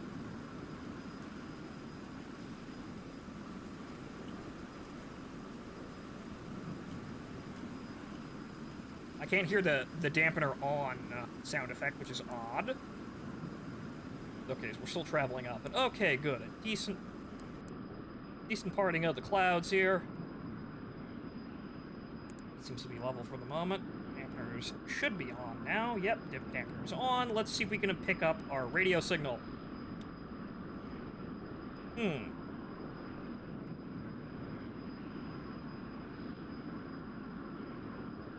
Now, what was that frequency again?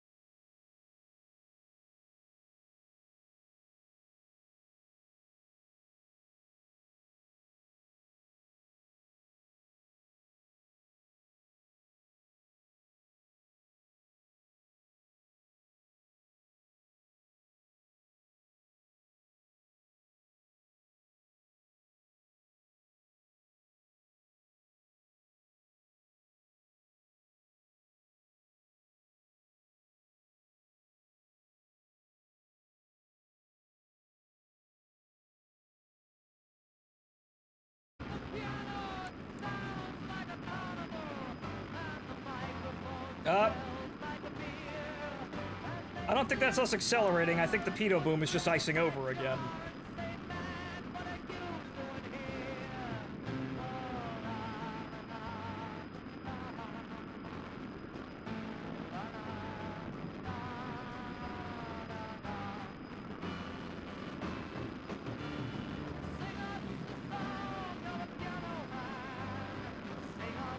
You need defrosting? Well, I turned the system on. That should be enough to keep it from icing up, but I guess not. Okay, that's a rapid descent. That is a mountain. Oh boy. Oh no. Oh no. Oh, whoa! I found the mountains!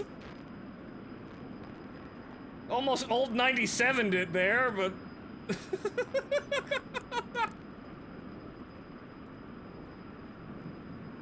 Wasn't watching how fast I was descending, but okay, so where the fuck's the coast? Now we found ourselves over the mountains. So much for navigating smoothly, but I guess that's what happens when I give myself this much of a handicap.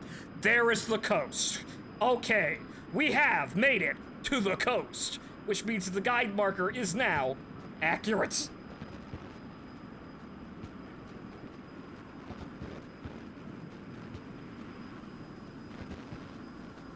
Okay.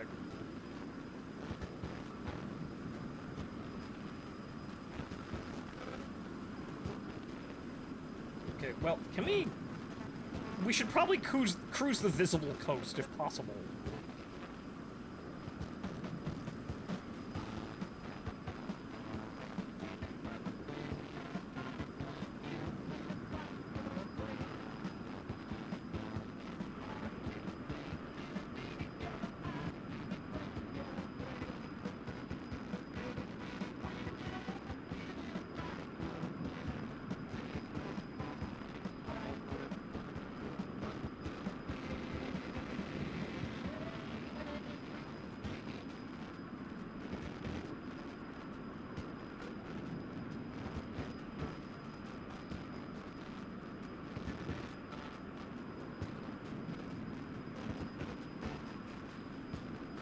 Try and keep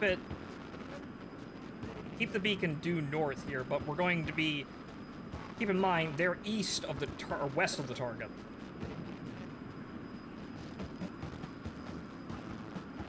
So if we fly right at it, we're gonna miss it. We're gonna pass by them, alert them, and miss it.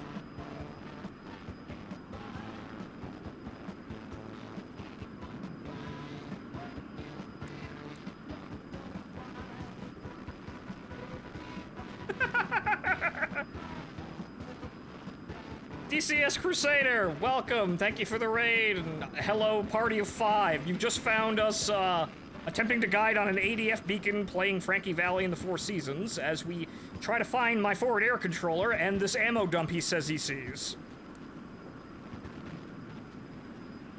By the way, near whiteout conditions. We already got lost once and I had to restart. Not because we couldn't find our way back, but because I realized I hadn't turned off infinite fuel and infinite ammo from the practice run we did beforehand, so oops. Now we're doing it for real. However, unfortunately, our pedo boom has iced up. And pedo heat does not seem to affect it whatsoever, so I'm not exactly sure how the hell we can fix that. We're just gonna have to go the entire mission now without it.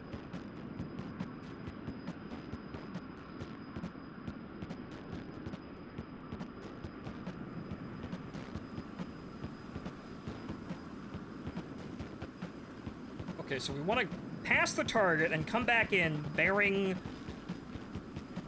21-ish is what we want to do. So we want to pass it on our left wing and then come back around bearing 20, and we should see the target then. Should.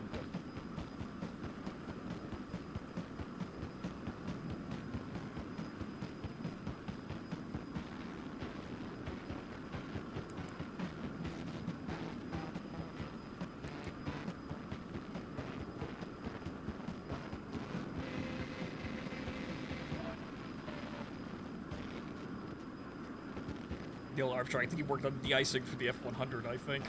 Well, I'd love to know how to unfuck the pedo boom.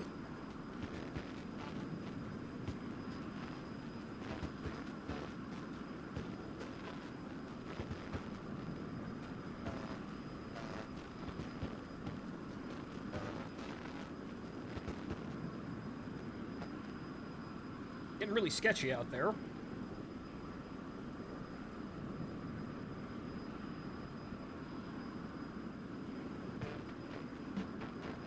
And hello, very scratchy Billy Joel, but that's part of the charm, isn't it?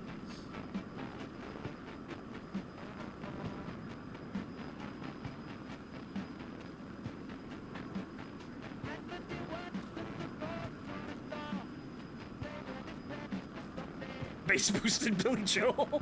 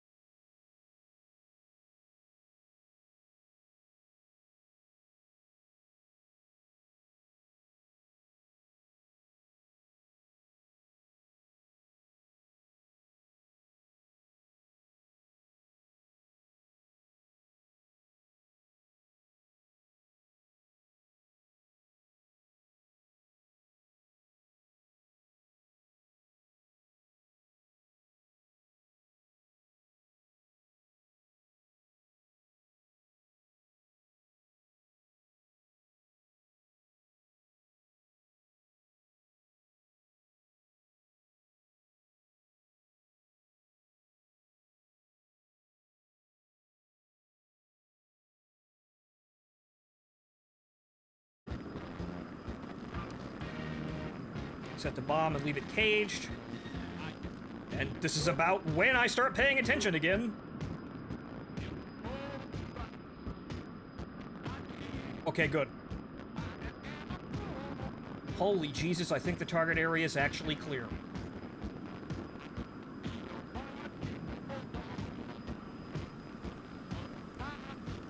See if we can find it first.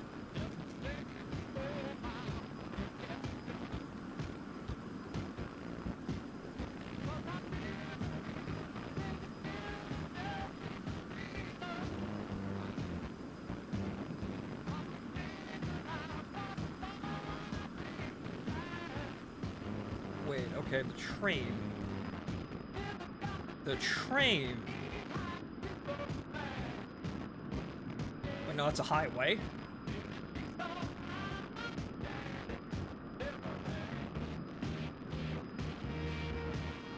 Okay, no, I think we're far north of it.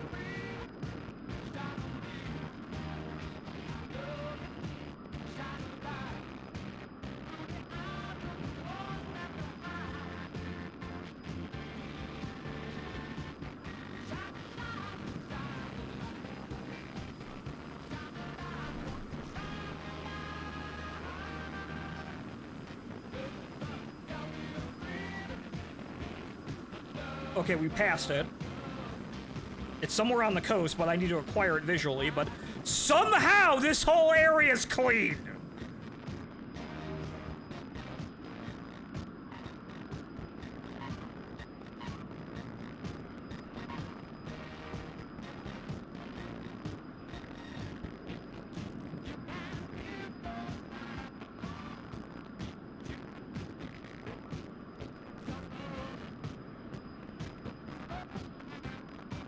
Wait, I think I see something out there. What's that?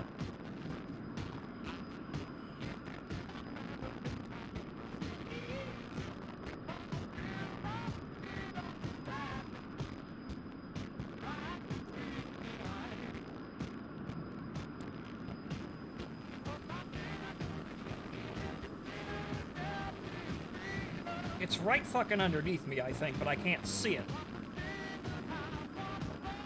Huh, maybe it'll shoot at me and I can see it.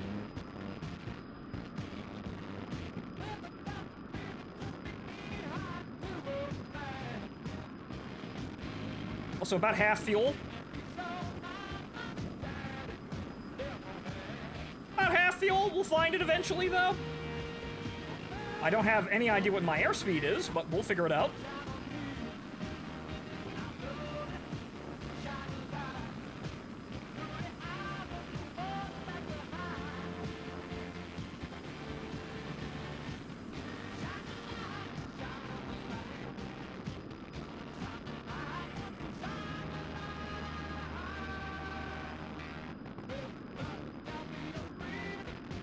Aha!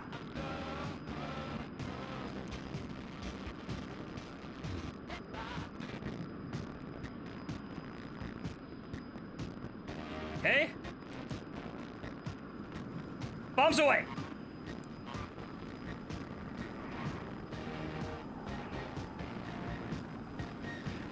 Well, I hit it! That's all my ordnance!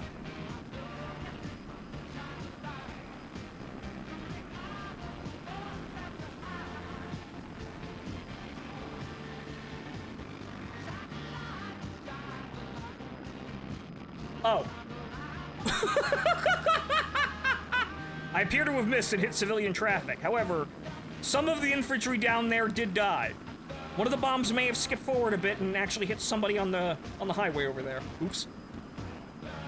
Ordnance delivered-ish. Good enough.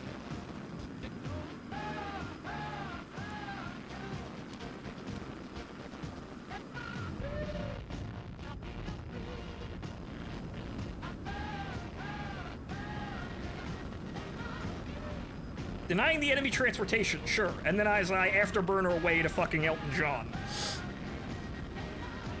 When we're out!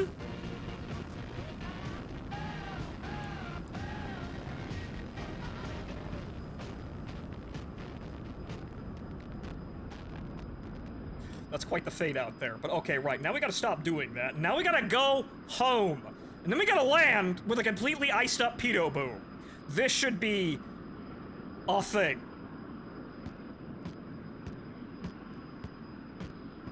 Okay, that's rather abruptly going down there. Okay, let's see if we can stabilize the aircraft. That's probably due to speed. Which I can no longer determine.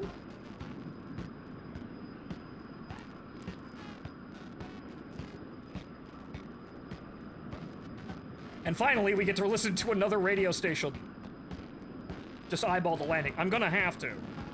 Alright, our home station is 230? What was it? See about here? Is it 260 or 230? I can't remember.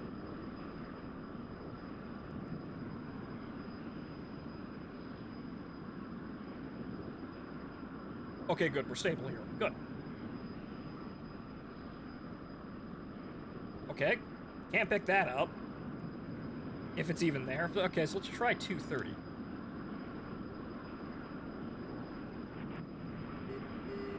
Okay, that's actually an ADF band.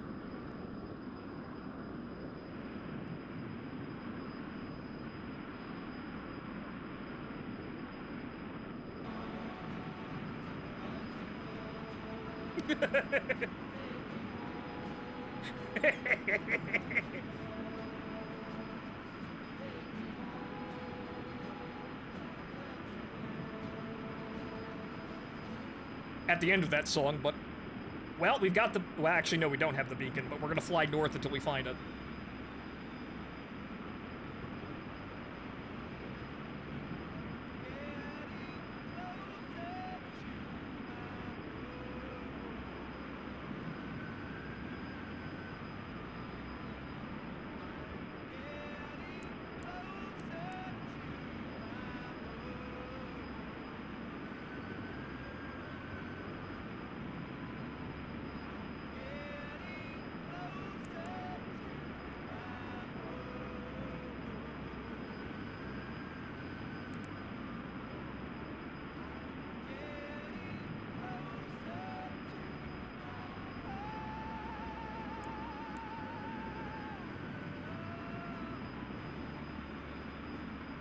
Ain't it nice?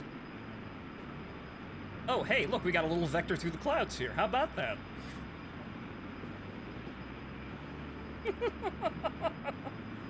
Interesting. All right, good. We're not going to be slugging it through the fog the entire way home. How about that?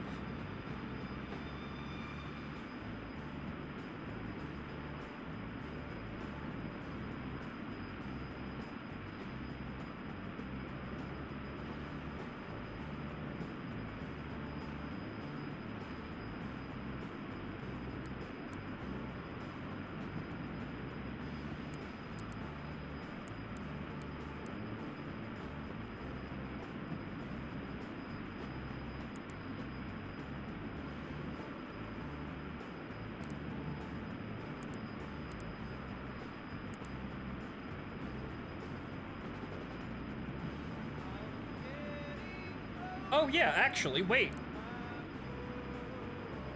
The TACAN's set up, so that's actually reading, I believe, the TACAN's correct station. I believe it's X1, because I didn't set it to anything else. So that actually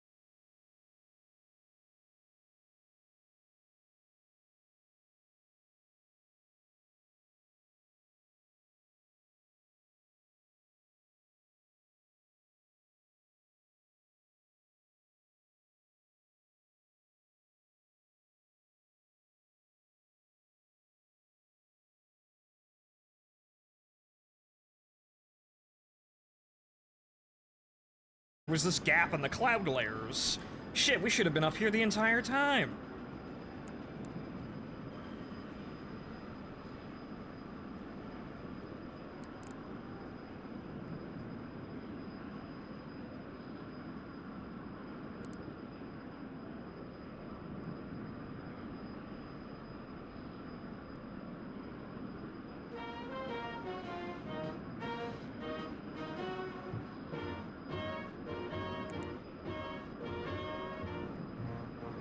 Are the dustiest, the winds are the gustiest, the dates are the rustiest, the pies are the crustiest, the songs the lustiest, the friends the trustiest. Way back home.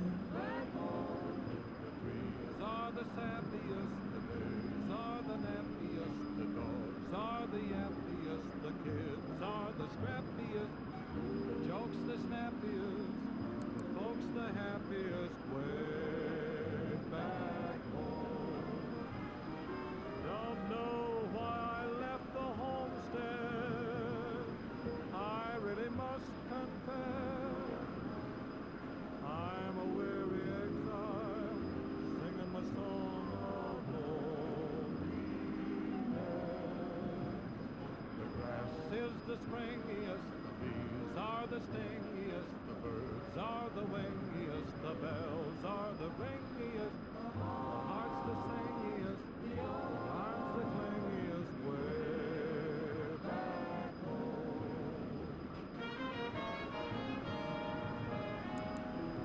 What about the sun? Sun's the blaziest, fields the daisiest, cows the craziest, the help's the laziest, the boys are the wittiest, the girls are the prettiest. Way back home. The pigs are the snootiest, the owls are the hootiest, plants the fruitiest, stars the shootiest, the grin's the funniest, the smile's the sunniest. Okay, that's a field down there. Is that our field? Actually, that might be us. Yeah, no, that's us. Okay, well, at least we got a clean approach from this angle. Okay, now we just gotta get the fuck down there. Is the spreadiest, the wine is the headiest, the pals are the readiest, the gals are the steadiest, the love the liveliest, the life the loveliest. Way back, way back, way back home. Sweet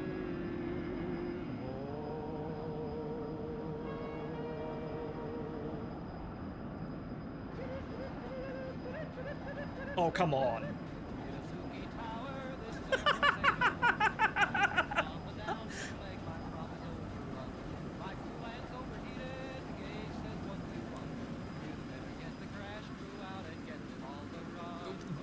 Well, I timed that one real well, didn't I, guys? Listen, Air Force 801, this is Itazuki Tower.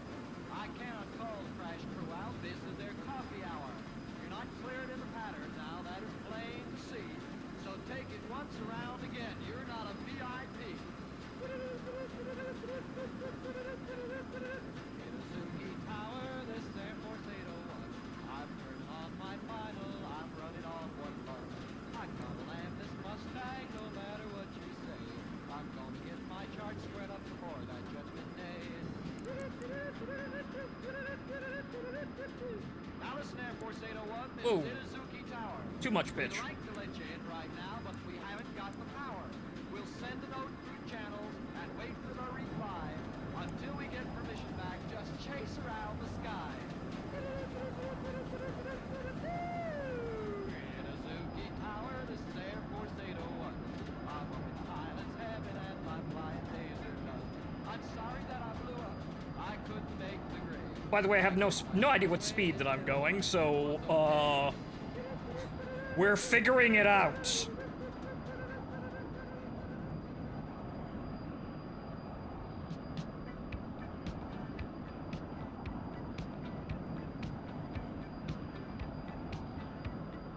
Okay, I'm gonna guess that's enough flaring. Again, we're figuring it out here because I have no idea how fast I'm going. We're doing a War Thunder ass landing here.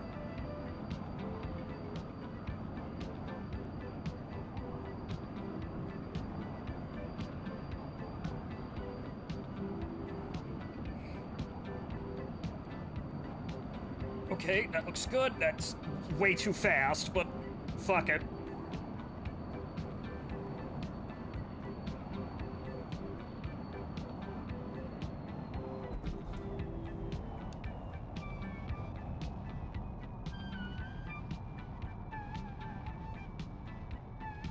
Holy shit, I did it.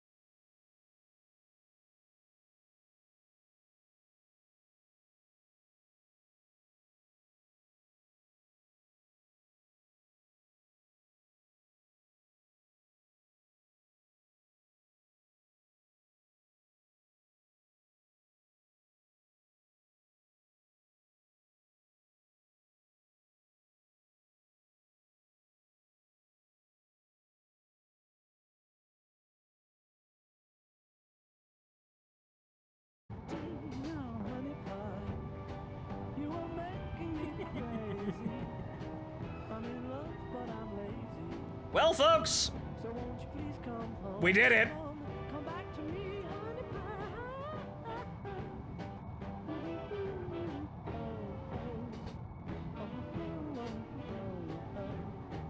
Honey pie, honey pie.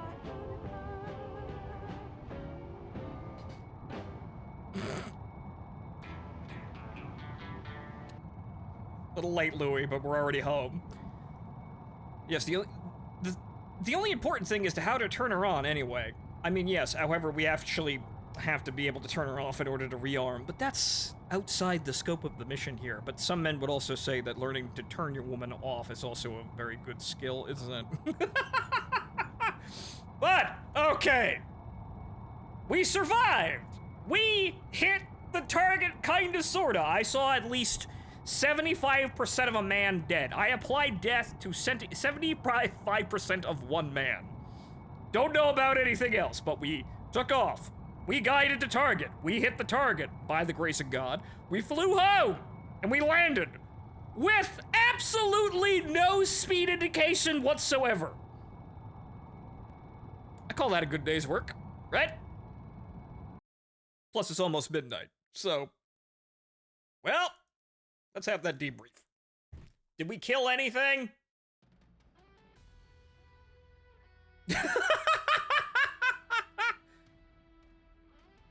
Actually, we only nicked them. We missed entirely.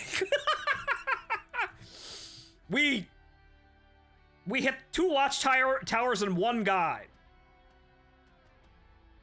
Any sortie you could walk away from. Well, they'll come with practice, but, well, we were fucking around with, you know, other ordnance, but we decided to try and use lambs during this, and, well, the lamb's sight is incredibly finicky.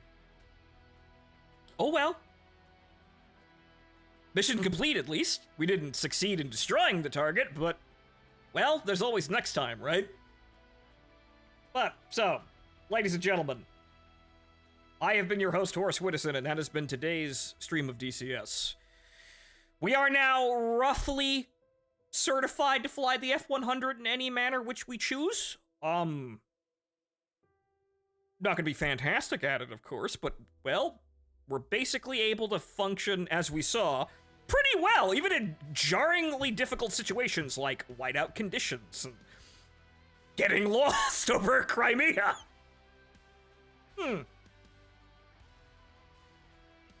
Yeah, I'm losing my pilot's license for that. But hey, a little bit of War Thunder landing got us home, too. So,